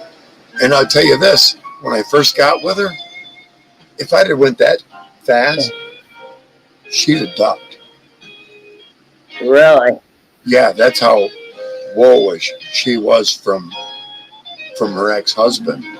The first time she did that, I looked at her and said, don't bring tears to my eyes. I will never raise a hand to you or a finger. No. I wasn't raised that way. No. But the first time I went, why were you doing this when I was making that? Boom! Oh! Okay, that's where you're gonna go. Wow. Yeah. Uh-uh. No. I knew. You. Yeah. There's a lot of guilt piled up in all that. Okay. You haven't physically yet, but you're working towards something that ain't me. Okay. Mm-hmm. You know, I faced the inevitable and accepted it. Right. She had a hard time with it. But then right as soon as I left, you know, she was all good with that. That told me everything, you know. Okay. She was in denial. Hell, like I said, I'm even friends with the oldest stepdaughter on Facebook. I don't say a lot. Right. Because I never wanted her to be any part of between her mom and I. And I never put it. Just, you know, thumbs up, like, love, whatever, you know. Mm-hmm. A short, and I mean short. That's what I saw in you as a young lady, you know, things like that, you know. And that's it, you know. I mean, it's good that you didn't bring them into it. They shouldn't be brought into it. Well, the other stepdaughter, the younger one, I friended her and she never got back to me. And then the oldest one explained to me, she feels like she's betraying mom. Mm. And here's what's weird. I see her posts and the people who comment, Mm-hmm. none of her mom and her mom's husband. None of them. Wow. Because they're not interacting like that. Because he's keeping her isolated from everyone. That's the kind of dude he is. Because he stole her from me. You got to understand that. A stealer of that is going to be ultra paranoid of somebody else coming in and going, you know? Yeah. Like he did. Like he did. If her and I were still together, there'd be stories of the grandchildren showing up all the time and the interactions that we'd have. You see what I'm saying? There's none. I mean, there is none of that with her and her now husband. Wow. There would have been, like I said, there would have been events where there would have been 20, 30 of us. You know what? No. That's what she vied for by leaving me. That's crazy, you think? That is crazy. I don't still hold a part of me in my heart for her because I don't. I gave that up 5 years after we were divorced. See what I'm saying? Good luck with that kind of thinking, because it was about then I started piecing everything up, and it's like, wow. I never cheated. I kept my eyes at home where they belong. I was married to my late husband for 30 years. I didn't stay married for 30 years by cheating. No. Well, I know that I'm the kind of man that's very deep-minded, that many women wish they could at least have an affair with. You know what I mean? Would have been deep-minded, but he wasn't. But I was never the kind of immoral kind of guy to, no. Even, I was never the guy that, even if we were dating, one woman, one man, and no, I don't want nothing in between. I never been that kind of guy. It just seemed like there was something wrong about it, you know?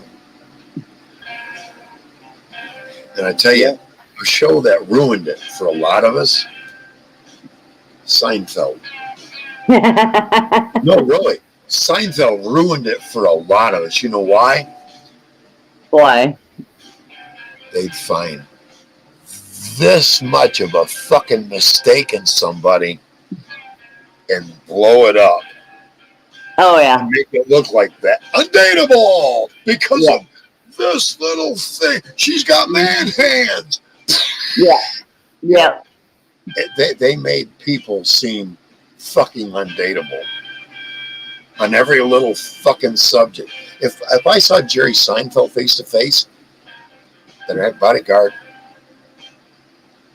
I'll beat the fuck out that motherfucker and tell him why I'm beating him. You ruined dating for so many fucking people with your ultra fucking pickiness. Yes. Boom, boom, boom. How perfect is the bitch you're with now? Boom, boom, boom, boom. Yeah. She ain't, is she? You found fault with her 3 days into the marriage, you little fucking prick, just like you did on your show with every fucking woman. And that's how every character you had, they found this much wrong with a fucking perfect woman, and you fucking blew it up and made it look like, we all need to focus on that little fucking thing right there. Right. Rather than, hey, perfect. Yeah. Jerry Seinfeld should fear me, because I saw him. If I ever saw him, hey Jay, and I'd start fucking wailing and telling him why. I'll tell you another guy like that. God, I can't think of his name now. He's a Michigan guy. He's a big bloated bastard. He goes to all the. He's not a conservative. He's a liberal. Glasses. Little bitty lips. God, I can't think of his name.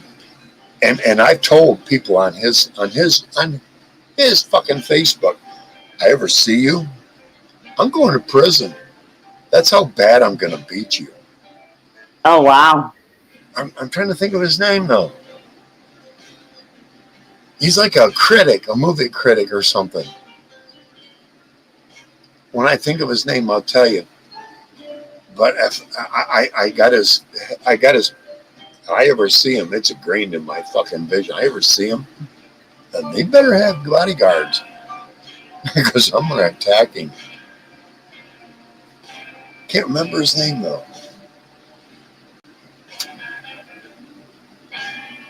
But he has a little bit to do with the movies that we have, like a movie. It isn't like the Cannes Film Festival, but it's similar. That's in Michigan, and he's a big part of. I can't remember his name though. When I say his name, you'll go, "Oh yeah, I heard of him." But he's this fat, pudgy bastard that's had such a negative review on anything that has to do with conservative values. And he's just such a fucking. He backed our governor, and our governor, piece of crap. Whitmer, that's our governor, Whitmer. We call her Whistler. Whistler. Yeah, Whitler. That's her name, Whitler. Like Hitler, but Whitler. That's Whitler. Our governor here is a real piece of work. Miss Kate Brown. I think that guy's first name is Jerry. And I can't remember his last name, but if you'll pause for a moment, I have to. Nature. Yeah. Yeah.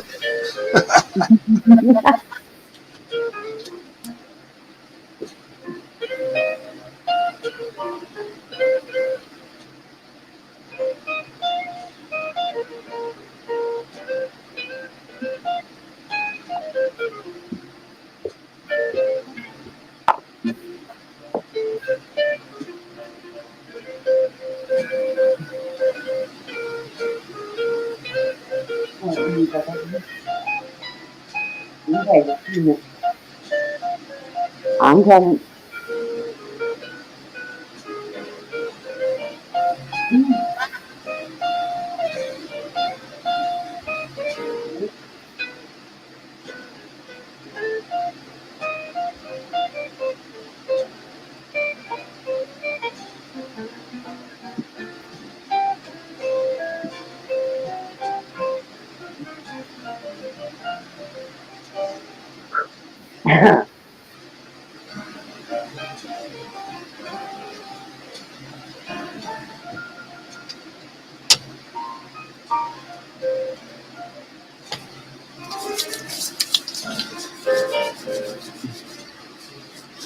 All right. Let me bring my face back up here.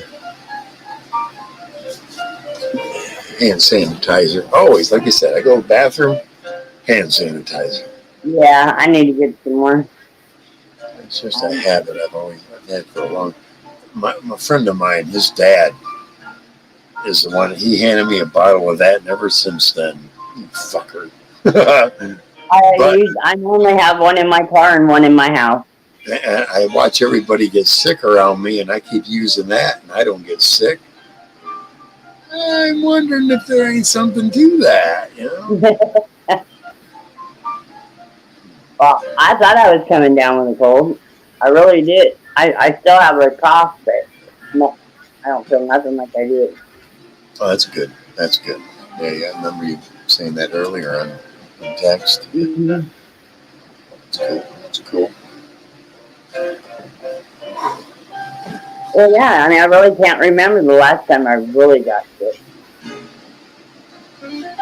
I had this throat thing a couple months ago. Matter of fact, the guy up front had it, and then Mike's wife, Sherry, had it, and then I had it, and then Mike had it. It was a throat thing. Yeah. We got through it though.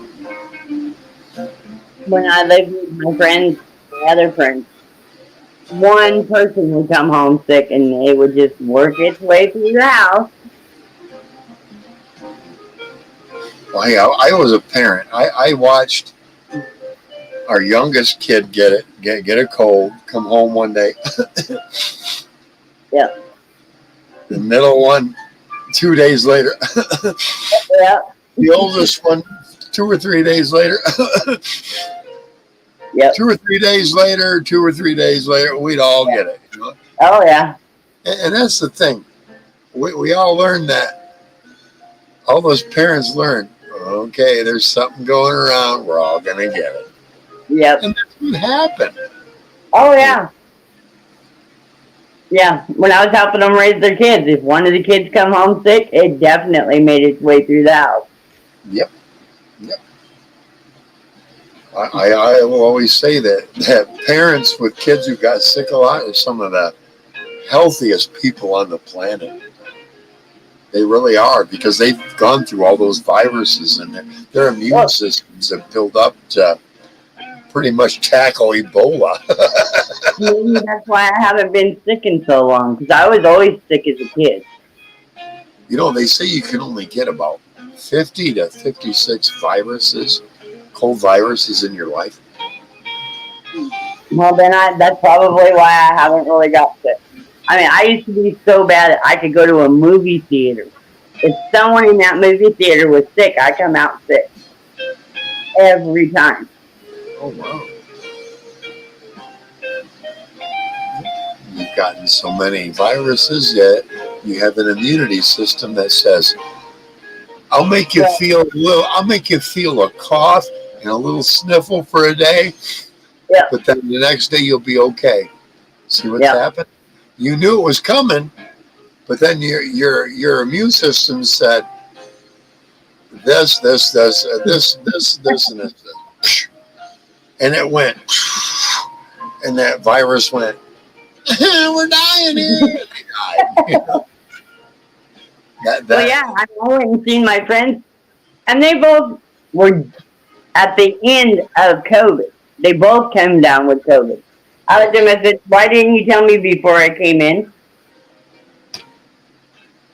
But I mean, I took care of elderly all through COVID as an in-home caregiver. Oh, wow. And never caught COVID. That's because you have a very strong immune system. I mean, I got poison oak as a kid from the inside out. Oh, wow. Yeah, I ate blackberries that were grown, the poison oak was growing amongst it. And I ate the blackberries. To this day, I haven't been able to catch poison oak. Your body learned to develop immunity to it. Well, yeah, the same people I'm talking about that had the COVID. You know, I'm the kid that would eat any kind of berry that I saw growing. Mm-hmm. I was that kid. Well, he come down with poison oak. We all went camping. He's the only one that came down with poison oak.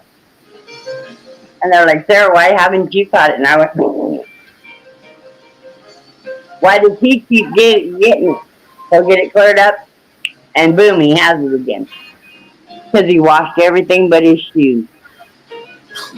Yeah. Every time he tied his shoes, he reinfected himself.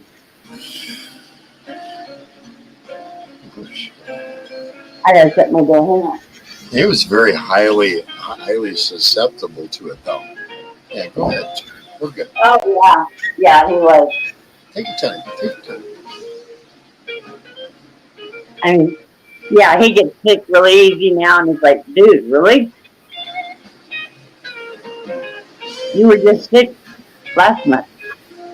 Whoever gets COVID, he's done. And he's already had COVID once. Oh, shit. Him and his wife both. That's what I mean. I showed up at their house. They didn't tell me that they were getting over COVID. I was in their house for 2 hours before they told me that they were just getting over COVID. It's like, I'm an in-home caregiver. What are you talking about? Because you could pass it on to other. No. Right. Wow. I mean, we were all in lockdown. I was still out running around because I was an in-home caregiver. Wow. See, I did that too for a while. But I made much more money. You know how I made more money? Me and 3 other aides got a hold of like these, I don't know, this group of nurses. And you can't work as an aide unless you're under a doctor's supervision. Right. And it was 4 of us aides, maybe 5 nurses under 1 doctor's license. And that's where we made the real money. I got no less than I don't know, back then it was only $15, $16 an hour, but that was more than double what I would have made anywhere else. Double. But because I worked with these nurses under a physician's licenses, right. That's where the real money. And a friend of mine, I was telling you that in her text, a friend of mine, she's a traveling nurse. Yeah. And she's been with 3 different families, and they go to different places of the U.S. and the globe, and she's gone with them. And, not only as a nanny, but also a nurse to the rest of the family. Right. And there are rich people that are willing to pay tens of thousands to take a nurse along with them, to care for the kids. Not only the kids, but any of their health concerns or anything. It's crazy, but and like I said, she turned around and went on one vacation with one family to the Bahamas and came back, and she bought her husband a brand new truck, paid for it in full. Wow. Yeah. Almost, I think it was close to 55 grand. And she was only gone less than 2 weeks. Wow. But yeah, she got paid 24/7. That's because she completely voided her own life and go with his family and right. Yeah, that's good money. That's real good money. Oh yeah. To me, that's probably one of the highest paid professions now, rather than underwater welder or elevator shaft installer. Traveling nurse. Oh yeah, you bet. And she told me that there were times she only did nursing 3 or 4 hours, and she may have made $1,200-$1,400 that day. Wow. Yeah. But she was there. And that's what they're paying for. She was there 24/7. Yeah. I quit talking to them when her husband looked at me for the 3rd time in about a week and said, "You could have done so much more with your life. How come you didn't?" Oh wow. Dude, he worked in a shoe factory, putting shoes together. He worked with me at my shop, and I taught him how to do what needed to be done. That's right. Otherwise, this dude was an idiot. Vodka drunk. I got him to stop for about 8 years while I was with his wife. And after we broke up, he got back into it. I showed up there with a camper that I wish I still had. The guy gave it to me and never gave me the title, and then claimed I stole it. Oh. But anyway, got parked on the side of the road. They impounded it. Gone. Anyway, when he didn't want to drink, I told him, I said, "Look, dude, every time you feel like you want to take a shot of alcohol, call me." I lived a block away in a trailer park, down 1 block away. 2-3 times a day I'd go down there and get him baked. He quit drinking. He got used to just being high. Well, me and my wife got together, had her own place, divorced, and he decided to go back into vodka again. Well, I had this camper and I parked it on their trailer, on their driveway basically. And he started telling me about how much he was drinking and blah, blah, blah. Well, they had 2 daughters. One was from a marriage or from a relationship his wife had before him, and one was with him. Well, the daughter was at like 30, and she was living at home right there, right? Yeah. She kept coming to my camper. She remembered how nice I was to her as an adult, and I treated her with great respect. And this young woman started showing me,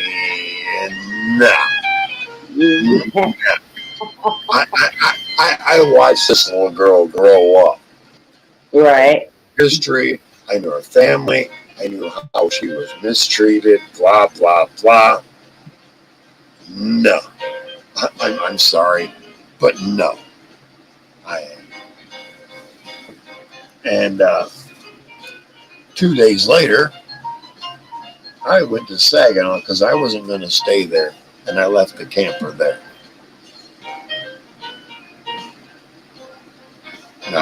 No. Still to this, she's still, I bet about 3 weeks ago, she's still trying to refriend me. No. She started to gain, I could tell she was gaining an adult attraction for me. Right. No.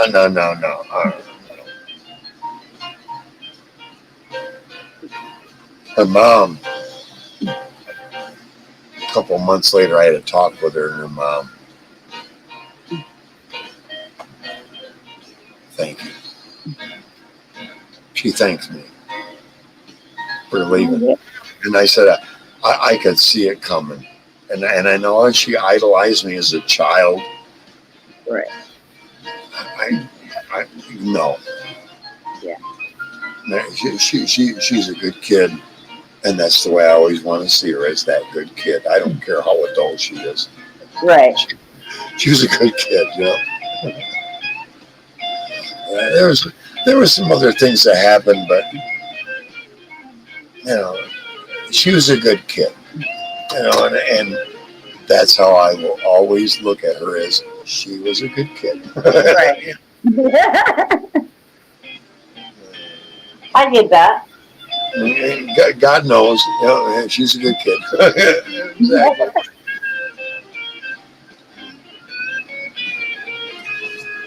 Right here, we'll finish off the 5th, and I got what I started with about that much in the 5th, so I'm almost a 5th into this.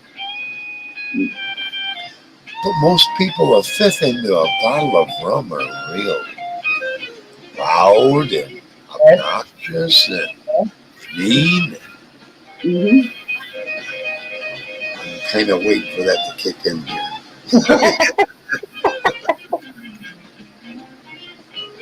I was telling Kim about this.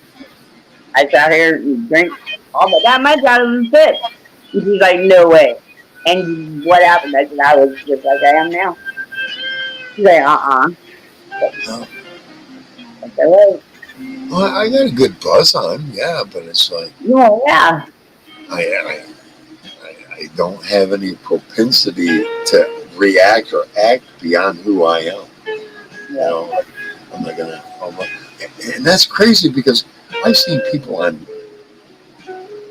5 beers and they're out of their fucking mind.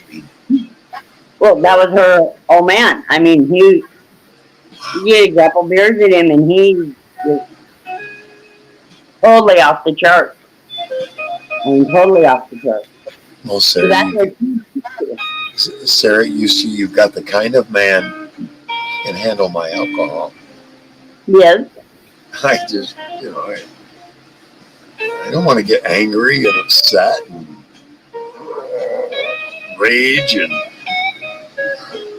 having a good time, having a great conversation.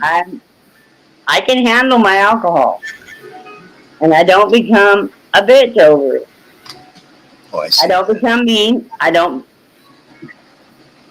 want to argue and fight. No. That's not who I am. If we're gonna do that, I need to go to bed. And we'll talk about it tomorrow. Just how it works out much better if sometimes things aren't going the way it should. Just go to bed. Right.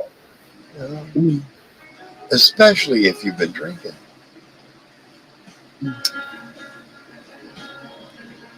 Yeah. I mean, I'm sorry, but normally you cannot argue with the drunk anyway. You're not going to get anywhere.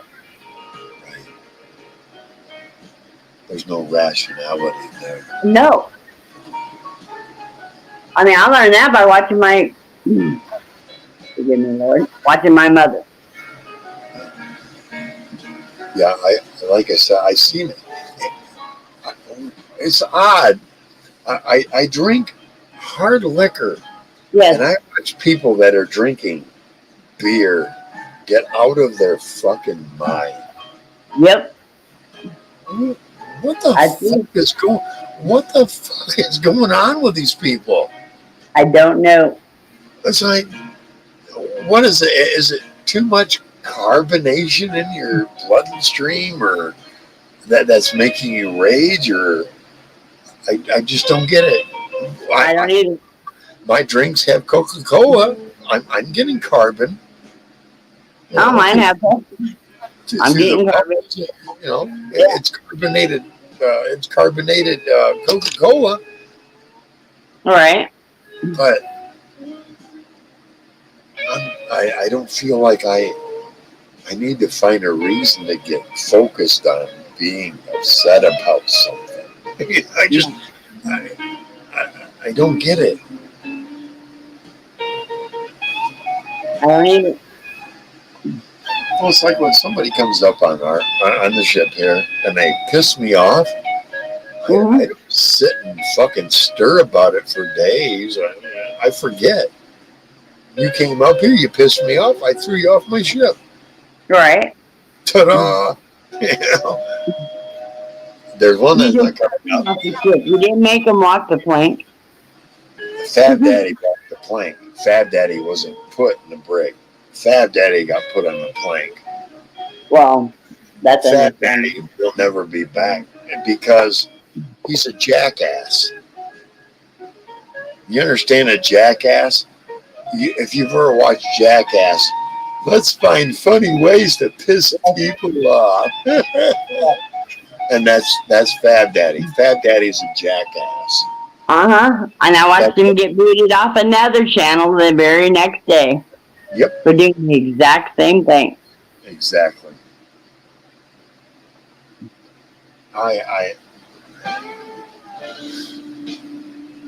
I'll have a conversation with Devo in a week or two. I'll be back on his channel. Cool. I'm still a mod there. Cool. Yeah. He demoted me from the mod status I was, but I'm still a regular mod. Right. I'll have a conversation with Devo in private. And I think you'll look at Upstate and tell Upstate, look, dude, put him back where he was and leave him there. Right. I don't think he knows how to, but I know Upstate does. He's slowly learning. That there's a lot he still don't know. Yeah.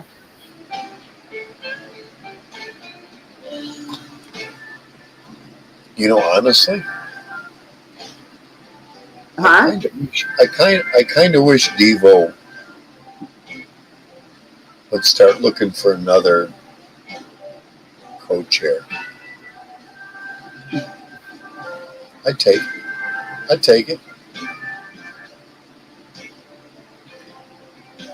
What do you think? Let me get your opinion. Devo and me. Cool. That would be cool. The show would drastically change. Yeah. I would start all of a sudden highlighting all his best shows. The first 3 minutes, all his best shows. That would be the first put out. Let's highlight the man, Devo. But the first you look at what shows brought in the most people in the subject. Well, that's easy. Compact that into a video and go, this is what to expect on Devos. Let's go.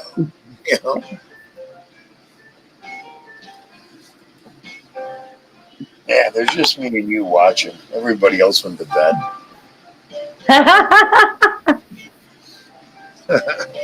That's all right. Here it's like 2:45 now. So. Yeah, it's 1:45 here. Yeah. Well, Sarah, you and I are making history. There's not a lot of couples out there. There's not. Do you see it? No. I don't see Silver with her old man. Silver don't have a man. How many other? How about Susie and her old man? I've never seen her husband. I haven't either. How about any other women out there? Why aren't they paired up with their man out here? I don't know. Are they ashamed of them? I don't know. I can't speak for them. I am not ashamed of you one damn bit. I'm not ashamed of you either. You see what I'm saying? Right. Why aren't there more couples? I don't know. What, they don't like their other halves?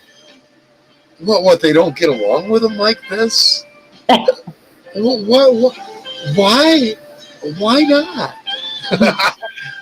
Hey, YouTube land. Why aren't there more couples like Sarah and I out here? What, you don't get along with her? What, you don't want to share the spotlight with your ego? What the fuck is going on? That's probably most of it, or it's their outlet. You're welcome to have half. It's like you have half. I have the spotlight. I would shut my face off and my volume off and let you talk all you want, Cheryl. You see what I mean? Right. Why aren't all these great guys doing that with their women? I don't know. RZA and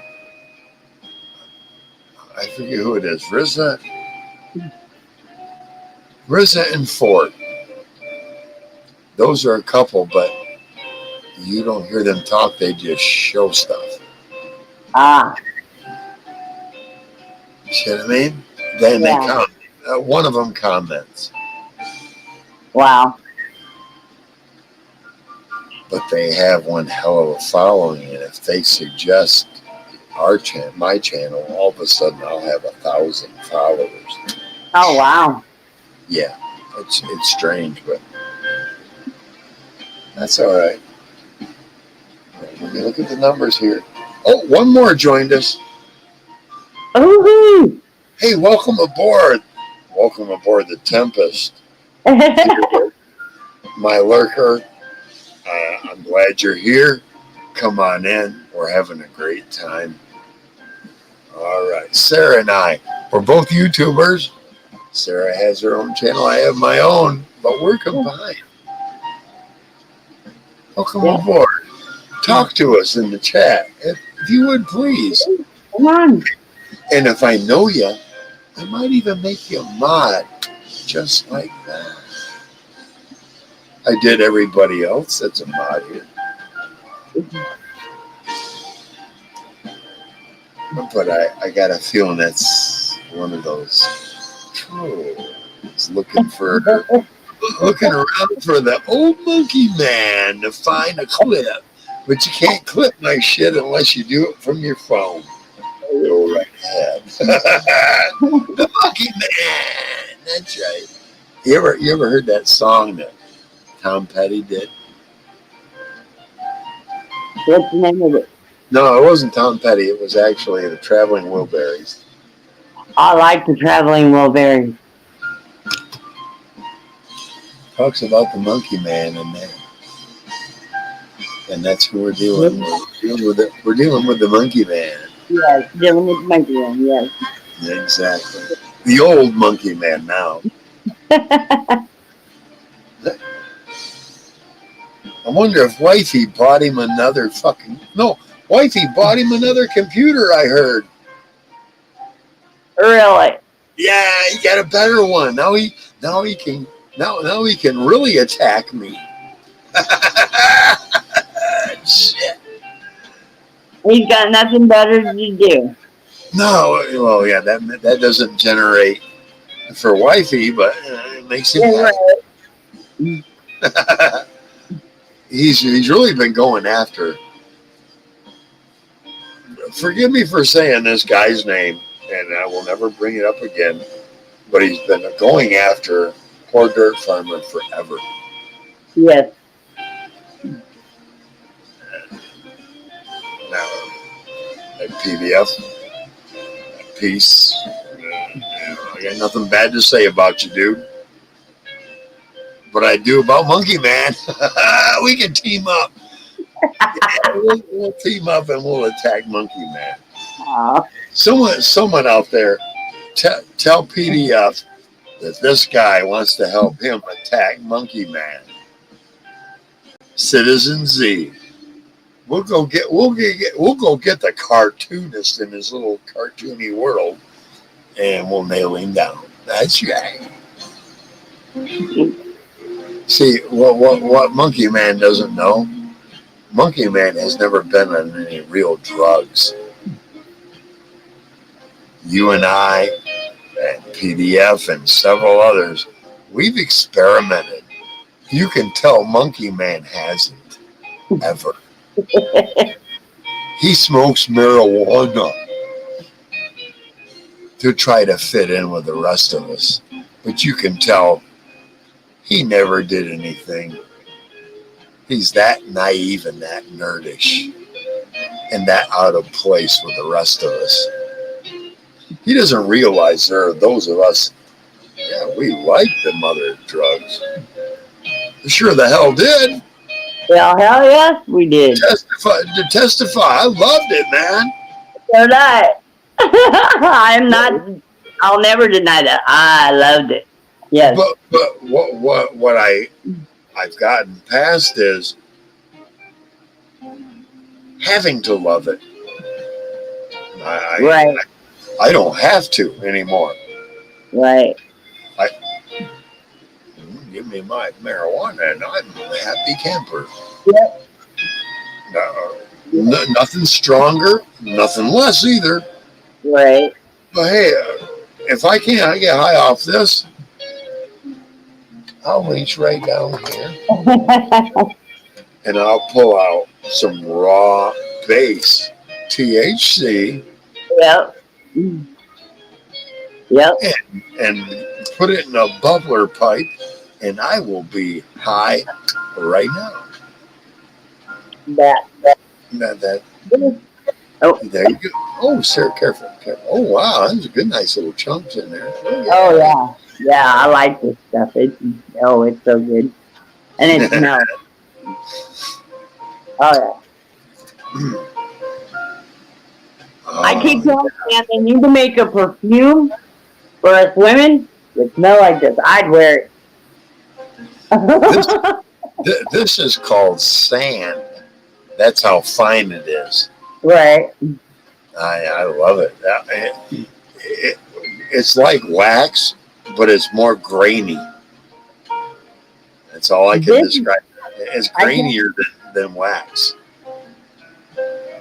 This isn't grainy like sand, and this isn't like wax. It's like neither one. I mean, it's very pliable, soft.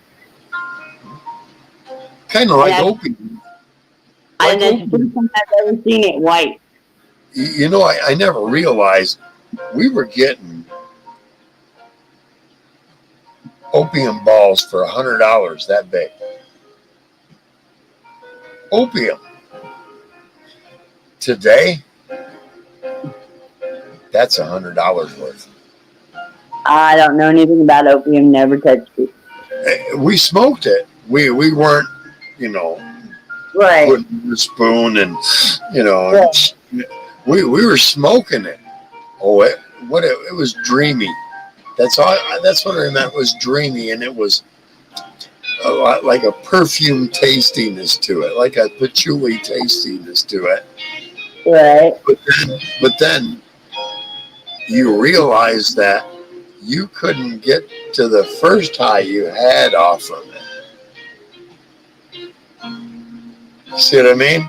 Yeah. You realize quickly after you know, the next 2 or 3 days of smoking it, was like, I'm not getting as high as I was off on the first day. And I think that's where the lure with it is. You're always chasing that high. But because we'd already smoked it up, well, let's just go back to hash and pot. Rather than going, we want to feel that opium thing. Right.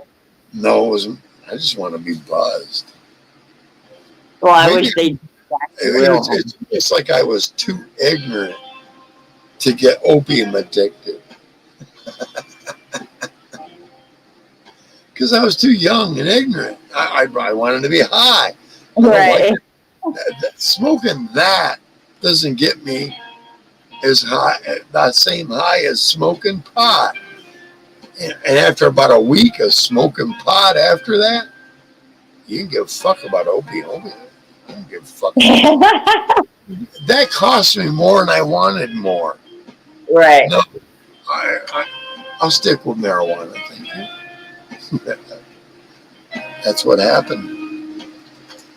Yeah. Had we had a pusher in the midst, would have been different. Peter introduced us to the needle and said, "You think that opium gets you high? You think that opium gets you high smoking? Let me show you a whole new world." And that's where a pusher would have brought it. Mm-hmm. But we didn't have a pusher in our midst. That's a good thing. And no, here's what's bad about it. The guy that was selling it to us, a pusher got in his midst. Oh. Just before that, I was at this guy's. It was my cousin Al, actually. I was at his house, and UPS showed up. Early UPS back then. And I said, "Hey, Al, I'm gonna take off." "No, man, stick around. Why don't you help me?" Package was this wide, 4 foot by 4 foot. It was a tabletop. Right. "Help me, man." Opened up this tabletop. Pulled all these screws out he wanted to pull out. Pulled it off underneath that tabletop. I swear it was that thick a hash. Oh. Across the entire, this round 4 foot by 4, it was all hash. Back then they didn't have dogs to do the shit. Oh my God. I was there about 3 weeks later. He got another delivery and he said, "Watch this." And he sat this pot down and he opened it up. And he took the screws out of the bottom and he pulled it open. there were, had to have been 16 balls of hash. Not hash, opium. That big. Wow. I think there were like 2.25 to 2.5 ounce balls. And it was like 2 layers of thick in the bottom of this fucking thing. Today, that heroin right now would probably be worth $200,000 or $250,000. That much. We were just smoking it back then. We weren't, putting it in a fucking spoon and rigging it up. No, we were smoking it, on top of our bowls, marijuana.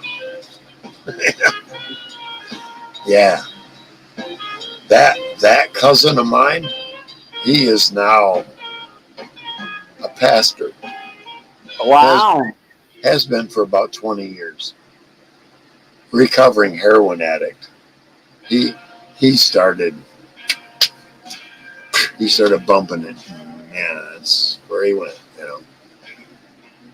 I talked to him a couple years back. He didn't even know who I was. Whoa. And he's recovered completely. He don't even smoke pot. And he was my pot dealer for he don't even remember me. Wow. That's how fucked up that heroin did him. Yeah. Mm. That's how bad it screwed up. Or Heroin's nasty. Or it's a fucking act.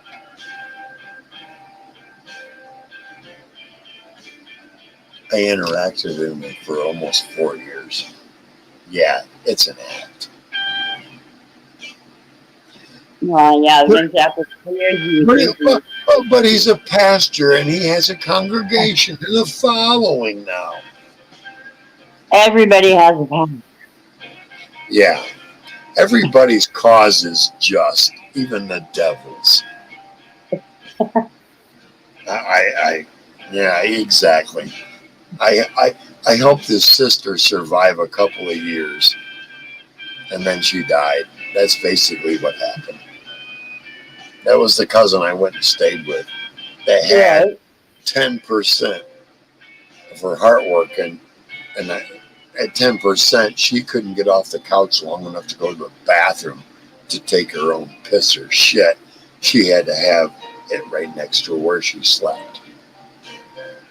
Your person is telling you 10%, it's probably 20, 25%. They're nothing like that. Right. Once she gets to 10, I could walk from here to my fucking door and be out of breath. That's 10% gone. Oh no, she ain't there yet. Right. She's exaggerating her condition. Well, I kind of figured that out already. Yeah. You're not an ignorant woman. I know that. Not at all. No, yeah. I've seen her do this before. Right. Sympathy and feel bad for me and look at where I'm at and you could help me. What you be doing is like crutching an alcoholic, but crutching a hypochondriac, maybe. I mean, she can't do what you did a year ago. I know that. What you be doing is crutching somebody a little bit beyond their own capacity, and that's kind of where they want to put people. Let me ask you this. The older you get, the more dependent you really want to be on other people, right? No. Then why isn't she taking that path? I'm sorry, I had to do that. Then why isn't she taking that path? Because she wants everybody, she wants to be dependent on everybody else. It's like, well, you don't want to be like this. Well, then you want to be like that. It's obvious. Right. Right. Sarah, Yep. I don't want you to. I don't want you to be taking advantage of your goodwill, of your better spirit, and I kind of feel like that's what's happening for you. And it's not like I'm going, wait a minute, Sarah's going to be paying attention to her and not me. I did fine before you, Sarah. I would hope so. I did fine before you, dear. Right. I would, and believe you me, I realize I'll probably do a lot better with you. But it's not like I'm dependent on that. I expect that, or I deserve that. Neither of the three apply to me because they don't.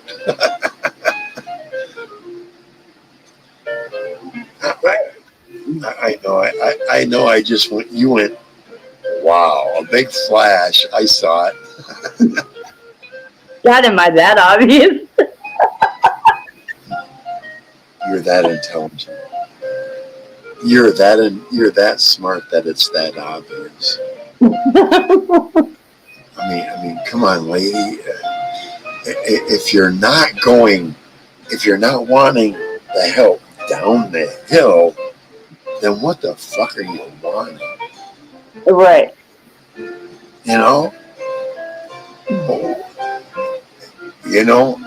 I think it would really stump her if you looked at her and said,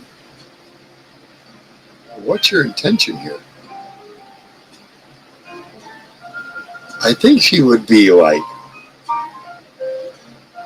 I think she'd be lost for fuck.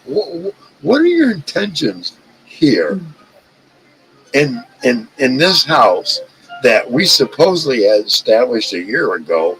What are your intentions here? Where do you see it? Where do you see this in a year from now? Nowhere. She is going to go, I'm going to have to get back to you.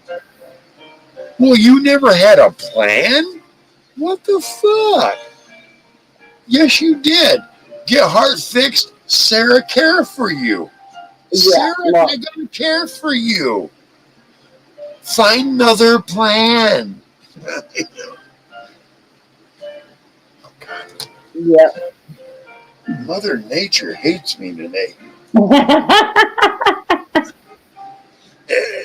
It's the alcohol. It's trying to get all the liquid, all the water out of me. I'll be back. All right. Oh, wait a minute. I gotta get there.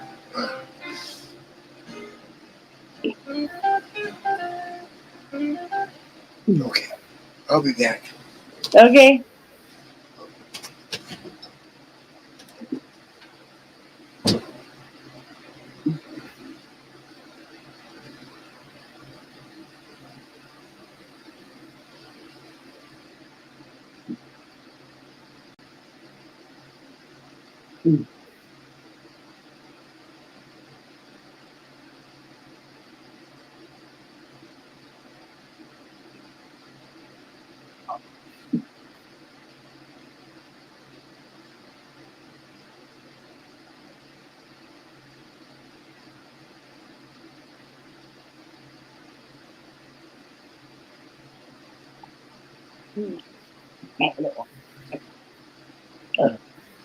Không giờ mang đến nhà.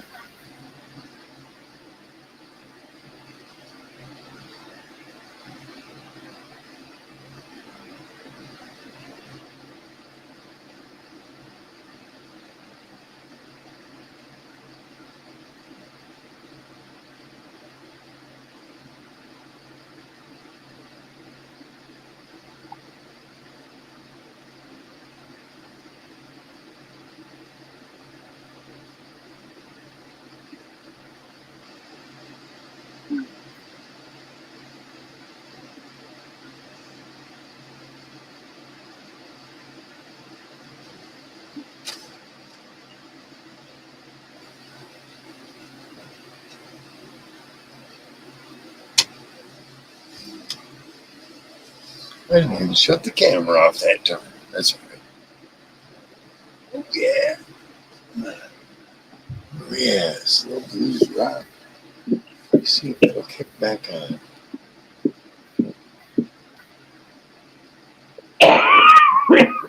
Oh, I should have did that.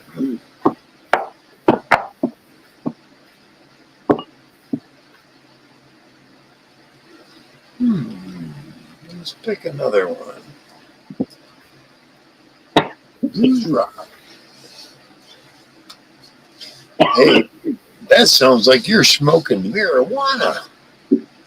Yep. I hate when I forget I put dab on. Right on. Yeah. Same here. Gotta hit a sativa first. Super lemon haze. I bought six. I bought 6 super lemon haze and 6 King Louis the 13th. 6. Less than it cost me $116 for all 12. Wow. But those 6 and 6, they'll last me 2 months. Wow. 2 months. I like you with your glasses off, by the way. Thank you. I can't see without it with them Oscar. Unless I'm real close. Everything's a blur. I can't see any definition of anything. It's just a blur. I want to be blur. I want to be close blur. That'd be fine. Close your eyes. We'll both close our eyes and we'll be there. Clearly. Oh, yes. 3. There's at least one more out there. Hey, whoever you are. Oh, no, actually, we dropped down to 1, so I think our phones don't count because we're in premiere. I see 3. That's you, me, one more. Well, no, because I seen where it says watching. I seen that drop to 1 earlier. It's at 3 now. Oh, I know, it's at 3 now. But I actually seen it drop to 1 earlier. Oh, wow, that's weird. But hey, if you're 1 or 2 of the extras, welcome aboard the captain's ship. Welcome aboard the Tempest. We're glad you're aboard. Sarah and I are having a great conversation. Yes. And anyone is welcome to join in. I mean, try to come up on panel. Oops, Sarah almost. Oh, there you are. You almost fell out. It's got to be my internet. Yeah, that's all right. It happens. Oh, we got. Hi, Dave. Got somebody new inside. Who's down there? Dave Barron. Don't think I've seen you. All right.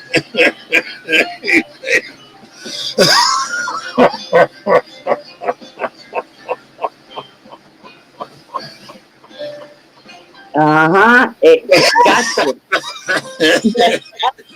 It got you. Hope you're having a good night, Dave.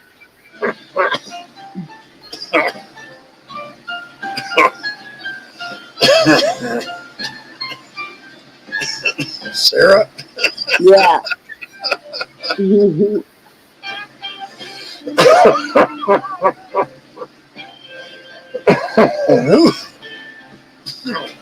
Wow.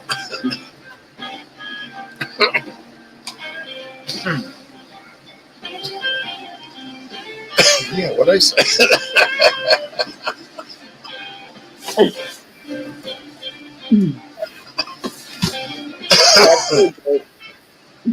Wow.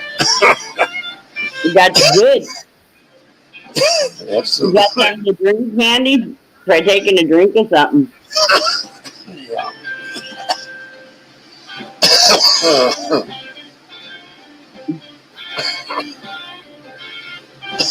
Here you go.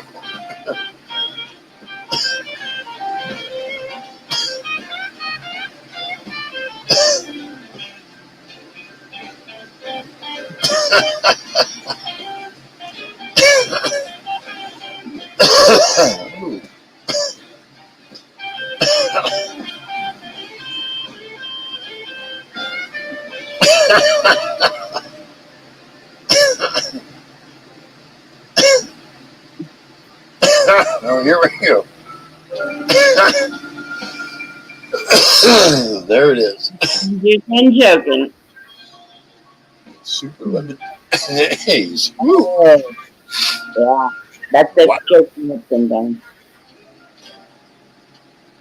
Oh, wow. I love it though. Let me look at the THC content. I'll tell you. Oh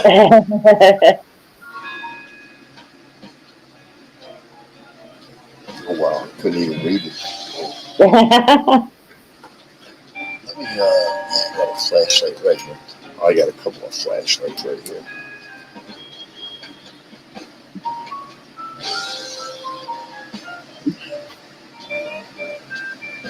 It's 85%. Oh, cool. No, wait a minute. Yeah, 85% lemon haze, 0 CBD. Oh, wow. 0. It's all. All sativa. good. This is all sativa. Yeah. Yeah, I'm good. Maybe it's sativa or indica. Well, the indica's on my King Louis the 13th. Yeah. That's some better shit.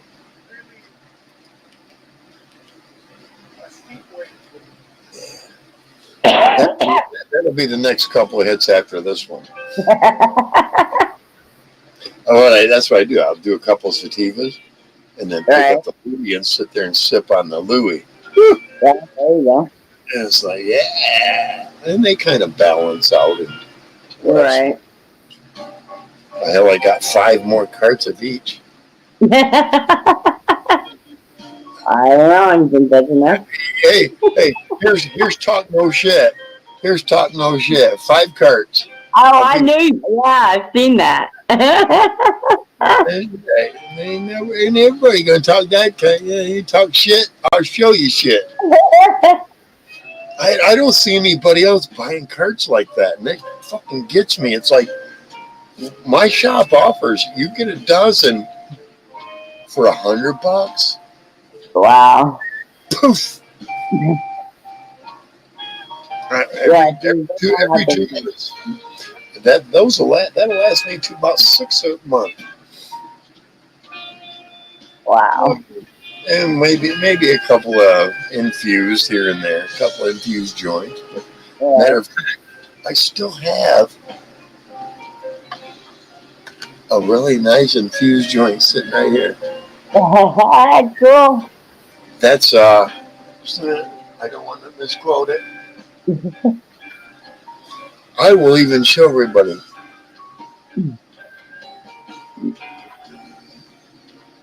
Peach, huh? 40 what percent? No, I can't read that. I still can't read. Yeah. Yeah. All I could read on that was the peach. I'm not blind. THC 43.316%. Damn. Oh yeah, that's a big one. But this pen, like I said, is 80.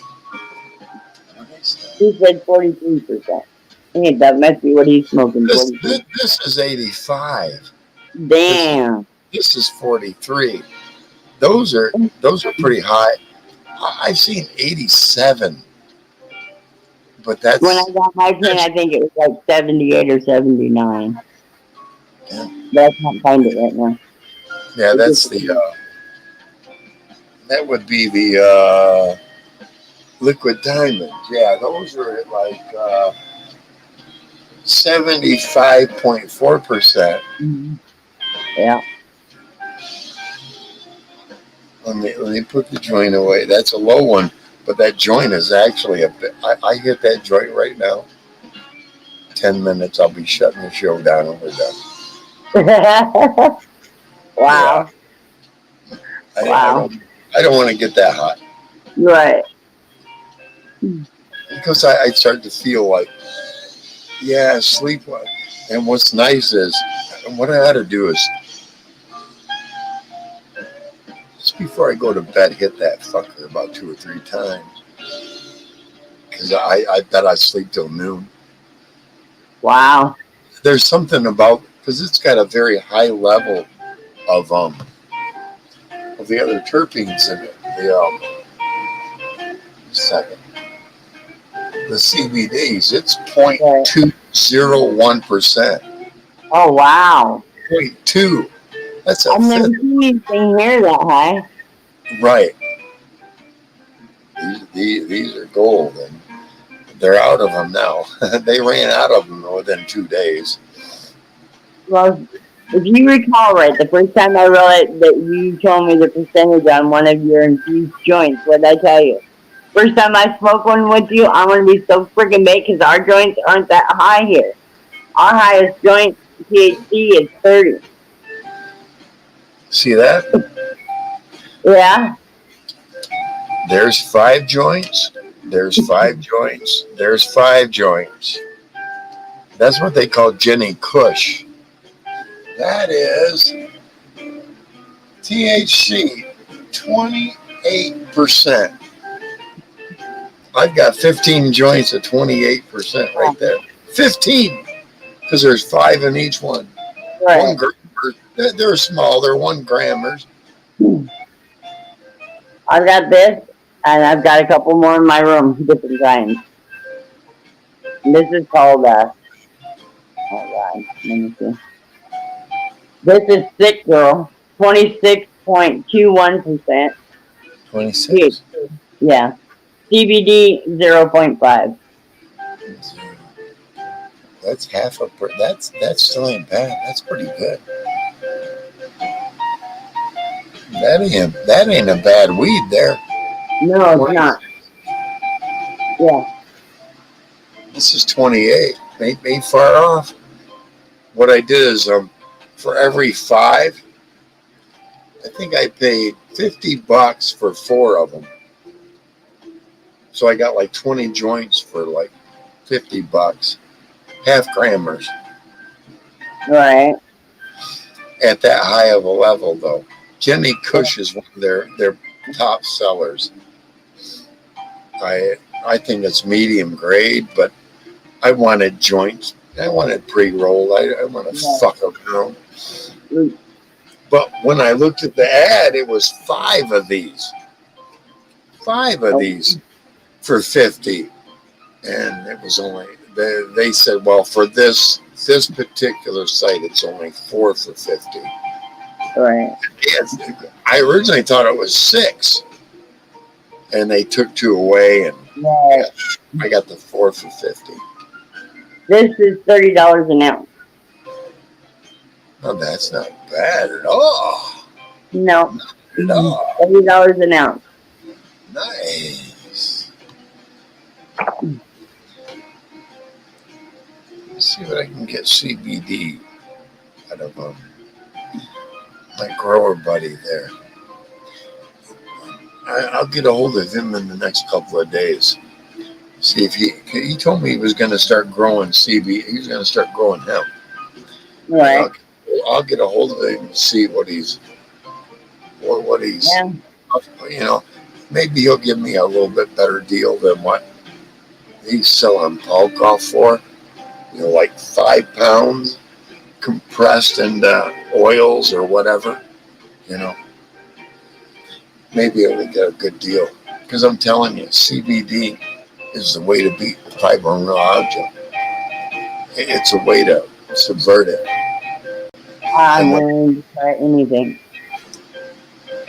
to get this under control. Because I tell you what,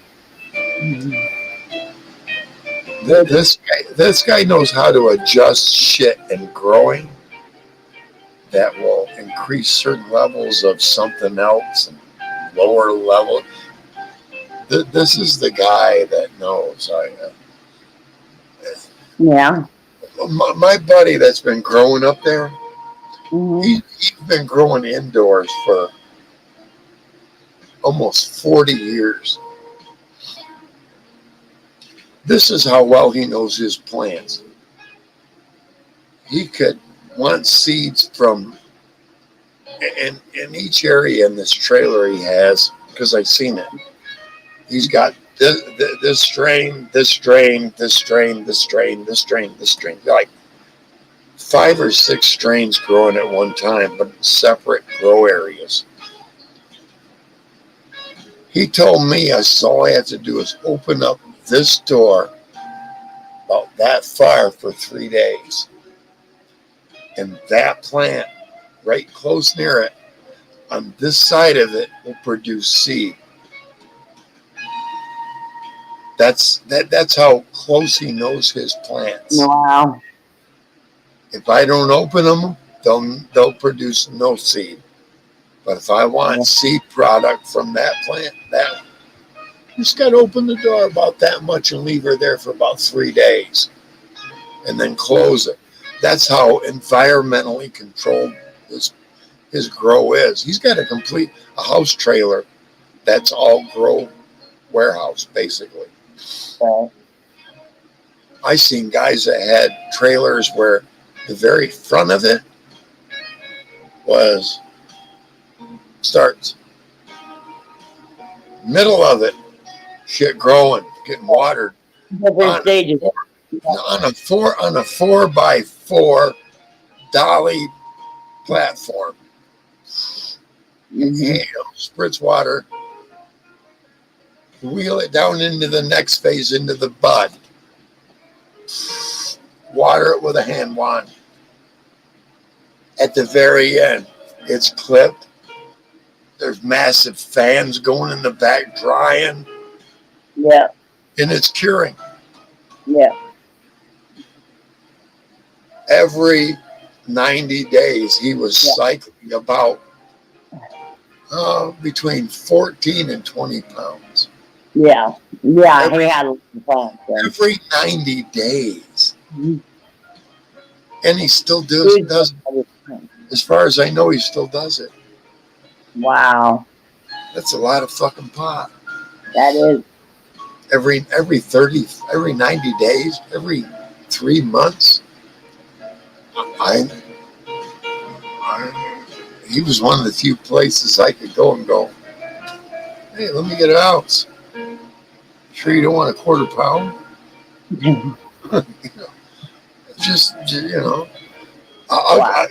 You buy a quarter pound, I'll give you an ounce free. That's just the way this guy was. There's a lot of it. There's a lot of it. I know these brothers have been growing since I was a teenager down here. I ain't connected with them. God, I wish I could. I don't know which one of them is still alive. Right. But they were growing so much back in the early 70s. Back when it was illegal and uncommon, basically. Yeah. You'd pull up, their dad was a grower. You'd pull up in their driveway. Halfway down their driveway was nothing but fucking weed plants. That's how much they had growing. It was just so fucking. These brothers had. Oh my God. I'm going to look them up. I think I'm going to look them up tomorrow. It's been a long time. Cool. And they both weren't. They were twins and they weren't. You know what I mean? Right. They rode the short little bus. You know? I knew it. but they could grow the fuck out of pot. Yeah. And they lived in an area not far from here that's kind of isolated from everybody else. It's near the river. Right. Yeah. I know a guy up north. He sent me pictures. I wish I still had them. All along his house. There ain't a plant less than 8 foot tall. All the way around his house. Yeah. And then you look at the other 2/3 of his fucking property, and it's nothing but marijuana plants. Wow. And they're 8 to 12 foot tall. How do you? I know. Oh no, that's nothing. Those aren't plants anymore. Those are trees. I saw a guy in Kentucky. I swear to you, he showed me plants that had a stalk base that big around. I believe it. Yeah. It had to have been 16 foot, if not 18 foot tall. That's a tree. Yes, that's a fucking pine tree. Extra, that what do they call it? That isn't the plant. That's a blue spruce. No shit. Oh my God. What it was is there's 4 brothers that own a mountain in Kentucky. Right. The one that has I think it's the South Facer. He's the one that grows the pot. Wow. So it collects the most sunlight, you know. Right. Another brother does moonshine. The other one's a carpenter, and the other one helps to do all 3. Wow. They all own a part of a mountain in Kentucky. I saw stalks down there. I swear. Big green ones this big around. Dried or like this. I've never seen buds that big. But down there. And like I said, 16 foot and that big and probably, that much bud on that. Oh my God. Mountain. You grow them in the mountains, that mountain rich soil. That's what he did. Yeah, I think he told me it rained twice a day there. Wow. Naturally. Wow. Yeah, it's like having your own rainforest. Yeah. That's what he did. I went up there, that same guy. I went with him, and we weren't up there 2 hours, and we passed all these cabins, and I'm looking, and believe you me, these people from these cabins are watching everybody come up the mountain. Mm-hmm. And the minute they hear you coming up, all of a sudden there's a porch full of them. They were all 12 to 18 years old. Female. All of them. Oh my God. Once we got to where we were going, the one brother looks at me and said, "Watch this, what happens." You're talking about, he said, "You see all them porch eyes?" Yeah, he said, "They're coming." And he wasn't kidding. 24 of them. 14 to 20. Wow. "Hi, you're new up here." Yeah. I'm like, "No, I'm over 21." And no. And he's like, he told me, he said, not with one. You do one, I don't care if she looks 50. You do one, you're going to get her old man up here in about 3 hours, hunting you down with a shotgun. I didn't, none of them. But about 4 hours later, a bunch of dudes come up and they're like, why are my women paying so much attention up here? Because I'm the new guy. and I ain't paying no attention to them. I had to literally stand on my friend's porch and tell like 8 or 10 guys, look, I'm a new guy. I don't want nothing to do with your wives, your girlfriends, or your daughters. No, thank you. Have a good night.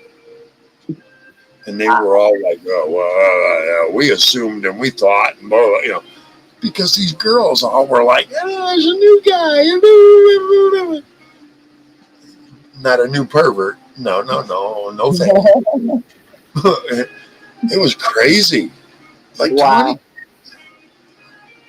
3 or 4 of them would come up at a time in packs. Hi, how are you? We haven't seen you around here. And my friend's looking at me, and I'm looking at him going, Wow. What are you girl's name? We just wanted to say hi. You got a boyfriend? What are you doing up here talking to me? Well, blah, blah, blah, blah. And I'm like, thank you. Good night. And they go away. It wouldn't be 10, 15 minutes. Another pack was coming up. And I had to tell them the same fucking thing, man. It was like, oh my God. And then, like I told you, at the end of the night, all their fucking boyfriends and husbands come up like, what's going on up here with this? Oh, no. Pecker didn't get wet once. No. I had to let them know. I'm not going to say the last name because this guy here, he warned me about all that. I'm not going to mess with your daughters. I'm not going to mess with your girlfriends. And I certainly am not going to look at none of your wives. And he said, yeah. He didn't go for none of that. Because I didn't. It's either too young, or I could see a ring on it, or no.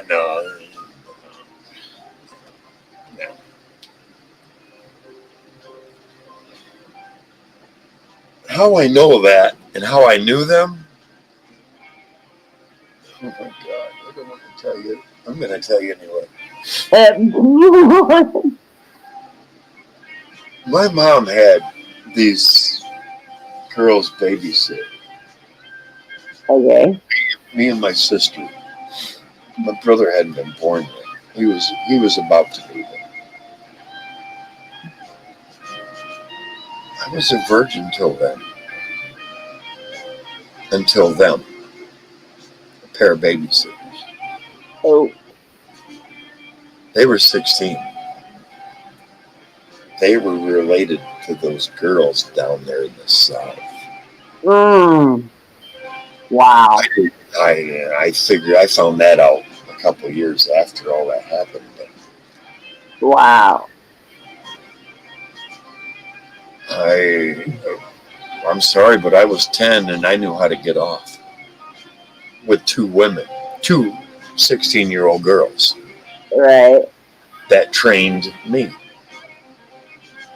That's what happened. Yeah. And I found out later that those 2 girls are related to all them fucking people down there. Oh my God.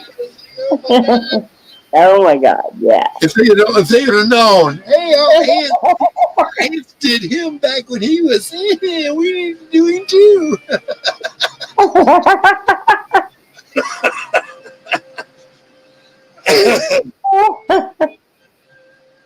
Yeah, I was molested by 2 16-year-old girls at 10 years old. Yes. Wow.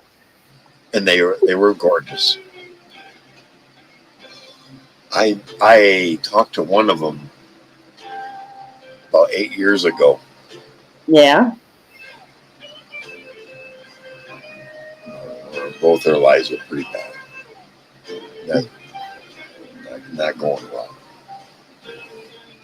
That's it. But I was told I was probably the best looking young guy they'd ever been with. Ta-da! So, looks aren't everything, kids. Looks are only skin deep, folks. Absolutely. And I've seen some of the gorgeous people be the fucking ugly. I know. Dave Barron says 43%. Yeah. Yeah, it's that would be the diamonds. Yep, liquid diamonds are in that range. And let's see. I got one of those right here. Yeah. Oh, Cool. that's I'm sorry, that's 74+%. Not 43. Pistachio. Yeah. Oh, yeah. I've seen that one. No, I've never seen a pistachio here. Yeah, but it doesn't hit the way it should.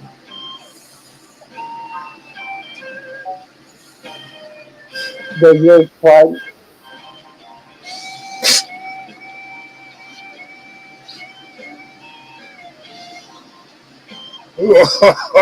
Yeah. Well, you said. Yeah. They plug. I have a problem with mine.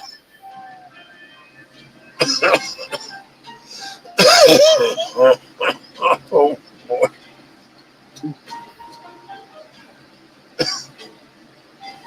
I'm pulling them out of my ear left and right.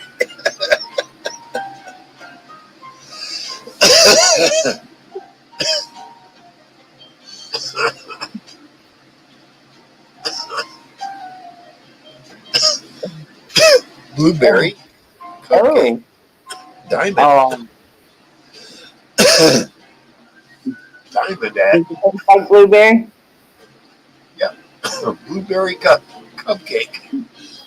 But does it taste like blueberry? 'Cause I had some blueberry flour. Smelled like blueberry. Just a minute. I got a quick cough.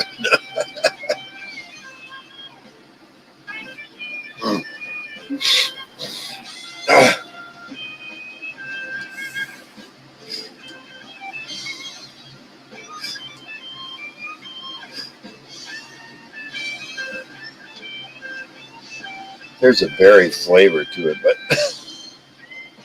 because it's kind of low, I think they call it a blueberry.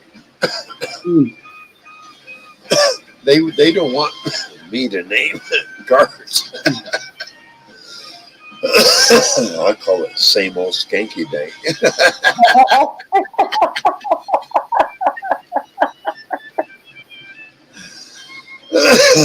That's Skanky Dank. And that's his brother, Rinky Dank.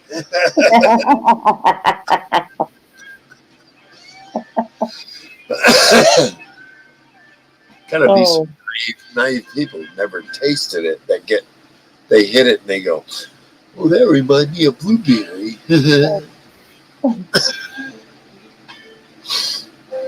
Because I smoked some blueberry once and it kind of tasted like that. Crazy. How come Cheryl's not coming up here? I don't want to put her on the spot. Right. Because I know she's a good friend of yours, and she comes up here. She comes on and watches. I think of Cheryl as a sister. Her, yeah. Yeah. There's a reason her and I met. We have so much in common that we have done that it's borderline scary. I mean, yeah. I adore him. I adore Bob. They're two excellent people. Right. Yeah, you've been around them quite a bit. You know them much better than most of us. I talk to, yeah. Right. Please continue. Oh, You, yeah. you got to have friends. I mean, people that you confide in. Absolutely. You'll find there's no control here. You do. If I see it's making you happy, I'll back off and let it happen.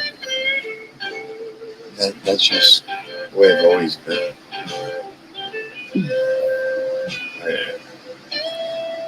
I don't want to be any kind of the man who says you can or can't. No, I ain't got no place to say that. I can say, I wish you wouldn't, or I wish you would. Thank you. Absolutely. Thank you. Absolutely. But that's my only place in your life. I wish you would or wish you wouldn't. I'm not your dad, and I'm not your boss. I'm your friend. That's how I see myself.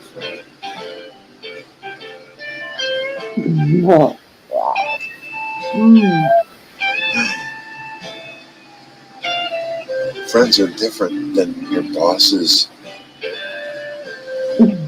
Oh, yeah. Oh, I know.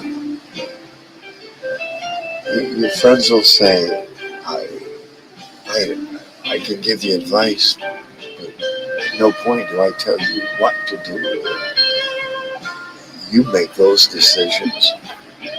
I make my decisions, and you don't tell me how to make them. Exactly. I never would. That's not what having an old man is about. I know that. It's saying, not. if that's what you decide, I need to stand behind that. That's plain and simple. I've been that way forever. But I couldn't find anyone that was willing to be his equal. It's been real hard. Because there was a different time, Sarah. Right? Women in my era kept looking for guys who were making more and more and more and more. I'll never look for. I mean, I'm sorry, but I look at them as gold diggers. All right. Well, it's not just gold diggers. I look at it this way. Women a little bit younger than me till older than me, whatever, they're looking for a guy that makes X amount of dollars. There's only 1 in 450,000 men that make that much money.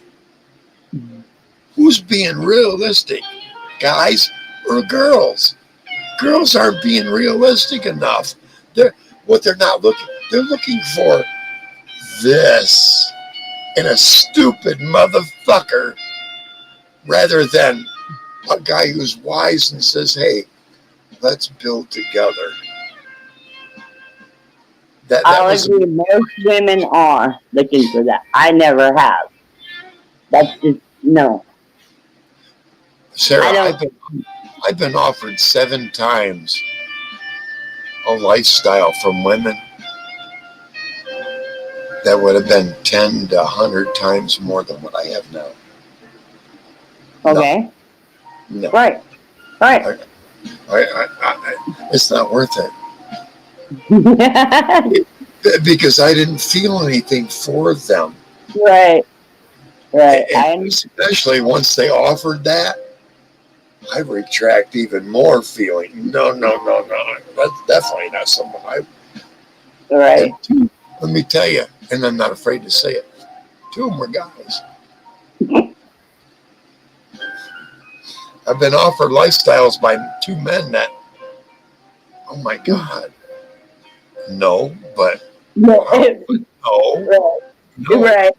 One told me he'd keep $10,000 in my pocket at all times, and my choice of cars. Sorry. That was a guy telling another guy that you'll always have $10,000 in your pocket and drive any vehicle you choose. Nah, I made him go for it. I'm not like that, and that's not how I think. That's not how I even.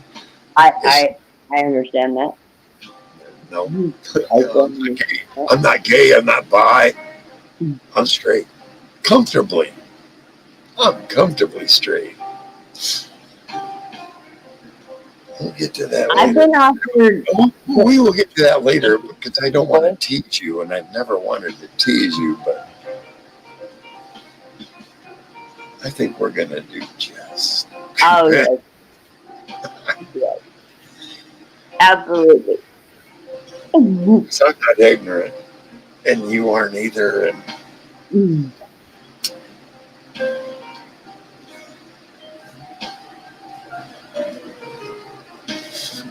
Shut up! My imagination starts to go run wild, and Sarah. Yes. Without trying to tease you or anything, you have to understand how long it's been. We're going to be busy for a while at first.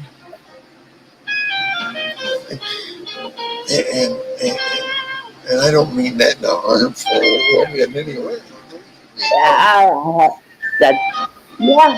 I just, I know me, and I think I understand when you told me some things. Yeah. We're going to be worn out. The smile on our faces won't be erased. You know, I know that.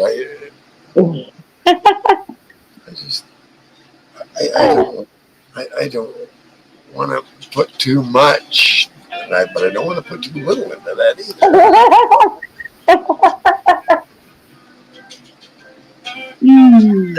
And I know I'm embarrassing you about this much, and I don't mean to, but no, really, you're not embarrassing me. I think it's great. I really do. I know. Well, it's not that I haven't been able to the last 20 plus years. I get that.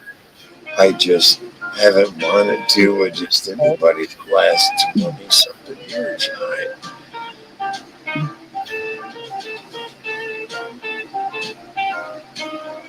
Yeah, I know you know. Everybody else doesn't get it. My brother looked at me and went, "Why don't you just go to the bar and get laid?" I've been told that. He's like, I won't even go into a bar to play pool or dice or darts, and I have my own sticks and my own darts. But I won't walk into a bar by myself. It's like, you don't, it's like, I tell everybody that says that, it's like, you don't get it. You don't want to insult them, but you are at the same time looking at them saying, I'm not that shallow. Because I'm not. I've never gone into a bar and at night ended up with somebody I didn't know. Never. I've just never done that. I had a one-night stand once. What a situation that turned out to be. And here's what's weird about it. Years later, I found out it was a very good friend of mine's wife. Oh. I never knew he was divorced from her at that time it happened. Right. But I didn't know, and he looked at me and said, "How was it?" and I told, because I found out, and I was around him, and I was afraid to talk to him about it, and something came up, and I just had to tell him, "Look, dude, I feel so bad." And at the end, he was like, "Give a fuck." What happened was with him and her, He had smacked her up one night. She got real mouthy or some stupid shit. Next night, everything, she smoothed it over, right? Right. Made it look smooth. This is just before their divorce. What did you do? He got in the bathtub, got himself washed up, wanted her to come in and wash his hair. He had hair down about yonder. She pre-planned it. Okay. She come in, grabbed the shampoo bottle, big one I was told, started dumping the whole motherfucker on his head, reached behind the toilet and grabbed the skillet that she had hidden back there and commenced to beat my friend to fucking bruised hell all in his head and shit. Oh my God, she bruised him bad and then walked away and left him. He had cheated on her and she found out, and that was what she did to him. He didn't deserve the beating he got, but he did deserve the divorce he got. And then about 2 years later, on a one night stand stupid shit, I hooked up with her and didn't know. I didn't know I hooked up with his wife. I met him back when we were in elementary school. Wow. And by the time I'd hooked up with his wife, I was in my low 20s. His ex-wife, she was an ex-wife thing. Yeah, and then I got into the cocaine thing, and he was the guy getting it for me. And he said, Sally, and I went, Sally? Yeah, my ex-wife. Blah, blah, blah, blah, blah. And I went, and he saw me, and I had to tell him, and he's like, hey, man, I wasn't married to her at the time. Right. How was it? And blah. Right. And he's like, dude, you felt bad for that for a couple of years. I'm like, yeah, man. Fuck that whore. She'd already divorced the guy she was waiting for to come out of prison when she did me. Wow. Wow. Yeah. No. Exactly. What a fucking. Mm-hmm. Life happens. Probably does. I had an uncle one time. I went up north when I was 17, 16, and spent a weekend up north. Well, he had a Dodge, real short Dodge, all jacked up. I think it was a 340. Had the numbers on the back, Right. And we went to a drive-in, and I hid in the trunk, of course. But, he opened up the back thing on the back seat, let me through the trunk, And he said, I'll be right back. I'll never forget it. His girlfriend at the time, he was going to graduate. He graduated that year. She jumps in the back seat and starts trying to make out with me. I'm like, whoa, wait a minute. My Uncle Jerry. And she's like, what are you complaining about? Oh, God. Like, no. He ended up marrying her, and they had like 3 kids. Wow. Yeah. Wow. Rhonda was her name. Wow. It's like, no. And I got her off me, and it wasn't even a minute later, and here he come back with the hot dogs. He went to go get us. Oh, God. She wanted us to get caught. Wow. It's crazy, woman. Whoa. That's insane. Oh, I could tell you many more stories. We're just getting started. I had pervert relatives all up and down the chain. None of them were gay, though, thank God. No, I have to admit, there's a lot of on not my side of the family, my siblings' side of the family. Right. Because I was an only child on my dad's side of the family. I had aunts that were chasing me when I was young. Aunts. No thank you. I had a cousin. No. I claimed him as a cousin. I found out very fast that he didn't really claim me as a cousin. He always wanted to be kissing cousin. It's dude, you're my cousin. He's like, but we're not related. Legally, we're not, but you're my cousin. My grandmother's sister, which would be my great aunt, Mm-hmm. her sisters had a bunch of kids. One was Eddie, which would make him my second cousin. Eddie was the first male in Michigan to go to Amsterdam, not Amsterdam, somewhere overseas, and be completely transformed to female. Oh, wow. I mean, completely. I was the only one that would talk to him in our family. Well, his brothers and sisters would, but everybody else could, even his own mom and dad shunned him. Wow. I was his second cousin. Here's what's weird. I remember when we were kids, the first time I met Eddie, I met his sister Brenda, who was a little bit older. Right. She pulled me aside and said, "Don't go anywhere alone with Eddie."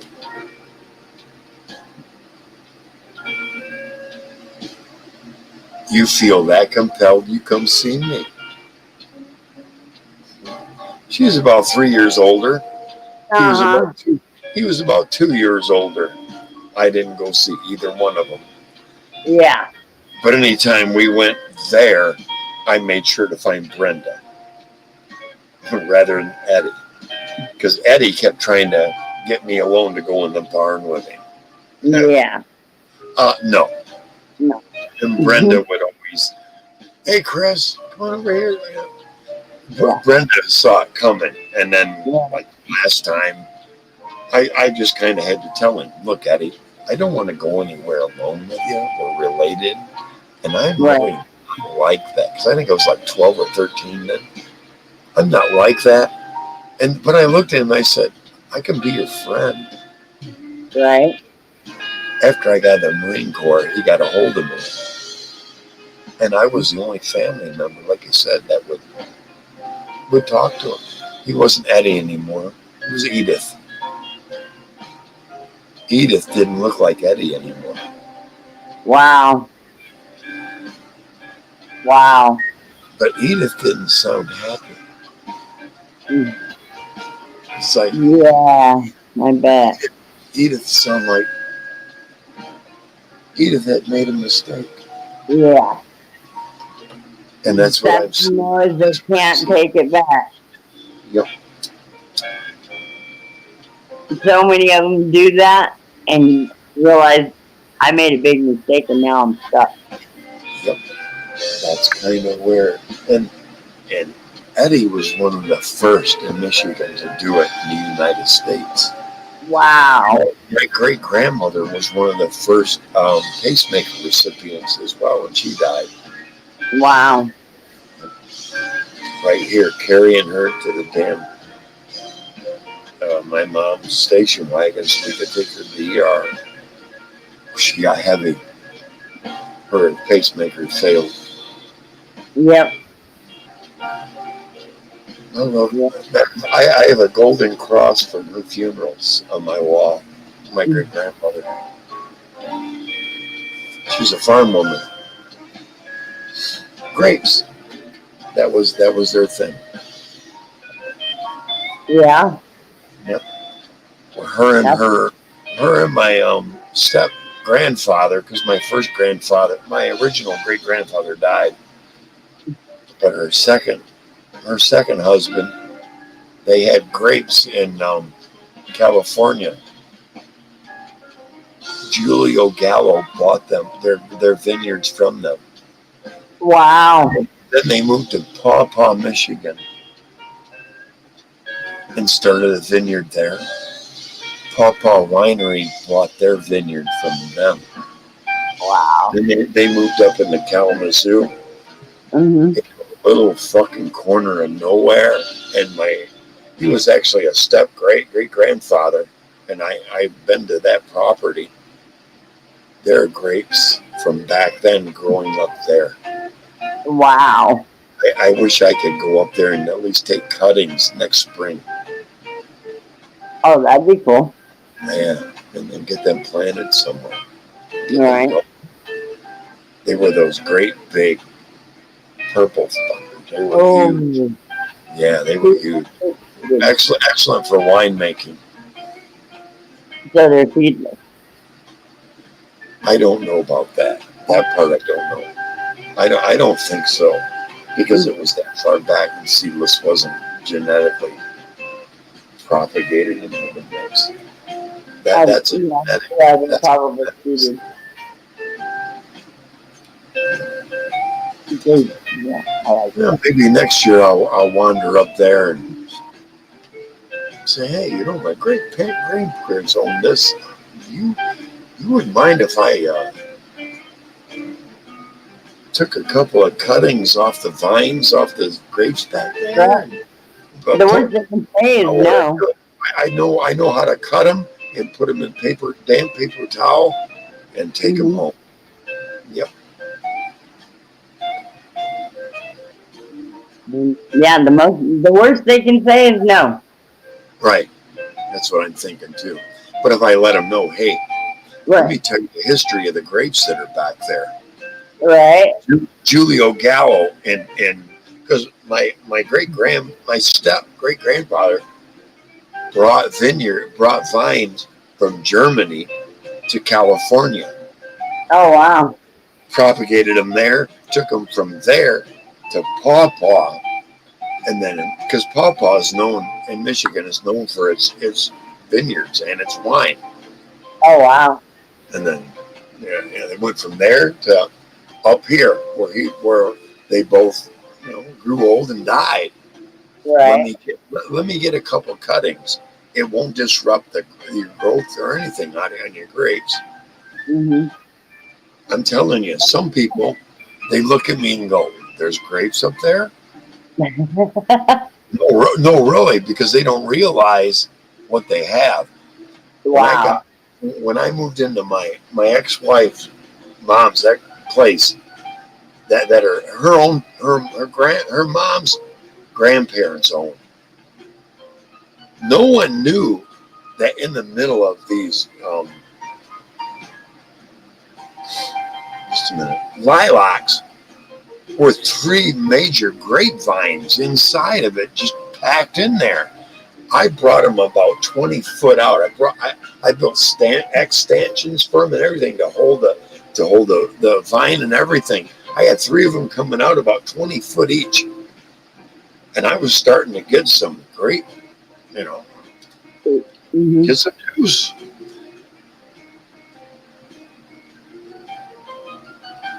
Wow. 3 years after I divorced, the stanchions weren't even there anymore, and they let them go back into they cut them off and let them go right back into the lilacs. And I had such great hopes. Oh my God. And once I discovered that, I looked at her and said, we're in the money. We just need to learn to cultivate this entire thing. And she's like, what, are the grapes? We could grow zucchini like you couldn't fucking believe. And what I found is where zucchini grow, grapes will fucking flourish. Really? I couldn't grow pumpkins, but I could grow zucchini. Oh yeah. For some reason, my soil there loved the zucchini. I one time had a zucchini that was that big around and that long. Wow. Had to be 2.5 foot long, or if not 3. It was huge. I never got a world record on them, and that was, and the other ones weren't, beside it, and coming down, they were much smaller. You guys it up here before I can put it up. Yeah. Hey, girl. Yeah. That way you won't fall. I'll put the foot up. Yeah.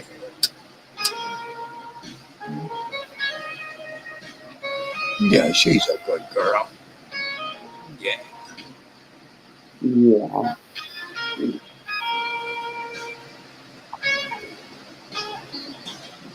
I heard her coming. You had what? I heard her coming. She makes noise when she runs down that hallway. Oh, yeah.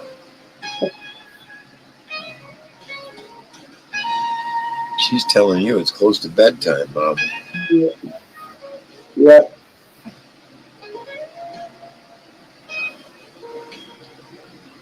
Yeah, she can't get in the room. Yeah. Absolutely. It's getting pretty close for me. I'm about done here. Oh. I gotta turn the bed off before you can get into it. It's probably closed right now. Oh, yeah. See, she's yawning. She's ready for bed. It's bedtime, Mom. Mom, I'm yawning. It's time for bed. She just lay down on the foot. Yeah, I think I am. I think I'm going to end the show here pretty soon here. Okay. Yeah, I'm starting to get tired. I've had a good night. Oh, yeah. Yeah. Sarah, thank you for coming. I appreciate it. Oh. We'll probably talk tomorrow. It'll be late morning because I ain't getting up time anytime soon. Well, I do have to drive your U-Haul tomorrow. Yeah. Mm-hmm. Come on now. But that's all I'm doing. It's just driving it. Well, I am gonna put a little, what they call a sound effect in here. I am gonna shut the door. Hang on. I am gonna shut the door here. And I will see you after the door shuts. Tomorrow sometime we'll speak. All right. Good night, Sarah. Good night.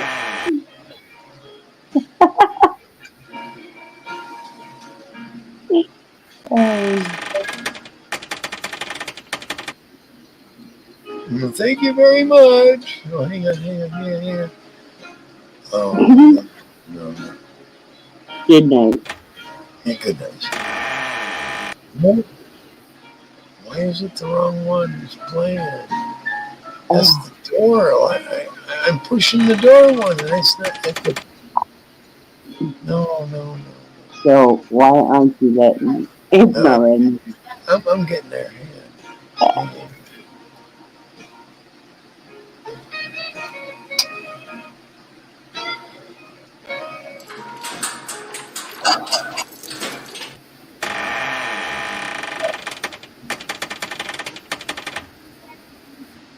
Good night, everyone.